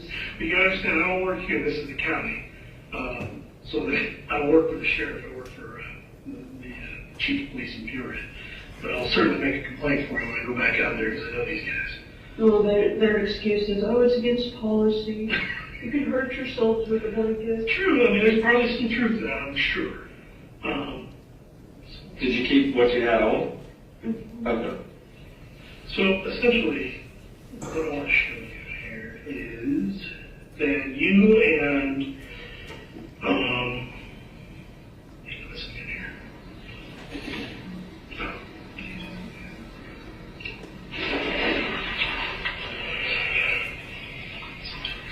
Okay, so this is kind of a profile of examining her records and your numbers. So I can tell that you guys exchanged 16 calls. That's it. It's not a lot. Would you agree with that? It's not a lot of communication. Yeah. And that you guys first started to communicate was when you called Kate, or you called Morgan on the 24th at about 4:24 p.m. You guys stopped. That was the first time you guys started to communicate. So what that tells me is she's in the area of the Core nightclub. You say that's when you first meet her. Well, that makes sense to me because she's there when you say you're working there. You guys swap numbers, but you don't really start talking to her until about 11 days. Now, did you guys ever talk on Facebook, Instagram, Snapchat, WhatsApp, any of that shit? Wasn't really big on social media. Okay, so this would probably be the primary means of communication. Okay. And then what I want to point out is the last time either your phone and her phone try to connect with one another, is on the 26th at 12:46 a.m. or p.m. So that's just right after lunch, 46 minutes after the noon hour, okay? When you tried to call her phone, okay? Now I can tell from the records that call doesn't really connect. She doesn't answer the phone, okay? So that's just you placing a call to that number, okay? Also want to point out, when you look at the SMS messaging profile, so she was using the phone a considerable amount, but you guys also exchanged 66 SMS messages, okay? SMS is kind of synonymous to Verizon. That's kind of their language on it. If you use an iPhone product, it's usually like an iMessage. But what this also shows me is that you guys started to exchange the same 66 messages starting on the 24th and abruptly ending on the 26th, okay? The other thing I think that's probably most notable is, and I'm going to show you something this is kind of cool we can do with this kind of data, is this is a map, a Google Earth map, and I've marked here the top of Gainesville. I know that you're familiar with that area and the Georgiana Motel where I know she was staying. We've confirmed that, okay? And this is on the 25th. Okay, so if we move into the 26th, what you'll see is her mobile device continues to communicate in that area of the motel in which we know that she was staying. Same motel that you say she had an issue there, right? And we know a little bit more about maybe the potential of that issue, but there was an issue at the motel, and that's why she essentially terminated staying there, okay? So again, I want you to pay close attention to the time. This is on February 26th, shortly after the midnight hour, but before 1 o'clock in the morning, okay? The next time her phone communicates with any cellular tower, any cell site location, is almost 10 hours later, okay? There's no activity on that phone. Until it ends up in the area of Porterville, which you can clearly see at marked where the human remains were found and where Mr. Warren's residence is, okay? And then that phone stays communicating with 3 different cell sites, all of which encompass the area of the Warren residence, the Warren property, okay? And it'll bounce, there's another tower over here. That's the park area. Correct, this covers most of Porterville, but there's, again, towers can bounce back and forth, and if you notice, that's around the blow shower. So there's a lot of people that get on towers, so they'll bounce you around. Again, it's that best signal. But what this also tells me, too, is when I click on the little sector here, it tells me the sector in which the tower, in which that phone is at, and that's putting it in this area where the residence would be, okay? And then what we see is the last time that device communicates with any, and I want to make this clear, any cell site, again, busy time to be on a tower, 3:40 when everybody's doing their afternoon commute, it's again putting the phone in the area of the Warren residence, working off a tower that covers a portion of Porterville, okay? After that call, there's nothing. That phone comes off network, it never communicates with another cell site location ever again. So what that tells me is either the phone was powered off, destroyed, or someone placed it in airplane mode and left it alone. Okay, so what I'm trying to hit at, and I think what Lieutenant Downs is just merely trying to get clarification on is, we know that you guys made the trip up to Gainesville to pick her up on the 26th. We know she doesn't stay at the Georgiana Hotel anymore after that because there was an issue there. So you guys go up, pick her up, her phone goes back to Porterville. That's the only time in the entire data set that she ever goes anywhere near Porterville. There's no other time. She goes to other places. She doesn't go there. And after this call, which is not answered, I would also like to point out, the phone goes off network. So I guess what I'm saying is, looking at it from a totality, okay, she's no longer answering any communications, anything outbound from that device after about 2:52 in the morning. So after her phone's in Gainesville, she's communicating outbound, I believe it was an SMS message at 2:52. who I think is the guy that you're referencing, right? Or the black fella that we're trying to figure out that you guys saw the lingerie store. Fairly certain that's who it was that she communicated with. And then there's nothing. Now, there's people calling that phone, she ain't answering. There's people messaging that phone, nobody's answering. And that is the only time she ever does that. So what that tells me is that's a red flag for me to go, what's going on there? Why is she all of a sudden, after a month, this woman's on the phone nonstop, 24 hours a day. She's messaging, calling, receiving calls, moving around, and then nothing. And then you have a 10-hour gap from when you guys would have gone up and picked her up to when her phone grabs those towers and starts communicating down here around Porterville. So I'm of the mindset, I think maybe you could be off by a day. I believe you guys go up in the early morning hours of the 26th and pick her up. That's when we know she leaves the Georgiana Motel, which is after she had a problem there, okay? And then you guys go down to his parent, or his parents' residence there in Porterville. But my question is, if that's the case, let's talk about that. Because I want to be, everything you've given us, we want to corroborate it. Because in the end, we want you to be 100% credible for everybody, right? Well, this helps bolster your credibility, is understanding the time taken. But what I'm saying is, this phone comes off network at 3:40. That's well before you would have gone and left to work. Okay, so it's my assumption, my investigative gut instinct. I think whatever happened at work, it happened between 02:52 that morning and when this phone comes offline. Okay, it has to. Otherwise, how do you explain she just stops using her phone for 20 plus hours, then it comes off network? And she's never done that. She would never do that. That phone was her life. It was her lifeline. Aside from what she had on her back and in her pocket, that's her life. Okay? So that's why I'm asking you, you're together with Alex, you guys make the trip up, you pick her up. We know she's sending out vital messages on her phone at about 2 something. What happens between then and there? Because you're not at work at this point. I know. Okay? And that's why I just need you to nail that down. Because I understand why you'd be like, fuck this, I'm just going to tell them what I need to tell them. But, and I say this a lot because I've been in these rooms a lot, okay? When I've worked a lot of homicide cases in my career, a lot, okay? It's imperative right now for you to be full disclosure, 100%, no bullshit, because I'm telling you right now, Alex isn't going to take a pair of handcuffs and go to life in prison. He's going to try to do what he's got to do to help himself out.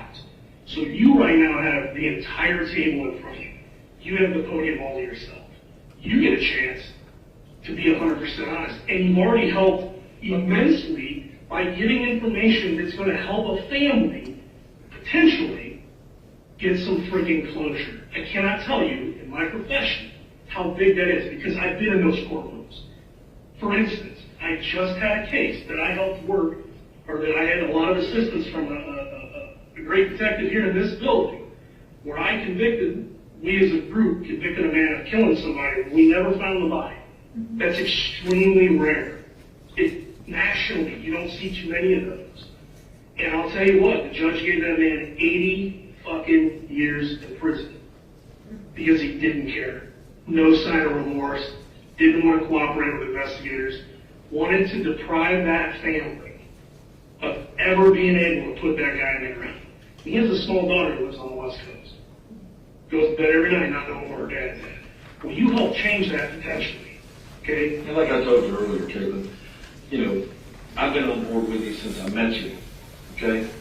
But there's just things that aren't matching up, okay, from information or evidence that we have. And I wanted to come down here because we're leaving tomorrow. And I wanted to come down here one more time, okay? So I thought about you enough to do this, okay?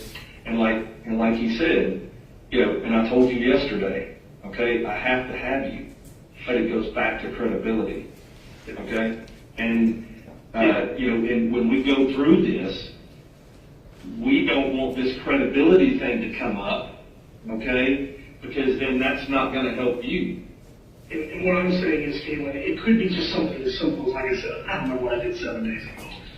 I'm asking you to remember something from 7 years ago, but I get the feeling when you explained it to us the first time, Sergeant Johnston and I, and then now the second time yesterday, you're at Alex's house, you're saying Morgan is there, you leave to go to work, you come home and find Morgan dead, Alex is telling you what happened, and then what happens.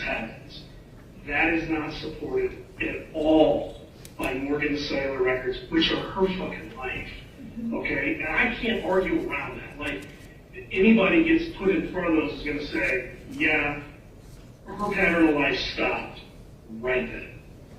There has to be an explanation for that. And I'm hoping that showing you, I'm not blowing smoke at you. I want you to help yourself at every turn you get, and you've done that. I'm telling you, I don't work in the state of Georgia, I work in the state of Illinois. People that cooperate on cases like this, they get that package, okay? The ones that sit tight and don't say shit, they're like the guy I locked up. He's going to do 80 fucking years. Hope it's worth it, okay? I don't think that's the case, sir. I think you are doing the right thing. And whether you believe it today or not, I know this is an uncomfortable situation. You're in a good spot. I know it sounds fucking like I'm crazy. Trust me.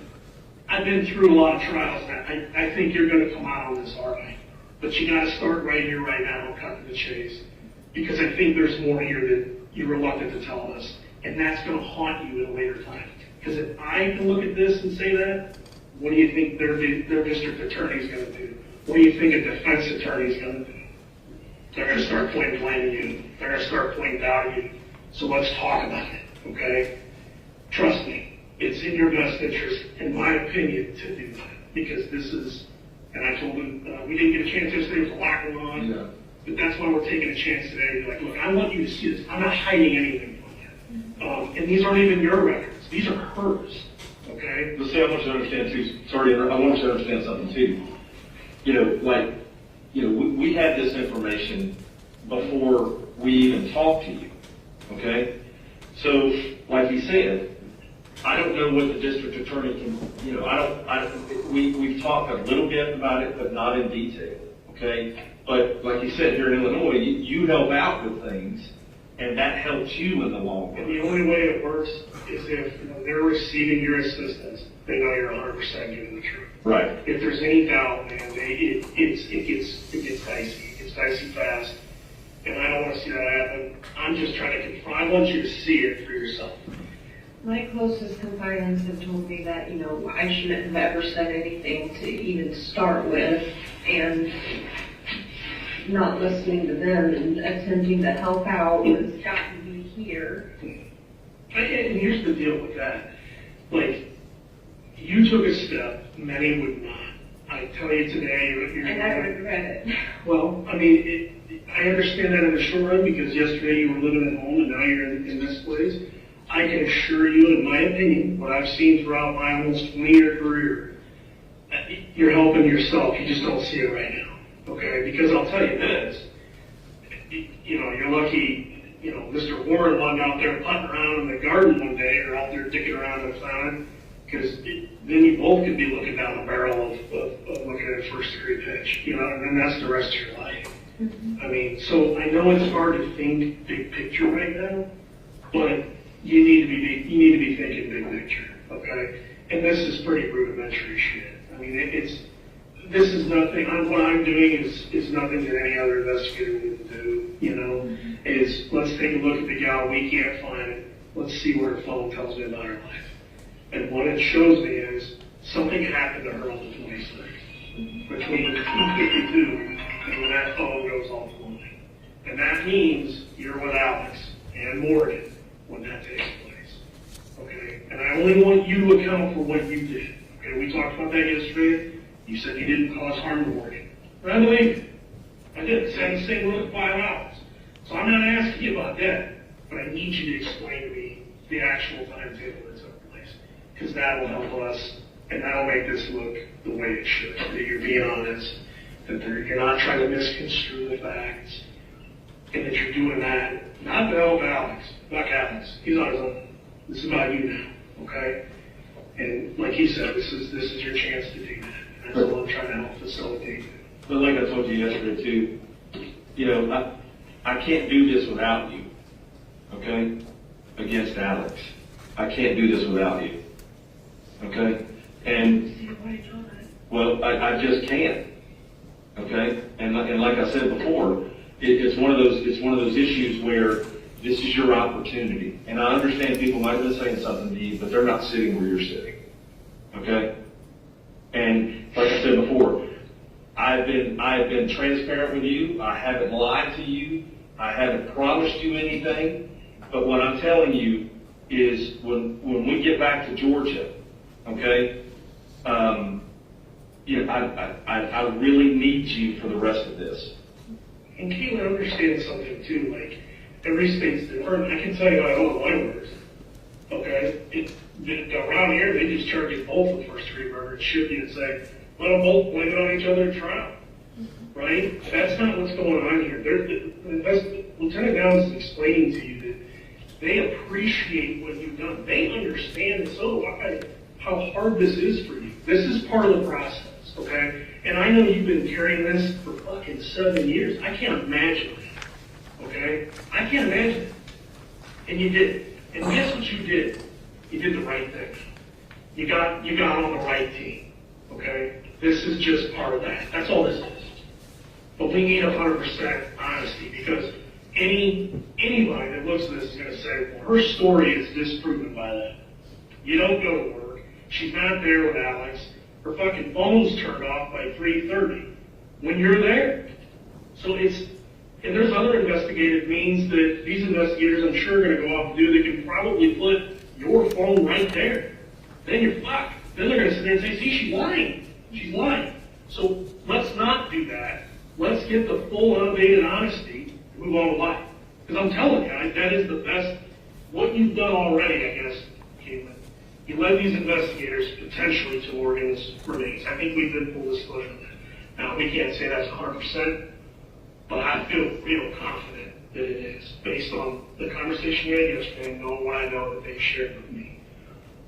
So where you're already at is going to be no more different when you just tell us what the fuck happened. There's no difference. It's like you can't get half pregnant. Either are or you're not. Okay? So that's what I'm trying to lay out to you. Don't put yourself behind the eight ball thinking you're doing yourself a solid when in turn this is going to backfire on you. Just tell us what the fuck happened. Because I'm telling you, whatever happened took place between 2:52 a.m. on the 26th of February 2016 when that phone goes offline. She never goes offline. To anybody. Okay? So walk us through that. A cigarette? Yeah. Oh, yeah, absolutely. You want to take a cigarette? I got to do it. Newport's worth menthol. Do you want? I have It does not matter. Does she have to? You want any more coffee? Okay. Okay. I'm a coffee person too, so. What? It's more. My legs fucking hurt so bad from laying on the metal in the holding room because they have it so fucking cold down there and I don't have any kind of body heat. Now you're a little bit, have they processed you in? I mean, I don't know how it works here. Nothing. Yeah, master. I didn't get like you didn't get your picture taken or nothing? I got that, but I missed it in holding.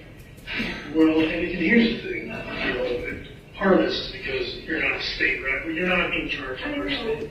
That's a fresh pack, don't yell at me if it's not fresh. I'm going to take your garbage away too. He said she could ask you. Yeah, I don't know, and I know how our jail works, I don't know how theirs works. I don't know if they haven't tested you out yet, because they're, waiting to see what's going to go on. I don't know if I'm going to be able to sit holding for several days until Georgia comes to get me. We'll see what we can do with that. Yeah, because like I said, I don't know how they do it here, I know with us. And I'll be honest with you, Katelyn, less than 12 hours. I don't really have any experience with that either, because I've never had a You case. could have just smacked an ankle monitor fucking and mom had gone nowhere. Right. Well, then hell, that might be the end result at some point. I don't know. Okay? And again, I want to reiterate that my job, like I said, I do this shit every day. Like murder. Unfortunately, you've lived in the city now how many years now? Quite a while. I've come back to Peoria like 2 years ago. So in the last 2 years, you know how many murders we've had in this city? Well, let me rephrase that. In the last 3.5 years, we've had almost 90 people. I know I saw shootings. I also saw, like, down the road from where my old apartment was, someone got hit with, like, intentionally hit with, like, a firework or something crazy. There's all kinds of crazy shit goes on. Like, it wasn't, we thought, like, someone had, like, a semi-automatic or something, but it was something that happened around the corner from where we were living. So I guess what I'm trying to say is, you know, in the last 3.5 years, my unit is worth 90 on this thing. 90. That's a lot for a town that's this size. So we're pretty good at what we do, and that's why I talked to Lieutenant Downs this morning. I was like, hey, I'd like to show her this, because this is what I do every day, okay? And I'm just telling you as an examiner, I look at that and I say, I think we need to just have another conversation. That's all it is. So let me tell you this too, Kevin. So when we started off right at the beginning, and like I told you, we're not holding anything back from you at all. Okay? You know, and I want you to understand that, like I said, you know, we need to know what happened, and we need to know everything that happened. Okay? Because like he said, when I sit in front of Alex, what's he gonna tell me? Yeah. It's kind of like when the ship's sinking, people start jumping off, right? And I know this sucks for you right now. In the short run, you're gonna look back on this shit and you're gonna say, man, I did the best thing I could for myself given the circumstances at that point in time. But it starts right here with, let's just talk about what happened. You guys go up, you pick her up. What happened? We got back to the house and got settled in, and Alex was trying to get Morgan to drink. Alcohol? Like, yeah. Because, like, he had gotten alcohol and he wanted us to all drink. Okay. And at the time, you know, I was doing my thing and had gone out into the kitchen so that I could start some dinner, because we just, well, not dinner, food. Breakfast. Yeah. Night shift dinner. Right. This is early morning hours, correct? Okay, go ahead. And I come back in and he's on her. On the floor or on the bed? On the floor. Okay. And I just panicked. Okay. Was she in that stage of undress that you explained was previous, that she had her vagina exposed, hands down, top up, breasts exposed? Was he at all, like, what was he wearing? Was he naked? His boxers. Okay. Did it look like he was having sex with her or trying to have sex with her? Was she still alive? Okay. Then what happened? And I ran out of the room. So you leave. What did she do? Is she yelling for help? Is she... She's making noises, but, like, I panicked. Okay. Was he at all up around here? Was he choking her? Was he engaged in sex with her? I was at the door, Okay. so I couldn't see everything. Yeah. I just know I heard the tussle and I could see him. Okay. And when I came slightly around the bed, that's when I saw her, because I wasn't sure what was going on, and then I turned and went back up. Was she like flailing? Okay. What kind of noises was she making? Kind of like gasping, or like she was not, well, what kind of noises do you think she was making? I wasn't sure if she was trying to yell, or was she like She was with what? coughing, trying to yell. She was flailing, like trying to use her hands. So she was actively resisting him, whatever he's trying to do to her, right?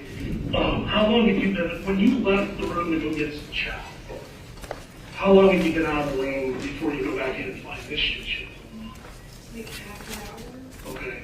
But when you left the room, she was getting settled, Alex was not on top of her, and there wasn't any turmoil or problems in the room? He was doing his normal raunchy flirting and stuff, and I, told them, just behave, get along, and I'm gonna bring some food back. Was Alex drunk?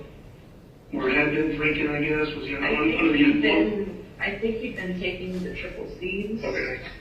And he had been trying to encourage everybody to drink, so I don't know if he had a drink or not at that point. When you say he's making some, like, lewd comments, right? Some unappropriate comments. Were those in line with the comments we talked about yesterday, where he would make comments about her physique? Her physique, how, you know, pretty her face was and stuff, and he was trying to talk me and her into a three-way. Okay. Like, he wanted us to all be together, and me and her had both been like, yeah, not happening. I mean, I'm into girls, but she wasn't my type. And she's into And she's black into men. men. She's not into girls either. Okay. So you've been out of the room about a half an hour when you go back, and that's when you, do you think, let me ask you this, do you think she was almost deceased then, or was it like, or did you just bug the fuck out and get out of there? I bugged out. And they got out of there. Okay. Now, you go to the kitchen, or you go into, you retreat into the house, leaving him and her in there, right? And then how soon after do you go back in there, and that's when we see she's gone? Another hour or so. She waited a bit. Because I was Freaking out. and I was crying, and I was trying to get myself together because I figured, you know, I would come back in and I would have to still call the police and stuff, but I figured she'd be okay, as much as she could be.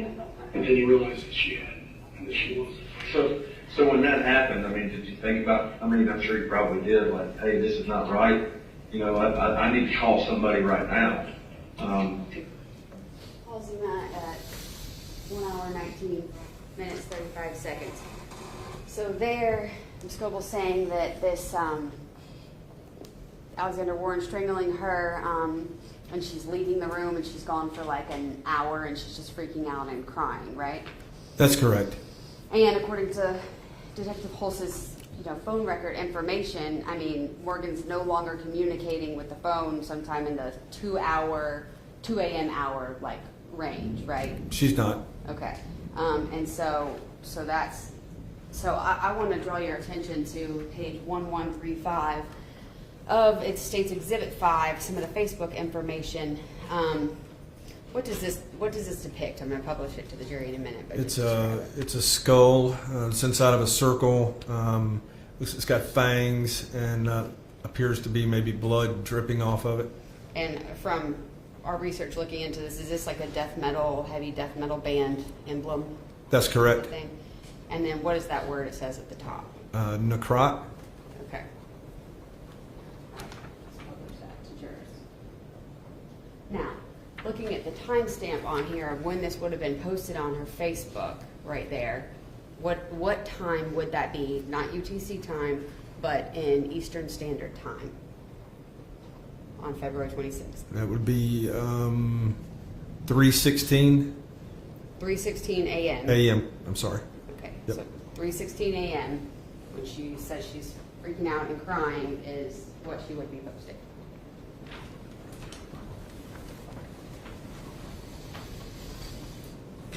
But I'm taking, you probably thought Alex might do something to you if that happened. I mean, I was reliant on him to an extent at that point. I didn't know anybody else in Georgia. You're saying that? I was staying with his family. I didn't have the money to, you know, leave at that point. Right. And let's face it, Katelyn, you were chemically dependent as well, correct? Okay. At what point is that kind of the original story you gave us where his parents get up and they start going about their day, right? Okay. And then that's when inevitably at some point you're going to go back and re-engage us and you're like, what the fuck, right? What are we going to do here? Okay, and one thing I want to be very clear on too, and not to harp on it, if there's a case like this, Morgan's, I mean, she wasn't a big girl, but to put a human being in a fucking suitcase, I can tell you, it takes a little effort. That's not, especially. Let's talk about that. Let's be full disclosure. Can I back up 1 second, please? When you said you walked in and saw this, did Alex see you walk in and see this? So you just got to appear there. Okay, so let's keep talking with her, saying what you were saying about. He didn't see me, Morgan did, but.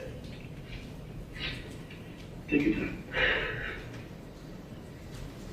There was nothing I felt like I could do because I knew what he was doing and he'd done it to me before. And So you had sex with me and you didn't want sex before? Yeah. Okay. that was kind of the MO. So you kind of in a rough relationship. Yeah. You know, you mentioned yesterday that, you know, y'all did some things and. So now that we're at a point where she's on the floor, you know she's deceased, you both have to be in a pretty good state of panic. Let's talk about her remains getting put in that suitcase where where these investigators find some remains. It to me, and again, I've worked a lot of homicide cases, I'm going to go out on a limb and say that body was at least altered to some extent to get put into a suitcase. As this thing was a giant suitcase. You know, my daughters do competitive dance and they have a book bag or a suitcase that's literally for me. You know, I can ride myself in it. But I'm assuming that's not what Morgan was rolling around with. So let's talk about what Alex asked you to do with him after he did this. Walk us through it. He had me go into the kitchen and get some knives. Okay. And he had put her into the bathtub. The little bathroom there in the bedroom? And that was through a period of like 3 days where I know he had continued to have relations with her and stuff. Her course. And yeah. And she was was it a tub? I haven't seen it. It's a small tub. So she's in the tub and he was in there for a couple days, basically kind of face down. Okay, kind of rear end up. Did you ever witness him having sex with her after she had passed? He made me watch a couple times. At what point does he decide to now? I mean, I know a lot about human beings when they perish. You know, there's things like morbidity and things. The body starts to decom. Her stomach had started to get kind of bloated. Green. Okay. And is that when he decided that we would probably need to do something here before she started? Did it ever start to smell or anything like that? Right here, she's talking about over this couple-day time period after the murder, he's making her watch him have sex with a corpse, and he's making her do all of these things, right? That's correct. Okay. So I want to draw your attention back to page 1134 of the Facebook records. What does this depict? It is a picture of a man and a woman that are taking a bubble bath. And it says, I cannot lose you because if I ever did, I'd have lost my best friend, my soulmate, my smile, my laugh, my everything. And she's tagging Alexander Warren, correct? Correct. And what date was it that she posting this? March the 2nd, 2016. So just a few days after she's saying he would make her watch him have sex with Morgan's torso. Correct. And turning to page 194 of the Facebook records in States Exhibit 5. This is when she's posting, I hate how some people don't understand it can't be hitting up on someone else's boyfriend for emotional support. I'll get scary if you cross me. What she says is about Sarah, which fine. But she's saying she's posting this defend my man post right in the middle of all of this happening. Correct. But again, maintaining that she's not part of any of the murder or anything like that. She's doing this unwillingly. Correct. Okay. What do we do to get rid of this body? What does he do? He had me hold parts of her while he made cuts and... Do you remember what parts you held and... Her legs, okay. At her like ankles so he could cut her knee, okay. And her arms at the wrist so he could take parts off. Had she gotten stiff by then? Yeah. Was it just a regular knife or a saw? It was a kitchen knife. Kitchen knife? Kind you use for bread? paring meat. Okay, like so there were jaded blades? Okay. Okay. And is that when he's manipulating her body with the goal there to be to put it into the suitcase? Am I assuming that he had? All right, so here she's talking about the paring knife she's having to use and get to cut them all up and saying it's unwilling, correct? That's correct.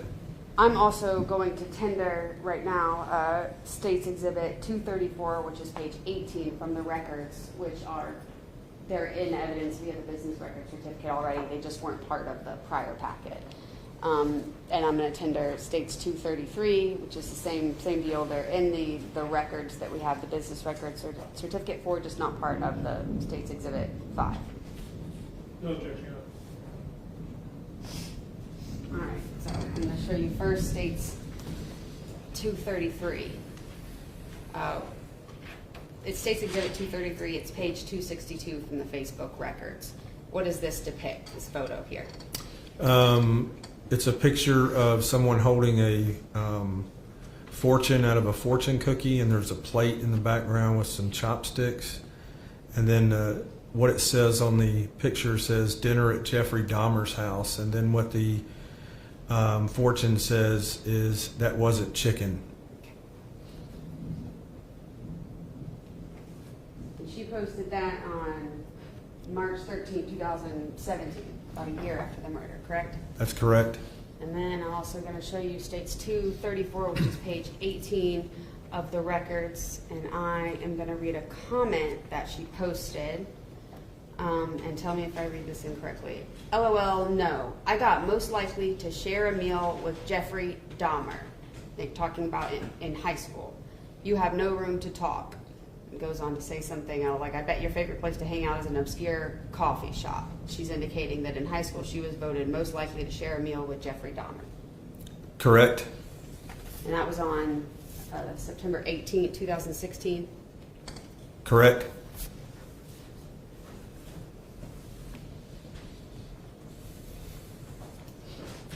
The contents of what she had in that bag out to put her remains in. And then he put a, trash bag kind of into the suitcase and put parts into the suitcase. In the bag, or just used the bag as like a liner? The bag was the liner. So it wouldn't leak or be awkward in that regard? Okay. And then is that when this is all done, is that when he says we're gonna fucking burn this thing? Mm-hmm. And that's when you guys go off the file. Let me ask you this, the school. One thing I saw yesterday was the drawing that you conducted there. You showed us. I've been to hundreds of autopsies. Okay, so the skull is a rather, especially for an adult female or male, it's a thick bone. You don't just pop that open. In fact, when you go to autopsies, they use mechanical devices to do that. Did he manipulate her head in any way? He had taken her head off and put from the shoulder area. And he had put it in the sink for a while. And at that time, when he had taken her head off, he had decided he wanted to have one more to go with the remainder of her body. Okay. Without the head? That's while she's still. And at that time, he had told me that I needed to sit on the toilet and keep her company while he did that. Okay. Keep her company? Well, he was engaging in it, of course. And once that's gone, how does the skull get cut in half? It didn't get cut in half at any point. He had put it on the bottom of the third pile. Yeah. And I think it was the heat. Cracked it any? Because her brain was still there, and I think the heat caused swelling to make that. To make it burst? Okay. Because afterwards, when everything was all ashes, there were still, parts of her brain tissue that were still there. Right. When you guys burn make this fire in that, does he at all go back and try to, again, I touched on this history. People that get rid of bodies, they don't just fucking leave it laying right there on the ground. So he tries to cover this up a little bit, right? Just vaguely by like stacking some stones on parts and throwing the ash and dirt back over things. So that just basically let it go back to nature, essentially.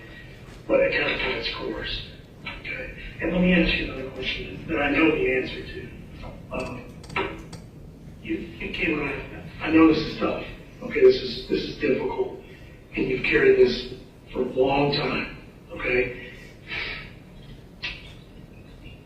It's incomprehensible what happened here, and I would understand why you would be reluctant to explain that to us. And you're trying to do the right thing, okay?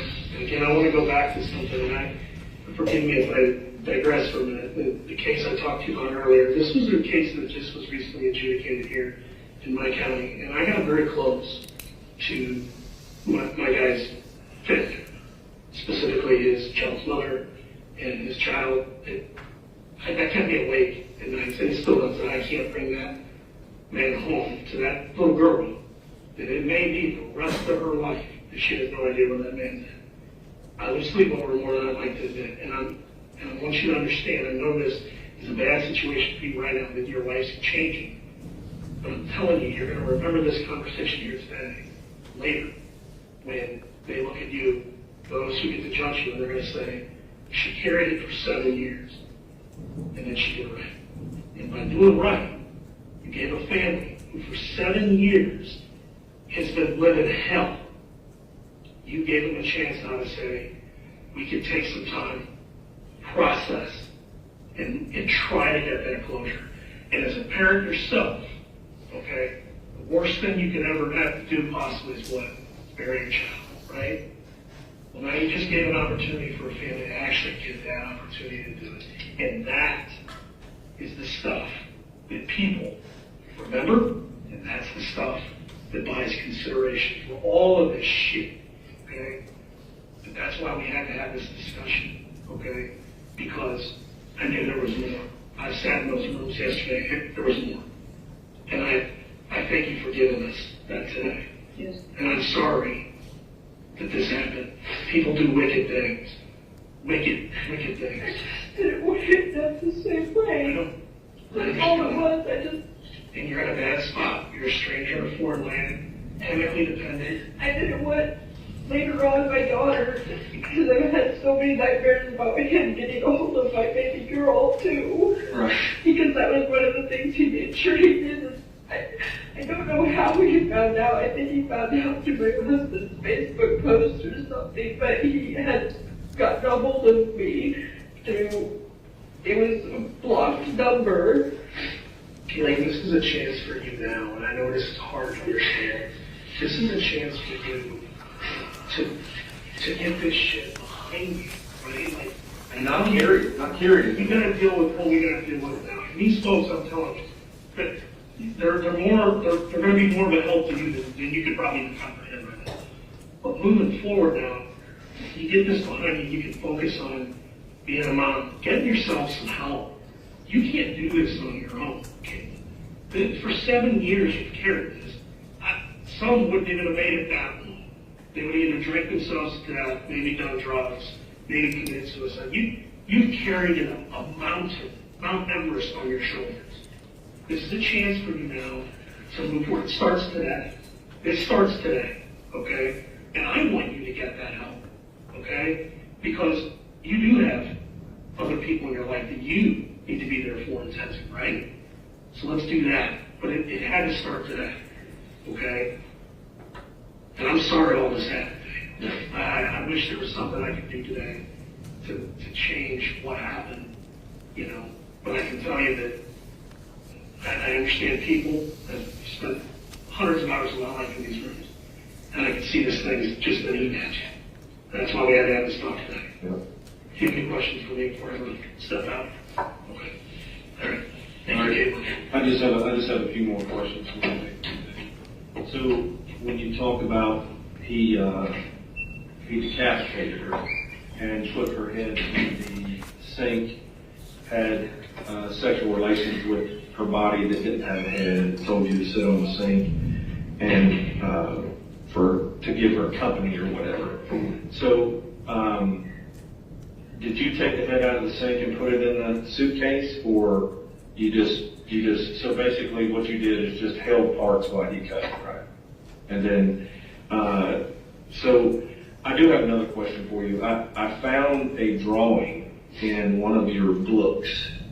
It is it's like a, let me show you the picture.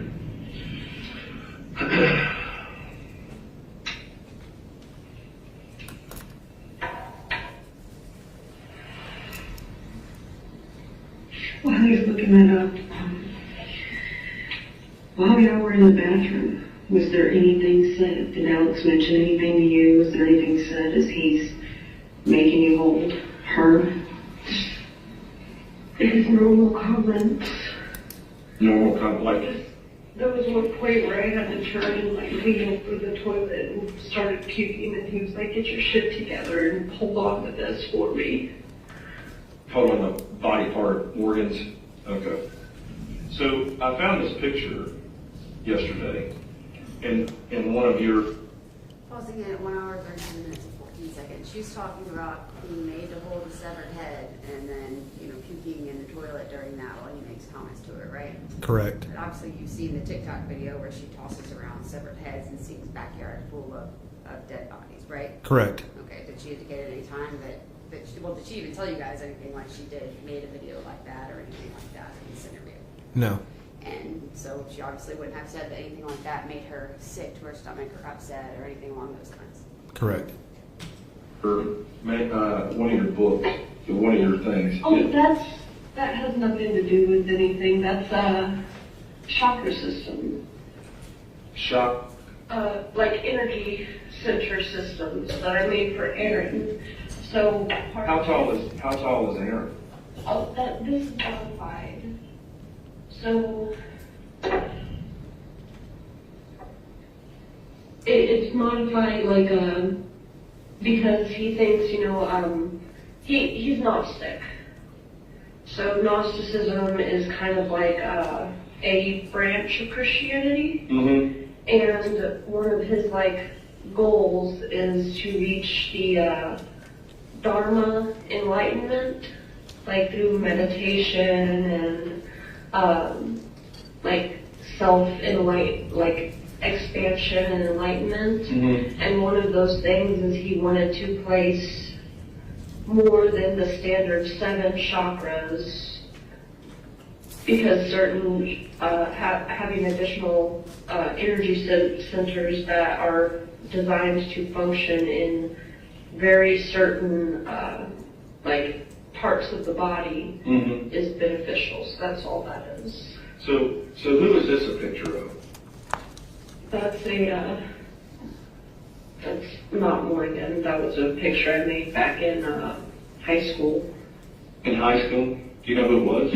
It was just a face. Just a face? I was practicing eyes and practicing nose and mouth. Nose and mouth and stuff like that? Okay. So, like I said, I do want to share with you, Investigator Holtz also said too, is thank you for sharing this, and like what he said too, we're on your side when we get to Georgia. You got that? And you've got to, I can't do this without you, when we get Alex. And I'll tell you now, there are a lot of people looking for him. I'm just worried that if he's not found, then everything's going to come down on my shoulders. I'm pretty confident that we're going to find it. Okay? I mean, and the way I say that, if you just look at the timeline of how all this evolved, it was very quick, wasn't it? Okay? So, I feel pretty confident in the men and women in California as far as, unless you can give me a better direction to look. Like I said, I saw one of his Facebook posts that had put him in Oklahoma or Texas. I don't even know if he's in California. And how long ago was that?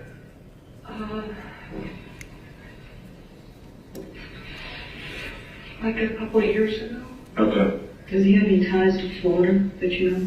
I don't know. Okay. So let's go back to when you came in the room and he was essentially raping Morgan, and then you came back an hour later. Where was she an hour later? She was in the same spot. Okay, so so y'all did you help him move her to the bathroom? So he picked her up by himself, and took her into the bathroom and put her in the tub. Okay. It wasn't easy for him to do that because he kind of just like grabbed her up by the torso and shoved her. Right. Well, I mean, if you did at this point, it's you know, it's a moot point really. So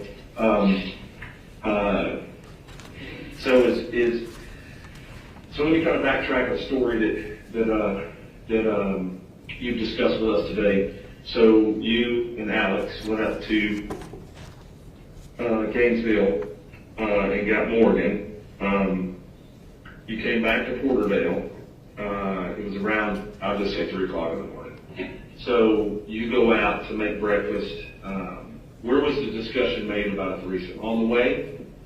It was once we got there because he had been, you know, alluding to being attracted to her on the way there, but he wasn't being insistent. He waited until we were there and was starting to try to, you know, encourage us to drink. And then, like, we kind of agreed, you know, it's not happening like that, and that's not something we want to do. Right. So Morgan wasn't down with it either? Yeah. Okay. So you go out, you come back in, like I said, he's raping, you know, obviously assaulting her. You go back out, you come out for an hour. So the part about where you went to go check her pulse and all that. I did. You did? Okay. I did check her, and I still tried to tell him, you know, we would need to get her help. Right. What did he say then at that point? He didn't really say, he was saying that, you know, we're not getting her help, and he was still doing the whole, you know, standing behind me at that point. Right. Okay. And I didn't want to incite. Right. I have a question. You mentioned bloodletting yesterday. Mm-hmm. Where would he do that on you? My thigh or on my arm. Now, when you walked in and saw this, and this is getting personal, but I'm trying to understand in my head of what's going on. When this was occurring with the choking, because you had mentioned he did that to you, do you think that that's what it just went too far with Alex? Or is there a part of him that had talked about stuff like this prior to Morgan even walking into your lives? He was really delusional. Like, at one point he was convinced that he was fucking, what was it? He called himself Garza for a long time. And he said that it was like a Sumerian king name or something. Like, he was fucking delusional. Garza, Garza. Mm-hmm.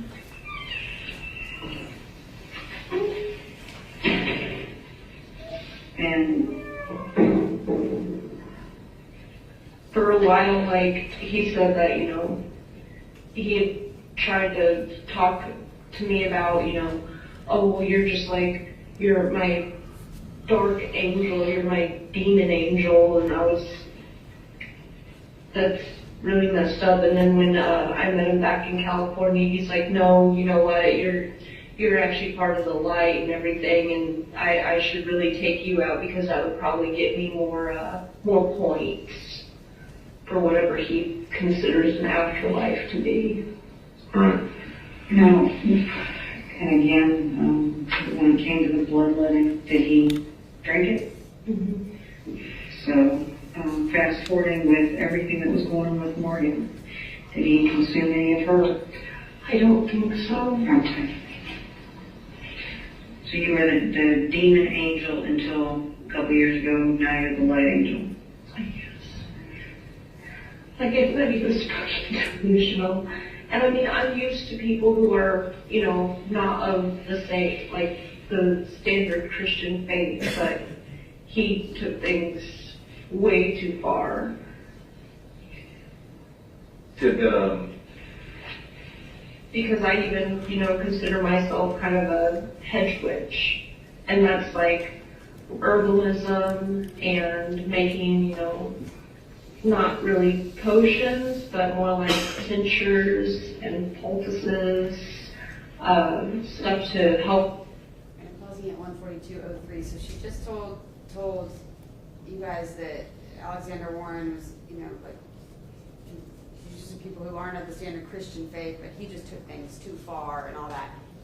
Didn't, in the interview the day before yesterday, she tell you guys that he was too dumb to even really know anything about Satanism or how that worked? That's correct. With colds or allergy problems, taking the time to learn about herbs. I'm sure you guys saw I have a lot of jars of herbs and stuff. A lot of those, like the mullein that I have labeled, and the rolling papers and stuff. Mullein is a good lung expectorant. Even if you're smoking it. And I've been trying to use that to like wean off of cigarettes. And occasionally Aaron would smoke mullein instead of nicotine because it's better for your chest. So when you when you took Morgan, you and Alex took Morgan down there, did y'all just pick her up in the suitcase and took her down there? Okay, so when you got there, was her head burned in a separate area than the body? It was all burned in the same spot. Okay. So and her head was still intact at that time. Okay. And did he dig a hole or did he just set it on top? I don't remember. You don't remember? Okay. And was it dark when y'all took her down It was evening. there? Evening time? You mean it's kind of like ambient light? Okay. All right. So when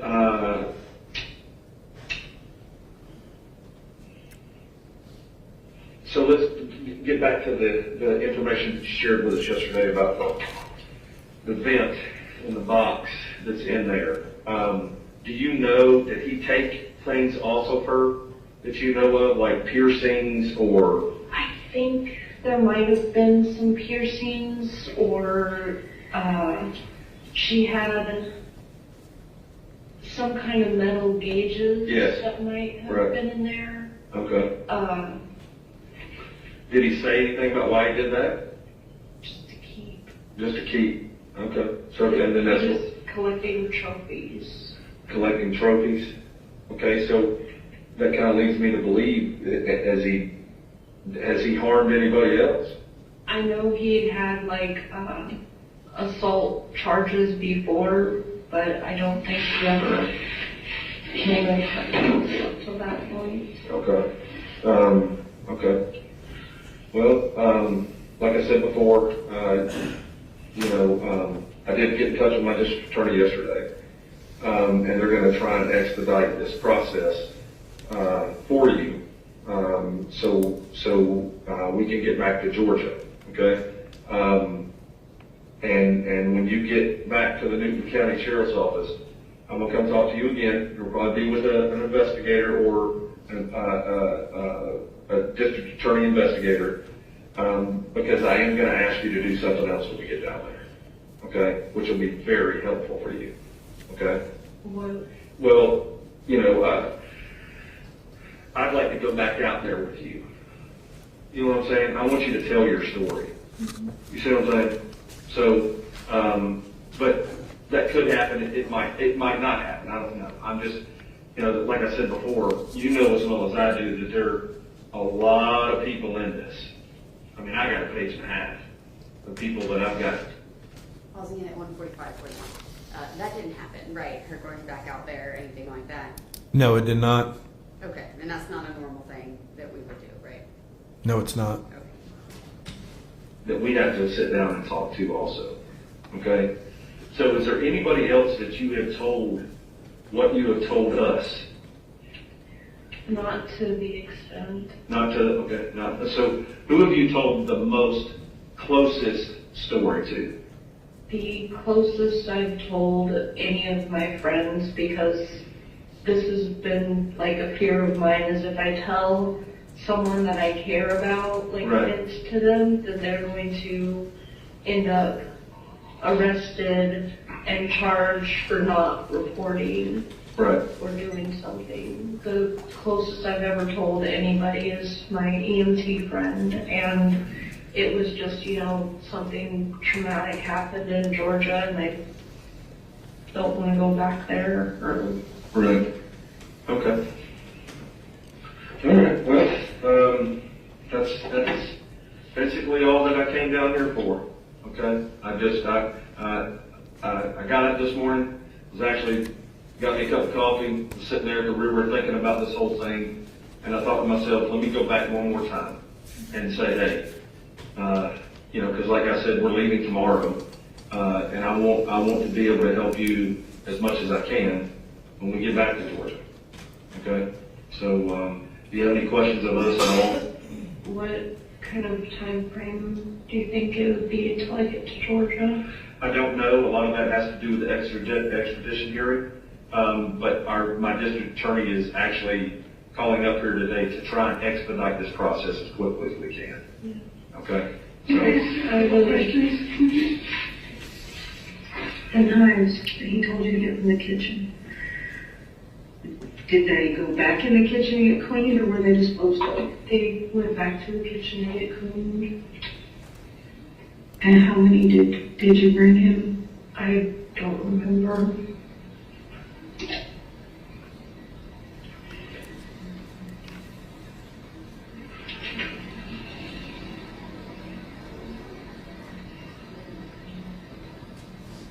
And when all this was going on, you get sick and he tells you something along those lines to get your shit together.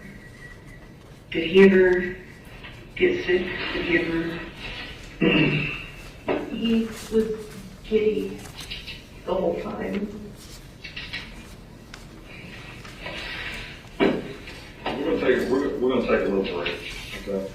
I know you got a lot going on. And there were times that he would, you know, do things with her body and then come back into the room and demand to do things with me immediately after, and that made me sick. I kind of just zoned out during those times.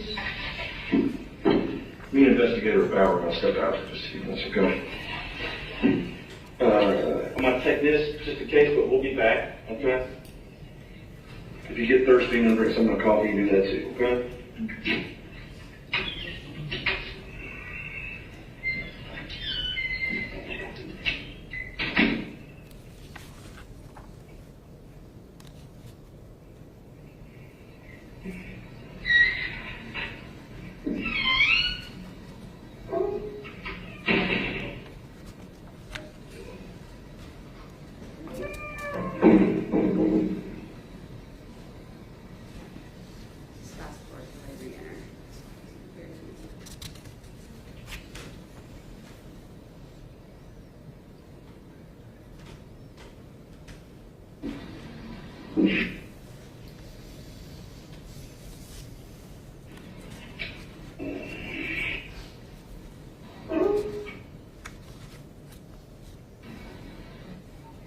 And silent, you know, at this point too also.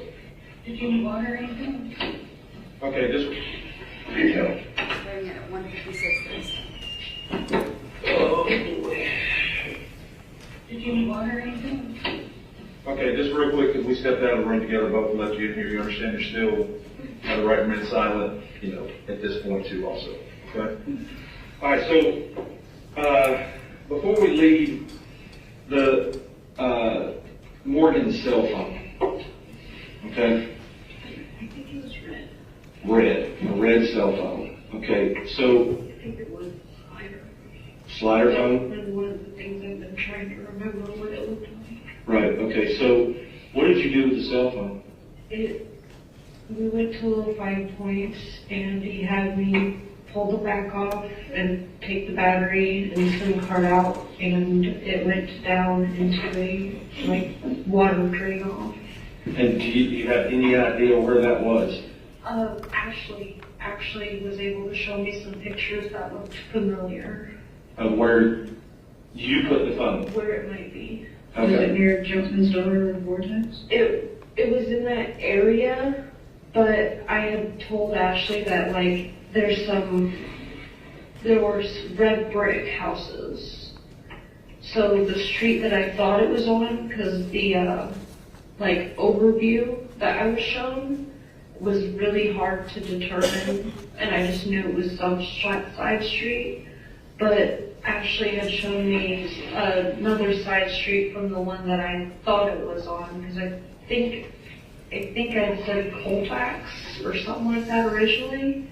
I don't know if that's the right name for that street. I might be remembering Colfax from Colorado, but it was another street that actually had the red brick houses and looked more correct.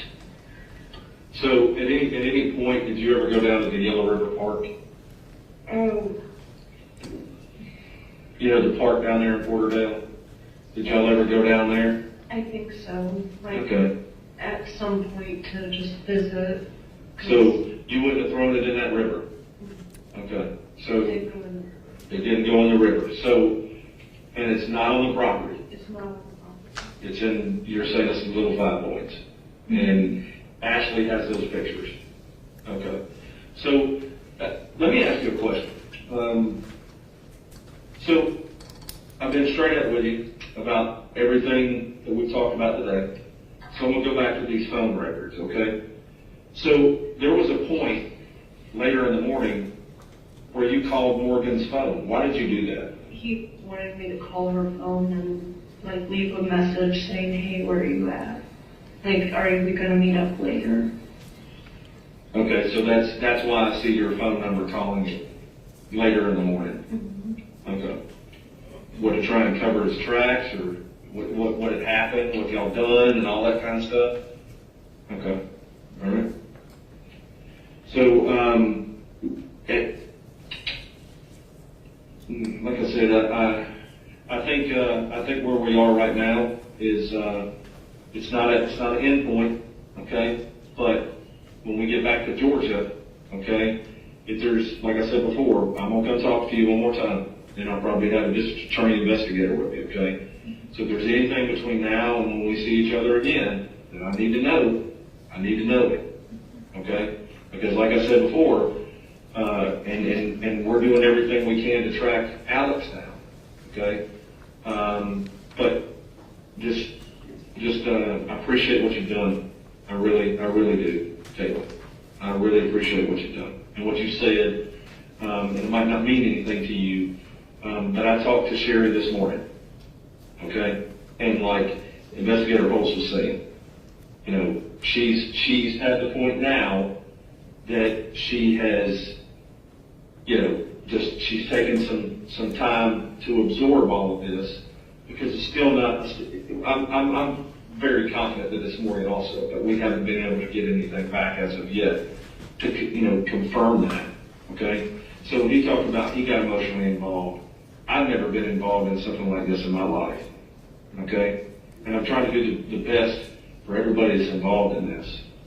Okay. And I don't expect Sherry to ever forgive me. Honestly, one of the reasons why I stayed silent with her was because she reminds me of my mom. Right. That's what you said yesterday, and I get that point. You know, kind of like you and I discussed yesterday about my how I grew up. So I get it. I get that part. Okay.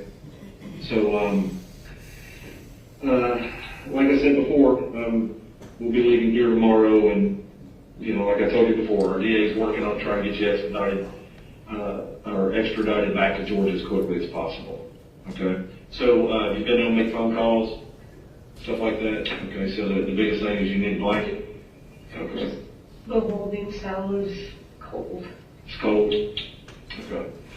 Well, I don't know how it works in Illinois. I would assume you got to go to hearing process, and then it'll be booked to a certain point until we're able to come get you and bring you back to Georgia. Okay? So, is there anything else that you want to tell me? Not that I can think of. Okay. And like I said before, another thing I thought of was yesterday we were all exhausted. And we were all at a point where it's like, okay, this is grueling for all of us. And even more today. Exhausted? Sleep last night. Right. Right. Well, we're going Hopefully look at your mic. yeah.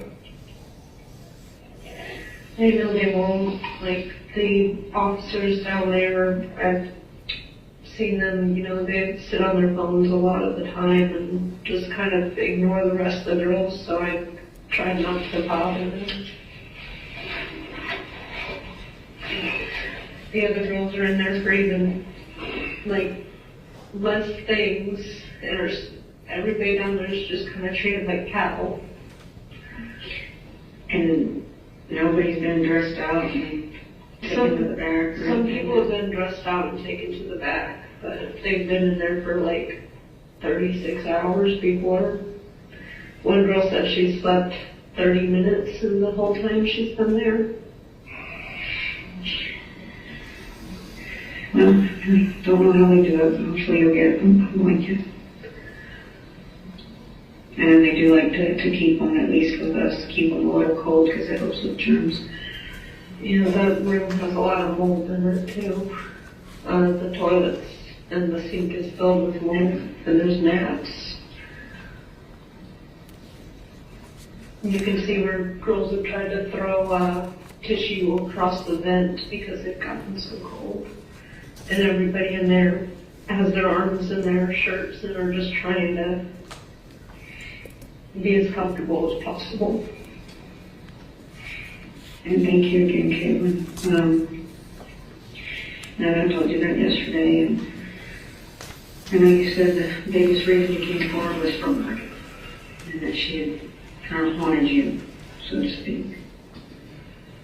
But thank you very much, and like I said, if anything, and if you do need to talk to him, like once you get to Newton County, it'll come to me quicker than it can come to him if you can use the phone. So, but thank you again. You definitely enjoy that one. So there's kind of one thing I left out with all of this, and I should have told you this yesterday. Okay, I knew that your daughter's first day of school was yesterday.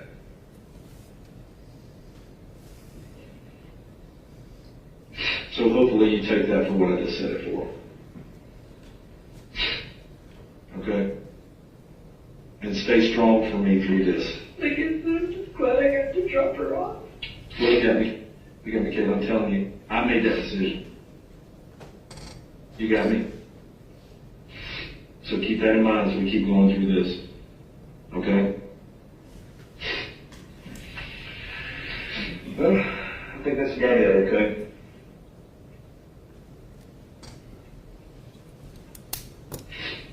And that's what you need to keep going in your mind as we continue to go through this, okay? Well, I hate to ask you, but can you take one more drag so we put that out so we can get out of here, okay? Oh.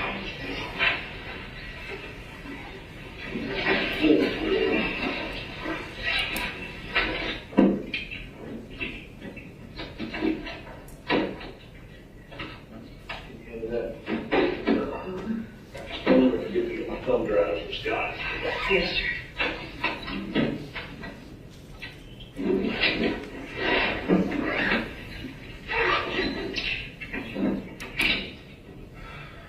If you have any questions, or you need to talk to me at all, you've got my card in your property, okay? And just ask them if they can give you the phone number, okay? And that's 24 hours a day, 7 days a week, all right? She won't be able to make a call. Huh? She won't be able to make a call to you. She won't be so? No, because she doesn't have money on her phone, so you have to have your family member put money on your phones. That's why I told her that when she gets to, she goes through the kiosk, right. I'll get an email and I can just, hey, get over here, she wants to talk. You know this woman? Yes. So just sit tight, he'll be in here in just a second, okay? Yes, ma'am, this is Katelyn, thank you, okay?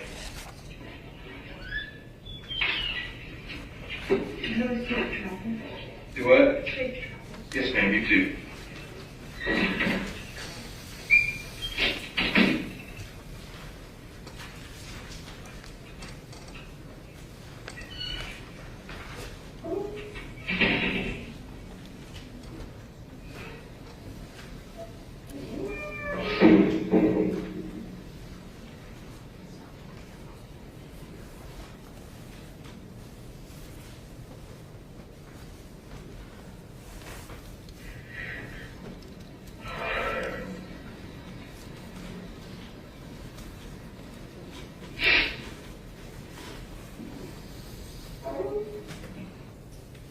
I'm stopping it at 2 hours, 8 minutes, 15 seconds. Judge, I think we're actually just going to go ahead and stop this interview. There's really not much more substantive that's discussed there. The lawyer guys come back in and discuss some stuff, but it's not really much that's related to the actual crime. So I think the defense agrees with me. This is a fine place. Obviously, you can play it if you so desire at some point. I'm good, Judge. All right, so we can collect those transcripts. Yeah, take the transcripts.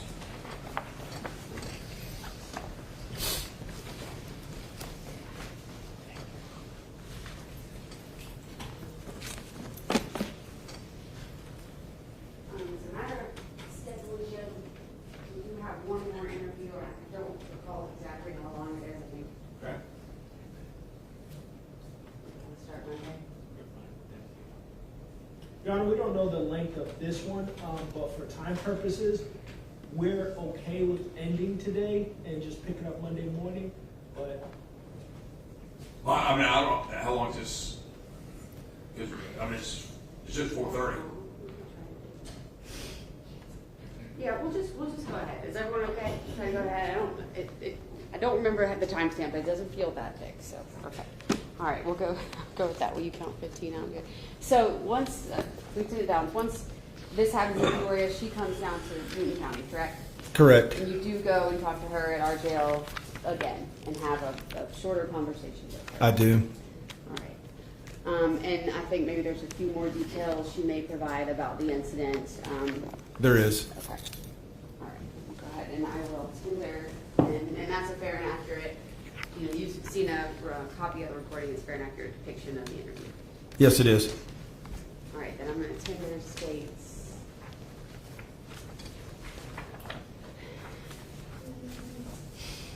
$110, which is the interview itself, and then I'll tender states $111, which is a transcript. No objection, Your Honor.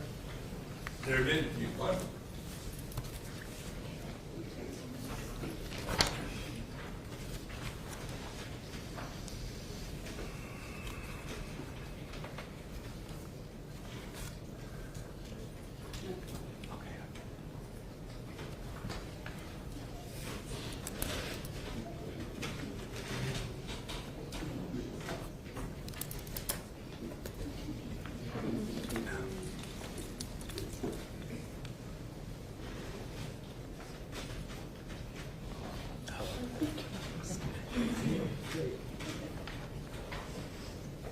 So you go in the kitchen, you come back, he's And this is an audio recording, right? There's no video recording that's happening in this one.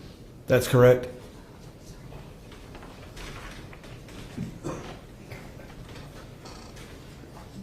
raping Morgan. Okay, did you see his hands around her throat? I'm not sure if I saw his hands around her throat or if I just saw like the top side-ish view of what was going on. Over the bed? Mm-hmm. But, okay, so, and then here's something where I get a little confused with the story also, okay? So initially you said, okay, that the bed is right here, correct? Mm-hmm. And you said Morgan was here. Mm-hmm. And you said her head was facing this way. Yes. And her feet were facing this way, correct? Towards the wall, okay? So that's what I'm just trying to to clear up here. Was here. Right. It is a small bedroom. Yes, and I only came to about here before turning and exiting the room. Okay, so her head was right here. Her head was like just at or past, somewhere around the foot of the bed. Okay, so you saw Alex's upper body from where you were standing here. Is that what you're saying? Yeah. It's been 8 years. It's trying to pull back memories that I've been intentionally stuffing down and pushing away. Right. Well, I'm just trying to clarify your story too, also, just like we talked about your credibility, okay? Yes. So you were standing here, you saw Alex and his upper torso here, and you saw Morgan's head right here. Okay, so you also... I knew she was underneath him. Okay. That's like, I'm trying to determine like things that I knew fit from what I was seeing, and then things that was like the actual seeing it. Right. So you said you said in an earlier statement that you remember looking into Morgan's eyes. I thought she had seen me. Okay, you thought that she had seen you. Okay, so like I said, this is just where I get a little fuzzy right here. Okay, I don't understand how, because I've been in that bedroom 2 or 3 times, and it's a very, very small area to right here to this foyer, to the door that leads out to the porch. So, if I was standing there, and like I said, I understand what you just said about you're trying to bring back things that you've suppressed for years, but it's very important, this part right here. Okay? I understand that. Okay? I know. So let's move on from that. Okay? So, you see this, you go back into the living room area, correct? So that would be that little study? There's no... Oh gosh, I'm trying to remember the setup of the house. Because I didn't go through it too often. But outside of the room, there was like the little dining area, I think it was. So it looked kind of like a dining room. Yeah. And then you go across where the hall is, that goes to the main entrance. Okay. And then through that door, and then there's like the living room area with a bunch of books. Right. And then... That's his study. That's this room right here, Katelyn, I was talking about. Okay. So now, this might help, okay? So this is the bedroom, and actually that other room that you're talking about, the door was here, and then there's like a little sitting area. Okay. Right, and it had books and stuff in there too. Okay. And then you have the hallway, which is right here, that leads to this other room. Yeah. This big room. And then off of that, you've got another little bedroom, and then the kitchen is right over here. Is that correct? For what you remember? Yeah, because there's like some other halls that lead over to the kitchen. Right. I think. Okay. So you go back into was it the room that was directly outside of this door? Okay, so you went into that room and stayed in there for how long? I'm not exactly sure how long. I was crying. I was really like not thinking at all. Right. It was kind of, because I felt terrible that she'd been brought into this situation. I honestly wasn't. It should have been something that I would have expected from his behavior. From his behavior. Okay. So then you sit out here for you don't know how much time. You go back in the bedroom and you see.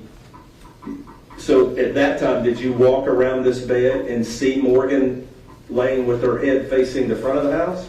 Yes. Okay, so she was still in the same position that you saw her Yes. when he was attacking her or raping her. Okay. And then that's when he told you to go get some knives. That's not when he told me to get some knives. That's Okay. when I was trying to check to see like Right, her Check her pulse. pulse and check if she's okay and everything, and he did not tell me to get knives at that point. At that point, he wanted to put her in the bathtub because he had told me, like, we're not getting any help. Okay, so, so he picked her up at that point and took her in here to the bathroom, correct? Mm-hmm. Okay, and is that when he told you to go get some knives? No, that was a couple days later. That was a couple of days later. Okay, so when y'all put Morgan in this real small bathtub, do you remember if you had to orientate her in this bathtub, how would it be? She wasn't really orientated Like- in any way. It was her head was basically down towards the drain, and the rest of her body was up. Okay, so kind of like this, kind of like I just represented just a little arc type way, and you said her head was here, and her backside was over here. Okay, so All right, I want to make sure I'm on the same page. Okay, so, because I'm confused with that. Her head was down at this bit here? at the drain, Okay, so Yeah. her head would be here, and then her, would this be like, she was. Like Her she butt was up kneeling here. over the tub. gotcha, Okay. okay. I want to make sure I was tracking on that one, because when I saw the tub, I was like, good God. 'Cause I was very unsure on how this transpired. So at this point, were her legs stiff? I don't think so. I don't know. Did he like push them in any way, or? Just kind of unceremoniously flung. Okay, and flunked her into the bathtub, correct? Okay, so you don't know how many days that she stayed in there before you went and got knives and brought it back? Previous, like I said, like it had been, I think, 3 days or something like that. Mhm. And not a week, but not a total week. Right. Okay, so what happened, okay, so take me to when he told you to go get the knives. He had me get a couple of the kitchen knives, like things I could, slice. Right. And had me hold parts of her while he cut through them. Okay. And y'all had a black trash bag on the floor. Is that correct? That y'all were putting her in, or what did y'all put her in? Once y'all cut her up, where did y'all put her after you did that? I think there have been like a couple garbage bags or stuff to line the suitcase. Okay. So when y'all were cutting her up in this bathtub, was it a lot of blood? It wasn't? Not that I remember. I wasn't looking a lot of the time. Okay. So at any point when Morgan was in this bathtub, did y'all use any type of chemicals on her? I don't know. I don't think so. Okay, you made comment earlier in an earlier interview about the smell of bleach. I know like bleach was used to clean the bathtub a lot, like clean the bathroom in general. Right. But I don't think anything was dumped directly on her. Okay. Was she clothed when he put her in the bathtub? So he took her clothes off over here? Okay.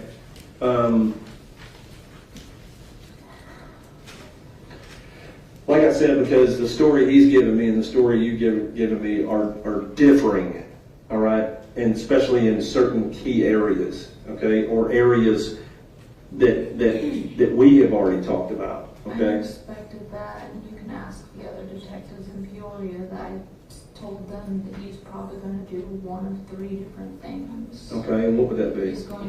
He was either going to brag, because that's who he was back in those days. He was going to clam up, or he was going to try to implicate as many people as he possibly could and cause more suffering, because that's one of the things he gets off on. Yeah, but he didn't implicate anybody else but you. I'm the only person who physically saw what he did. Okay, all right. So So when y'all dismembered Morgan, and then y'all put her, like I said before, put her in the suitcase and y'all took her down to the burn pit, and then y'all set her on fire. Okay, so is there anything else that you've been able to think of over the last couple of days that I need to know? I've told you guys. Right.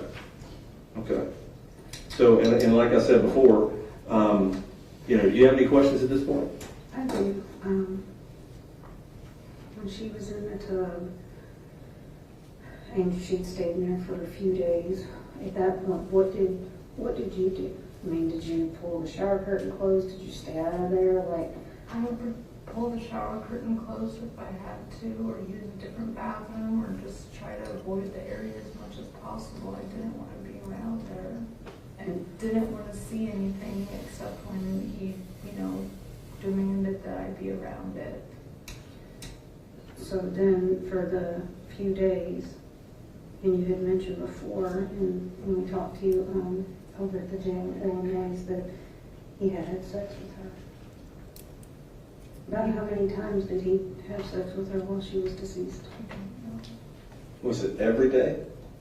It had to have been, because I know it would be him wanting to have sex with her, and then he would turn around and tell me to lay down on the bed, and he would do things to me too. And I'm pausing it at 12 minutes, 19 seconds. So here she's essentially saying he's going to have sex with Morgan's dead body or dead torso and then make her have sex with him, correct? That's correct. The same girl that's in those Facebook messages in the week following saying how much she loves him, he's her soulmate, you're so sweet to me, video of happy dance, tagging him, and death is when the party started. That's correct. At any point in time, did you ever tell him, like, no, stop? I didn't want to. I didn't want to tell him no because I didn't want to end up with that. Would you? No, I'm just curious because I completely understand why you wouldn't say anything. And then he tells you to go get the knives. Did he put anything down inside the tub other than the bags when he went to have him hold her while he was cutting? I don't think he would put bags down in the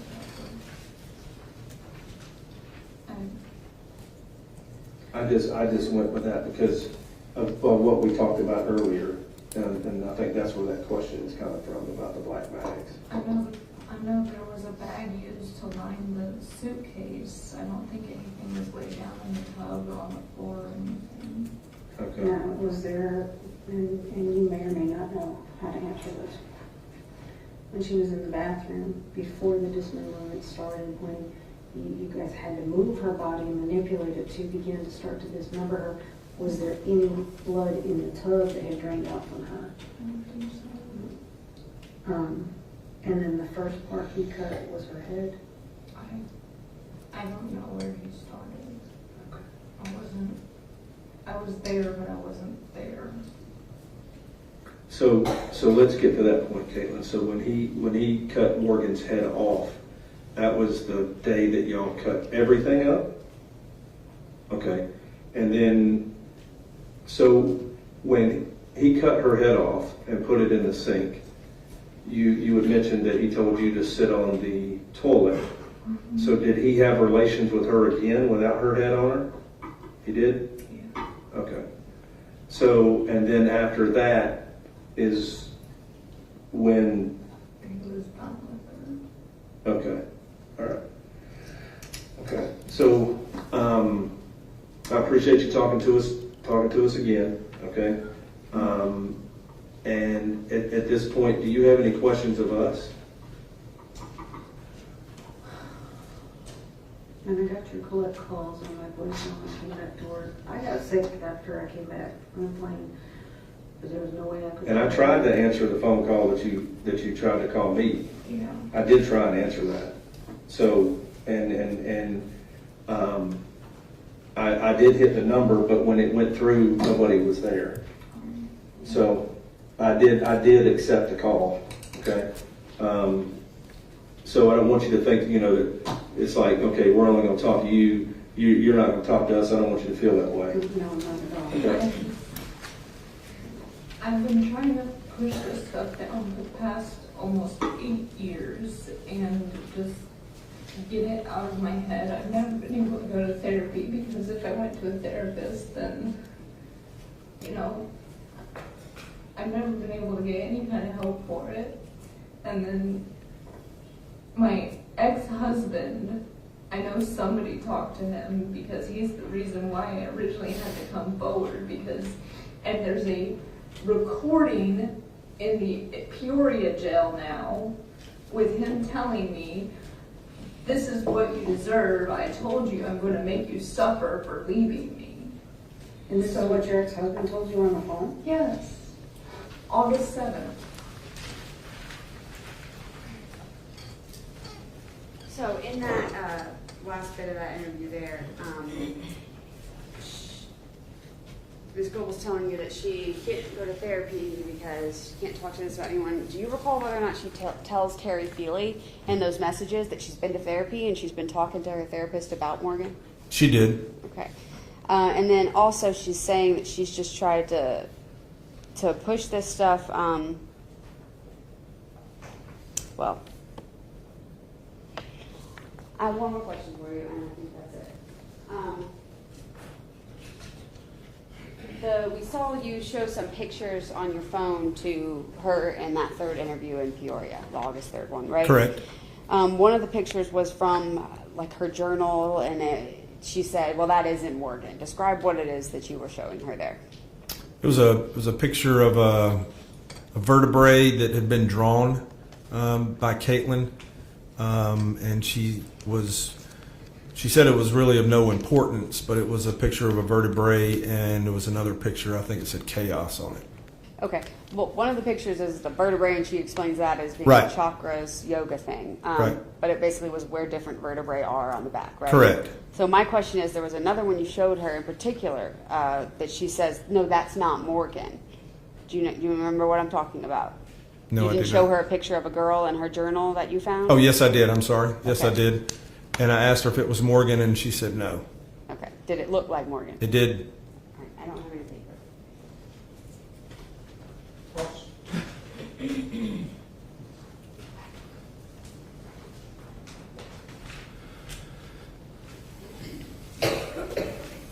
Good afternoon. Great afternoon. Trying to get some energy. Just a couple things. I mean, we went over a lot of stuff already. There was 4, I believe, different videos that we all watched between yesterday and today. Correct. So just to go over that, just to touch on the picture, I do remember seeing it. There was a picture of, I guess, a female face, correct? It was. And she stated it wasn't Morgan, correct? Right, she did. And there's nothing that you saw that would say that that is Morgan, correct? No, I didn't have a picture at the time to put up beside it. I'm just going off a picture that I'd looked at in the past. Right. And you don't know any other individuals in her life that could look like that, correct? No, I don't. Okay. And there was no name of anyone on that photo, correct? No, there wasn't. Okay. Now, in the videos, as we all saw, there was some discrepancies between what she stated happened, I believe, in interview 1, where you come in. Well, 2 at that point, but that's your first one, correct? Correct. Interview 2, which was part 2, I guess, of that interview with the other officer. And then 8-3, I believe that's essentially interview 3. Correct. But in there, she always maintained that Alex killed Morgan, correct? Correct. She always maintained that she was the one that participated in disregarding the body, correct? Correct. She also stated that she maintained that she got rid of the cell phone, correct? Correct. She stated it was, I guess she got rid of it in 5 points, correct? Correct. I think you asked about Yellow River, or is that what it was, Yellowstone? Yellow River. Was that behind the house, or was that near the It was. house? Okay. You didn't find any cell phone there or anything? No, I did correct? She stated that she didn't get rid of any cell phone there, correct? Correct. You showed her in the interview that you were first took part in. You did show, or she was shown some, I guess, messages from Facebook. Correct. Okay. And she explained what those messages were. Correct. And you found nothing to show against what she said, correct? There was nothing to show that was against Morgan. Not against Morgan, but there were substantial Facebook evidence when I got the returns back. So those initial Facebook posts that I had were just ones I really just pulled off before I went to Peoria. Right. But as you stand here today, nothing had Morgan's name on it, correct? No, it did not. She didn't post or tag Morgan in that, correct? No, she did not. When there was the other officer, I think the female officer, I don't know her name, I apologize, but she mentioned about, I guess, her TikTok videos, correct? Correct. And she explained what those TikTok videos were, right? Correct. Half Mass with Jason Voorhees, and same thing what Mr. David Settle said, correct? She did. And you would agree that there's a huge difference between a prop head, which is rubber, I imagine, rubber, plastic, whatever, and a human head, correct? I would agree. However, with the totality of all the TikTok videos combined, I would not see that as something normal. Okay, but you would agree that holding a prop head and holding a human head, that's a big difference. It is. I would assume. I've never held a severed head, but have you ever held a prop or toy or whatever, Halloween stuff like that? Yes. Okay, did that make you throw up? No. Thank you. No further questions, Your Honor.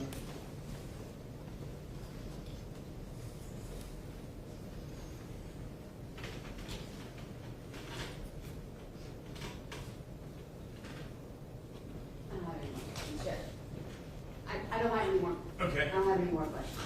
All right. I tell you what, if you all would pass those transcripts down, I think you've still got them in your hands.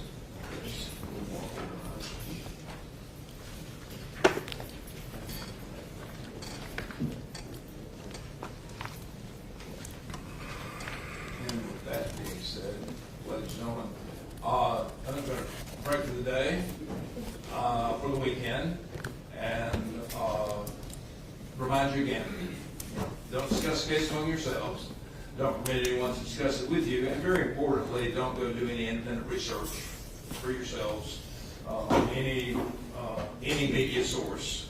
Old-fashioned newspapers, magazines, more modern television programs and things, and certainly not computer search. Please do not do that. That would be improper and inappropriate. You're supposed to decide the case based on what comes into the evidence here in the courtroom. That being said, you can take your notes to the jury room, drop them off, collect your personal belongings, and we will wait until you all exit the courtroom. See you Monday morning at 9.